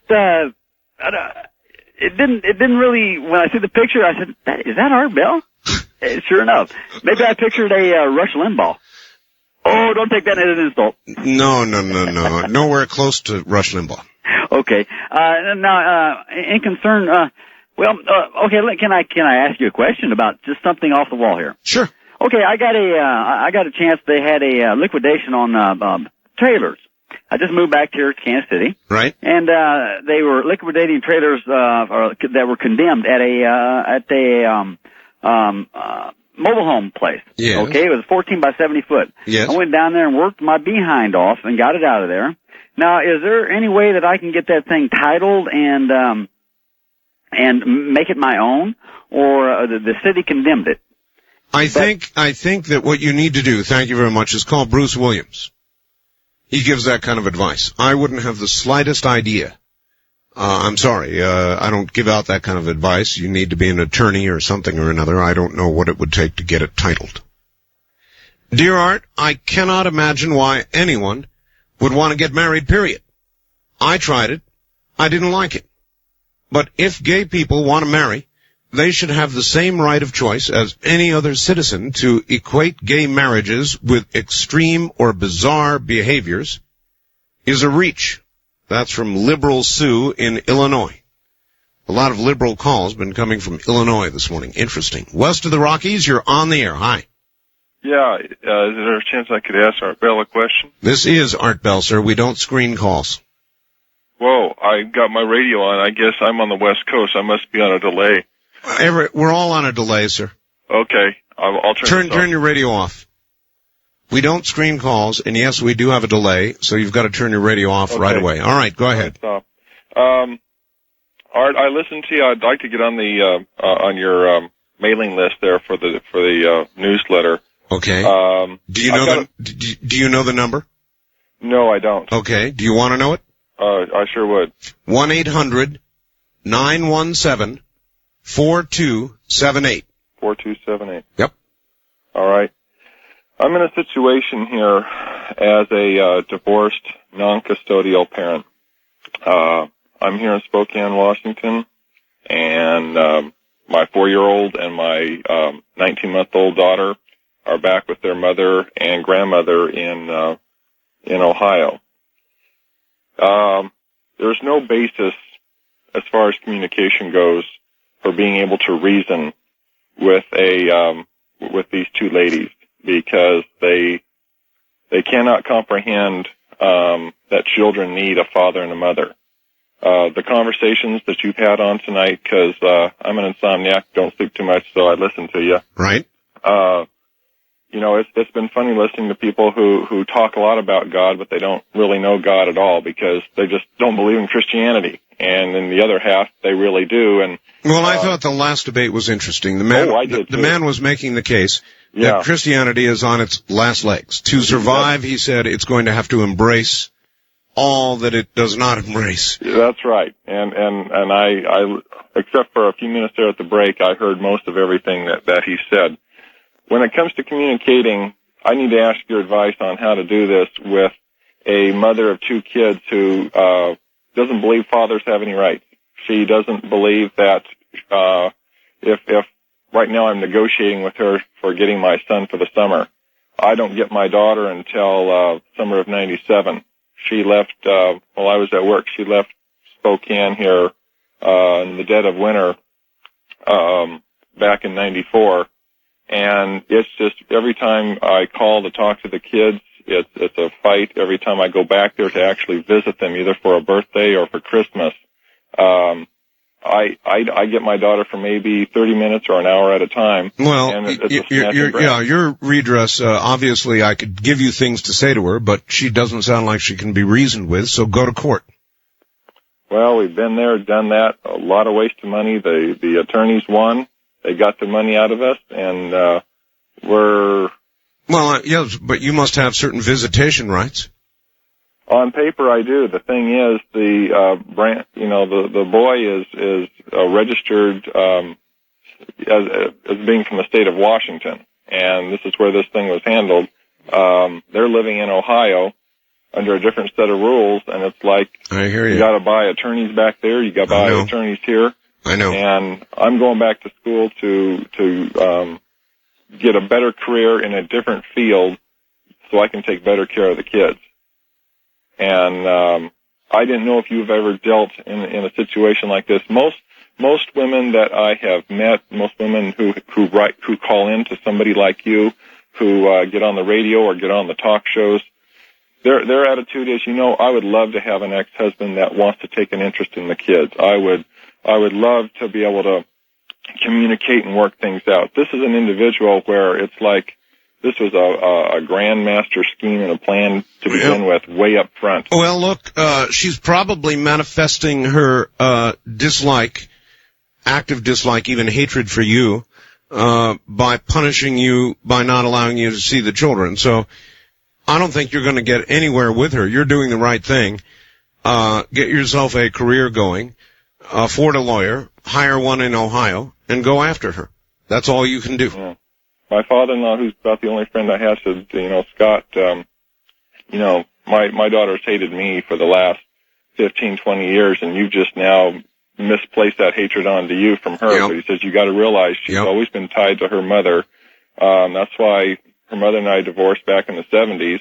Mm-hmm. And you made the mistake of letting the mother-in-law move in with you before you guys even had your marriage off the ground. We were only married 2 years. Well, it's too bad he didn't give you that advice before you tied the knot. Yeah, before we tied the knot would have been perfect. I got the advice, about a year after we tied the knot, and by that time, mother-in-law pretty much controlled the household, and I put up with it for 2 years, sir, and after that I just said, this isn't working out. And maybe you ought to file suit against him for not telling you.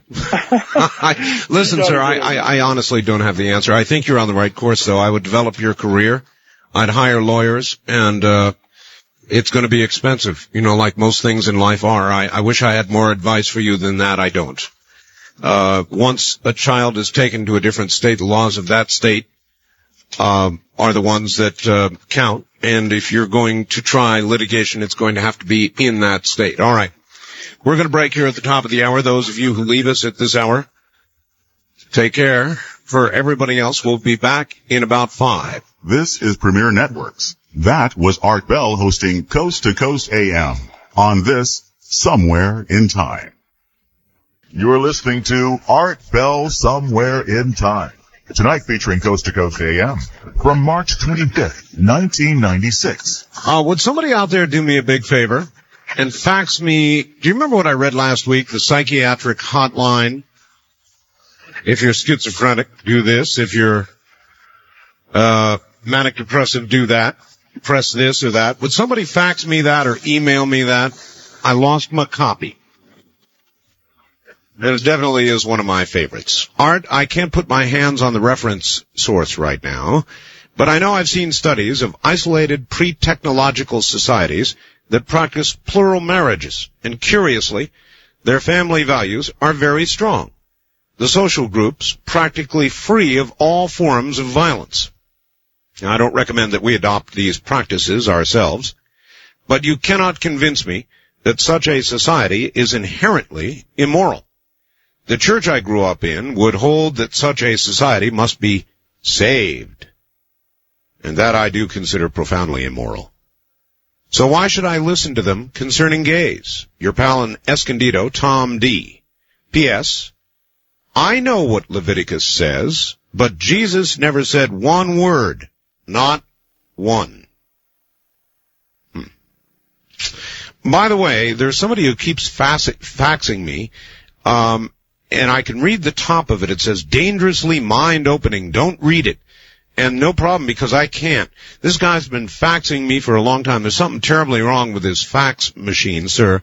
Whoever you are, you should save your phone bill or get a new fax machine, because there is something wrong with your scanner, and your faxes don't ever come out. Just thought you'd want to know. I was able to read enough of it, so I hope you can identify who you are. Don't fax me, because I can't read them. West of the Rockies, you're on the air. Hi. Hi, Art. How you doing? Oh, fine. This is Mike from Twin Falls, Idaho. Yes, sir. Waving a hand at you. Yeah, all right.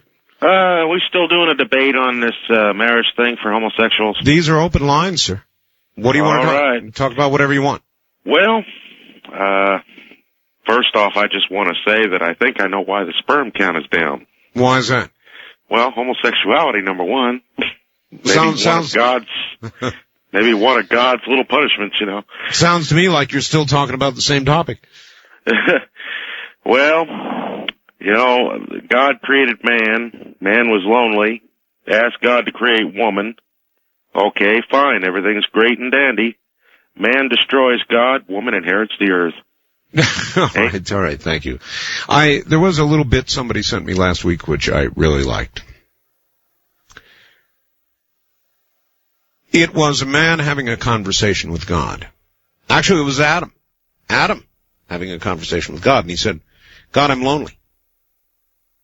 I'm lonely. God said, I shall create for you the most beautiful, wondrous creature, attentive to your every need. As a matter of fact, Adam, she will think of your need before you even have it. She will anticipate and bring to you everything you want. She will be the perfect woman. Adam said, okay, cool. What do I need to give up for this? And God said, well, your left foot, your left hand, and your left testicle. And Adam thought very seriously about it for a while and said, God, what can I get for a rib? First time caller line, you're on the air. Hello. Hi, how you doing, Art? I'm doing okay. Well, everybody has missed the point about the marriage among the homosexuals. Where are you calling from, sir? From Bakersfield. My name is Rafael. KNZR, all right. Yep. The thing is that none of the people that discussed it talk about the effects. I mean, for instance, if in a couple of homosexuals, if one dies, the other one gets nothing. No right. Or if one goes to a hospital, the other one doesn't have any right to visit, things like that. They never touch that. They only went for the thing about God or things like that. To start with, marriage is not a religious thing. Marriage has been with men forever. Communists do get married, Chinese do get married, and they're not Christian. Well, what about the facts that I just had that said a lot of relatively primitive, pre-technological cultures have been discovered that have extended families, multiple people involved in what appears to be a marriage, and their family values are fine. Right, also that. But for instance, even the Aborigines in Australia, very primitive society, have marriage. All right, sir. Thank you very much. But it's not marriage as we Christians define it. It is not a man and a woman in a union with God, before God, in God's eyes, however you want to put it. It's something else. And, the Faxer has a point. It's something to contend with, something to think about. First time caller line, you're on the air. Yes, Mr. Bell? Yes. This is Lance from Kansas City, and I got cut off before I got the answer. Before you got what answer? Asking about the trailers? Listen on the air. We're still on the air there. I gave the answer on the air, Lance. I don't have the answer for you. I don't give that kind of advice. So I hope you got it that time. West of the Rockies, you're on the air. Hello. Arthur, me boy. Yes. Top of the morning to you. And to you. This be Mitch, the Magic Christian, calling you from beautiful Ventura by the sea. All right, Mitch. Yeah, I thought I'd weigh in on our homosexuality issue this morning. Yes. Of course, as you well know, by my moniker, I'm a Bible-believing Christian. Therefore, I've got to come down on the side of our my brothers and sisters this morning have been somewhat slow-spoken, I've noticed, and a little bit less than well-armed when it comes to the battle of wits, especially when it came to Anson. Well, that guy was a machine gun, wasn't he? Yeah. All right. So you've got the answers. Give them. Well, hands down, I mean, in the scriptures, what we call and we revere as the written word of God, what has come down to us today, say the King James Version, which is about 350 years old now, it's clearly stated in both the Old Testaments and the New Testaments that it's an unacceptable, sinful behavior. And as for the, thou shalt not judge, you have to take everything in context. Okay, Mitch, the Magic Christian or whatever you are, let's think about it this way. Sinful, wrong, you may believe that, I may believe that. However, marriage today is not only conducted in a church, it's conducted in front of civilly, in front of a justice of the peace. Okay, you want to separate? Let me finish. All right. There, Mr. Magic. And who are we to judge? In other words, America is supposed to be the land of the free? We the people. Are the land of the free? Yes. Home of the brave? Uh-huh. What exactly does freedom mean, Mitch? Not license. Not license? Right. It's freedom with responsible behavior. Freedom with responsible behavior. Okay, I'll buy that. is it responsible for for people to march down Main Street holding up Nazi banners? Well, now you're getting into some ticklish territory. I believe, along with the ACLU. Ticklish. I'm not a member of the ACLU, but I agree with their stand on this issue. You do? Yes, I do. Freedom of speech is absolute. It is? Yes. Well then, what about when you burn a flag, Mitch? Well, I would rather that people not do it, but I'm all for it not being prohibited. Not being prohibited. Right. Well, the homosexual would make the same argument with regard to their ability to marry. Right. Well, in other words, you don't have to be for it or agree with it, but they should be free to do it and undergo the same civil ceremony that Mitch might. You know, in legal debate, they do have grounds to stand on as far as the minority versus the majority argument. But as it stands as of this moment, the majority is still ruling on issues of this type. And we say, as a society, we are not willing to confer. It isn't just But that makes you sound like Mitch, the magical hypocrite. No. It isn't just a religious issue. There are a whole litany of financial ramifications, insurance rates, There absolutely are, and most of those arguments would be on their side. Oh, no. Take, for example, I disagree. Take, for example, the guy who called whose mate died. Okay. All right? The legal entanglements for them were horrible. Horrible. And the help that would be given to a normal couple would not come because they are not married. And then once the partner died, the legal ramifications are horrible. I understand that. You do. Yes. But you don't care.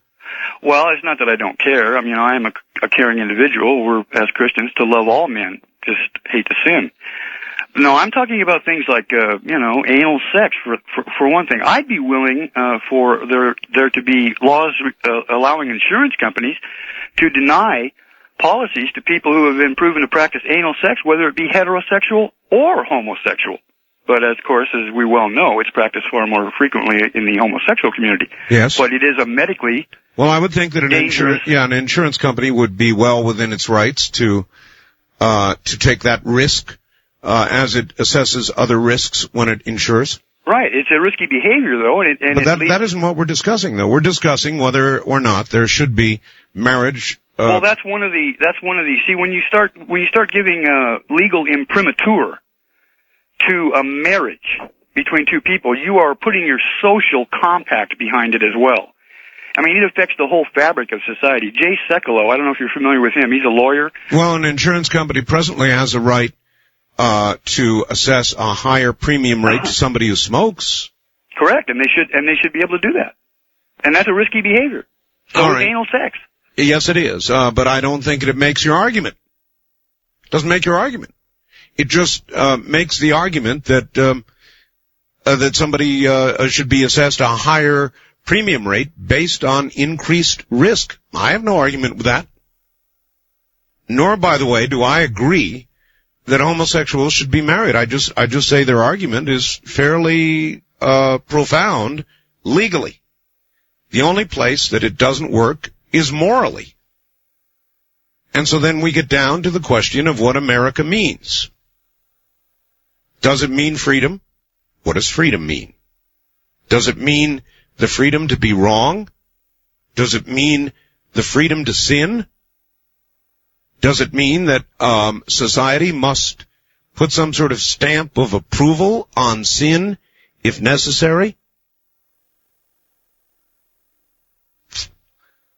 East of the Rockies, you're on the air. Hello. Hello. This is Shane from Nevada. Shane, you're on the wrong line then. This is the East of the Rockies line. Thank you very much. The line you want to call is 1-800-618-8255. First-time caller line, you're on the air. Hi. Yeah. Is this Art Bell? Yes, it is. Yeah, I'd like to talk about the tactical neuroimplant situation that's going on. About what? Tactical neuroimplant. I don't know if anybody knows about this, but I would like to talk about it. Do you have an implant? I'm not sure. You're not sure? Yes. You think somebody implanted you with what? An implant. Like when I went to surgery, people have that going on all across the nation. What kind of implant do you have? It can, like, at the test site, they can, They implanted you at the test site? Yes. Mm-hmm. And what does this implant make you do? At the hospital, they implanted it. Yeah, what does it make you do? It could trigger a reaction to, make you do things that you not normally do. Like what? Like, go out and commit some crimes or something. Really? You know what I think? What? I think you're making up excuses for your own bad behavior. Yeah, no. That's what I think. No, that's not. That's not, that couldn't be it, huh? But, Kraftwerk is very cool.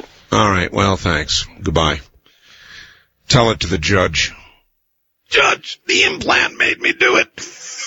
East of the Rockies, you're on the air. Hi, this is Tim in Minneapolis. Hi, Tim. Hi, this homosexuality between, and marriage, I don't see that as exclusively just a moral issue, as you said. I think that if the state's going to, acknowledge it, that it should be beneficial to the state. I mean, if they're going to be receiving benefits, shouldn't it benefit society? Well, in what way greater than a heterosexual union or marriage now benefits society? Well, for example, I think it's been proven over time that would you have them pay some sort of homosexual tax? Special tax? I think it should benefit society if it's going to be acknowledged by the state. Well, I ask again, in what way greater than or different than a heterosexual union benefits society? That's what I want to explain. If it's a man and a woman, yes. For example, if they have a child, yes, that child is going to be beneficial to that child and therefore to society. Now, if a man and a man, for example, adopt a child, yes, I think that should be their burden of proof to show that will be beneficial to society. Well, the burden of proof is only met by demonstration. In other words, by allowing them to adopt and then show they have raised a well-balanced contribution to society. Well, aren't there examples of people who have raised children in that context? Yes. And what has happened there? Well, I'm not an expert in the area, so I can't really tell you, but I'm sure there are those out there who can. I wish I could. I don't have that answer. Mm-hmm. I don't think that's what I'm saying then is that's not society in a whole's problem. That's those people that desire those benefits. They should come to the proof however they need to do it. Okay, what about all the heterosexuals that get married and have children that run around killing other children or throwing other kids out of windows? You know, what about them? What about them? I guess I don't understand. Well, I'm going with your premise here. Right. And I'm asking, what about the heterosexual couple that raises a child that turns out to kill others, or do something awful? Yeah, I don't think anybody's raising the child intentionally to kill somebody. If you can obviously show that, I guess I don't see the point there.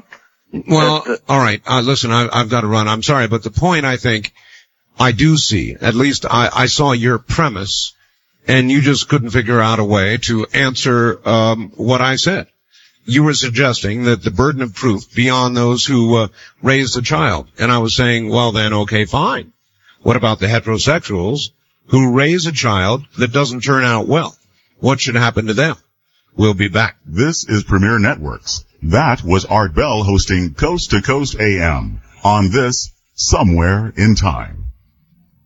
Now, we take you back to the past on Art Bell Somewhere in Time. Top of the morning, everybody. Here is a fax addressed to Alice in Wonderland. That would be Alice of the debate, I'm sure. Regarding caller Alice's statement about Christianity being for everyone, I was a Christian, and that God, little g, never paid the least bit of attention to me. I also saw at a very young age what Christian dogma was doing to the world, beginning with Genesis, when God, little g, gave Adam, the guy, domination over the earth, etc., etc. Right. Well, Alice, Christianity is not for everyone. I'm a neo-pagan. I do not worship anything. Worship is for slaves. I have learned to honor the earth, life, human beings, freedom, and choice. I work with and enjoy the company of beings conveniently referred to as gods and goddesses, beings who have been in consciousness for millennia, who are non-human, non-physical, very wise, and willing to teach, beings who have no need or desire to be worshipped. These are the same old ones of our pagan ancestors, and pagan means only from the countryside. The gods of nature, neo-pagans honor everyone's choice to believe as they wish. This includes the right of gay men and women to love one another and to marry. Love and pleasure were the gifts of the goddesses to humankind. Sex was once viewed as life force. In this world of violence and suffering, any love engaged in is a big improvement over the status quo. I support the right of anyone to love. Great right in the Wiccan religion. The craft of the wise or witchcraft is the highest sacrament. Great right is sexual union. Wow. The joining of God and goddess, man, woman, or male-female energies within each of us. And that includes the joining of love of any gay couple. Whew. Grow up, Alice. This is a free country. Freedom of religion should be honored. If you don't believe in gay marriages, you should never marry a woman. Simple. Let others live according to their beliefs, which are many. Signed, Ravenwolf and Pagan Princess. Whew. Makes one wish Alice was back here. Wow. West of the Rockies, you're on the air. Hello. Hey, Art. This is Barbarians at the Gate Chuck. Now, how you doing there? Pretty good. Did you want to stick with homosexual marriages? You mean yes, no, because I had something dealing with this weekend while I was at work. I don't know when people are ever going to learn. These are open lines. Okay, well, talk whatever you want to talk about. I don't care. Okay, you know the artifacts on the moon and how all the Christians are getting upset and whatnot? Yeah. Nobody's advanced the proposition that perhaps God made the earth old to confuse us and challenge us with the element of faith. Why would he would put all these quandaries out there, because if God were to come down and say, look, I'm the omnipotent being, worship me, where goes our free will, his gift to us? It's out the window, because only a fool would say, oh, heck no, That's I right. got to, because that's right. But, all right, so then America, if we are the place we say we are, imposes no religion, state-sponsored or otherwise, on anybody. Exactly. It allows freedom to either worship or not to worship, yes? Yes. Does that include the freedom to have a union that is described as an abomination in the Bible? I would say yes, it does. Yes, it does, because plus, look at it from their point of view and from the point of view of the society, even though we've gone completely off of what I was curious about, but say two people do love each other, okay, be they man, woman, man and woman, and somebody wants to take care of them, fine. It's good that there's somebody out there who will take care of them, because it's better than having like a sick, decrepit person leeching off the state. Actually, I think it's nice to see that there would be people willing to do this for each other. It warms the heart. Personally, I think that same-sex marriage, it's like, no thank you. I know, I react to it the same way. Yeah, but from the point of view of, like, society, heck yeah. Intellectually, legally, yes. There are arguments, I think, that favor it. And the only argument that opposes it, really, is the Christian argument, the argument laid down in the Bible. Yeah, that thou shalt not spill thy seed, and et cetera, ad nauseum. Yeah.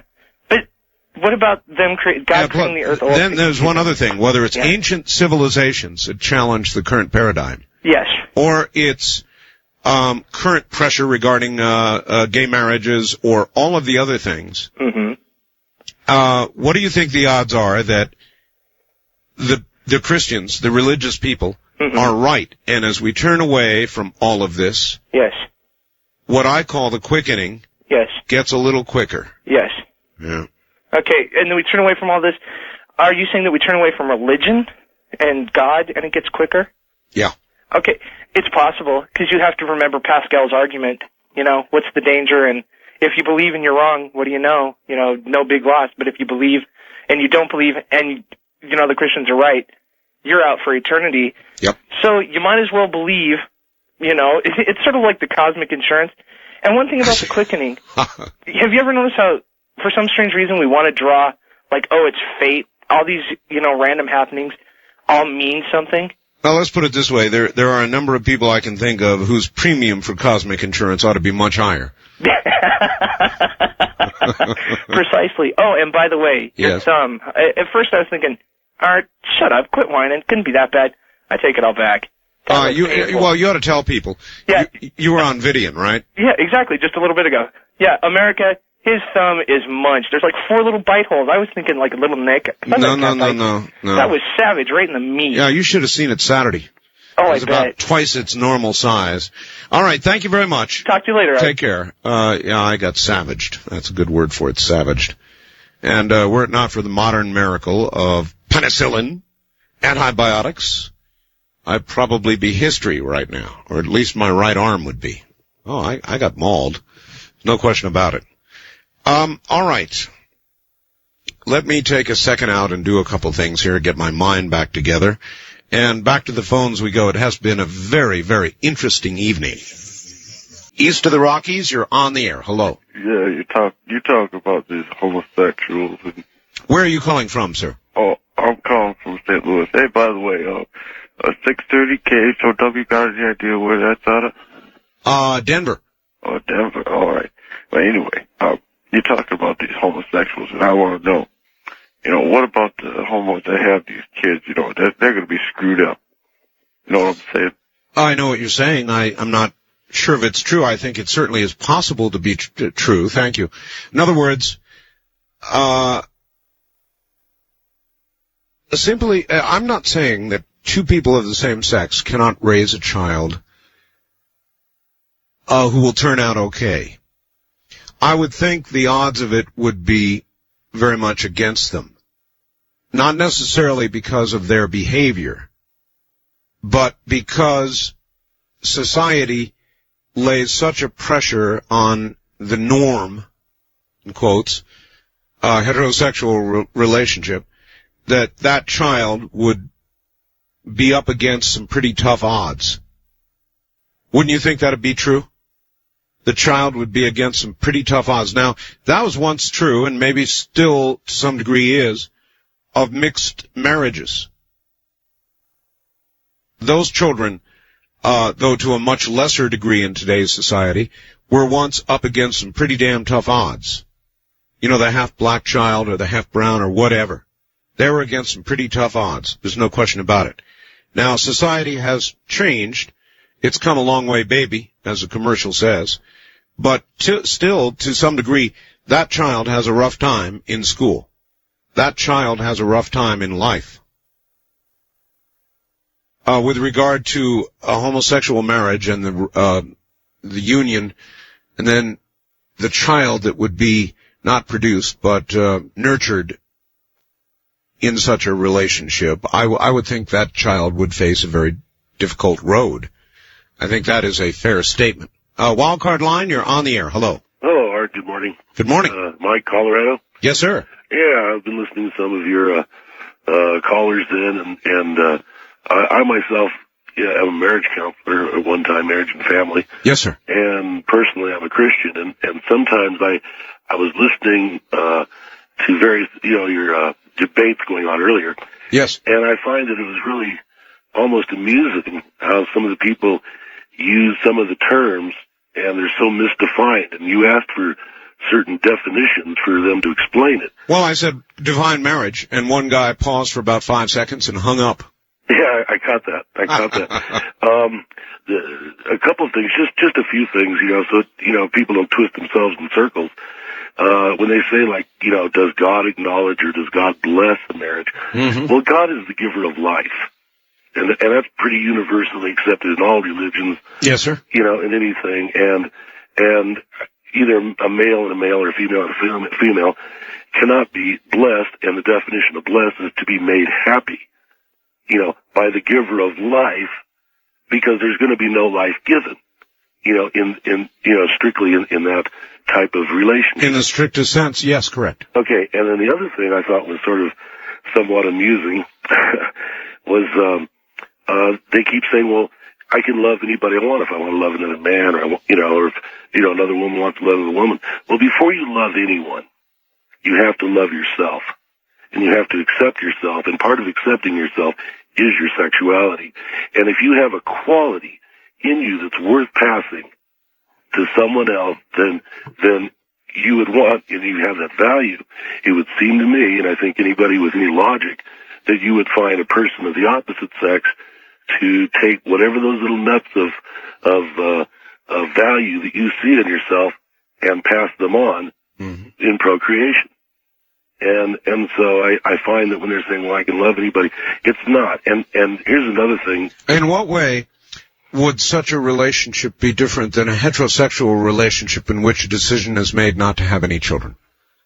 Well, that's their choice if they don't want to do that. Usually you will find, as they get older, the energy, let's say that the woman is dealing with, being as she is, her body and her mind are geared for bearing children, that usually takes a toll on them. Now, some people don't, do it and they manage, but it's tough on them. It is tough. And well, I say again though, in what measurable way is a heterosexual relationship, other than moral or biblically, which decides not to have offspring, how does that differ from the homosexual relationship where there's not going to be offspring? Well, okay, if you're not going to pass on children, it would differ in this manner. Usually, okay, let me back up two things. Usually when, let's say a person comes into the office, and this will tie in, usually a counselor who's been trained, to spot certain things, usually finds that a homosexual, either male or female, their first tip-off is not sexual preference, but emotional immaturity. Now, if someone is mature enough to relate to someone of the other sex, and be able to enjoy that, and maybe not bear children, maybe they don't, for some reason they've decided not to do that, whether it be economical or whatever factor they want to do, they have the choice to do that. But in the other, they have really no choice. Then they want to go say, well, we can always adopt one.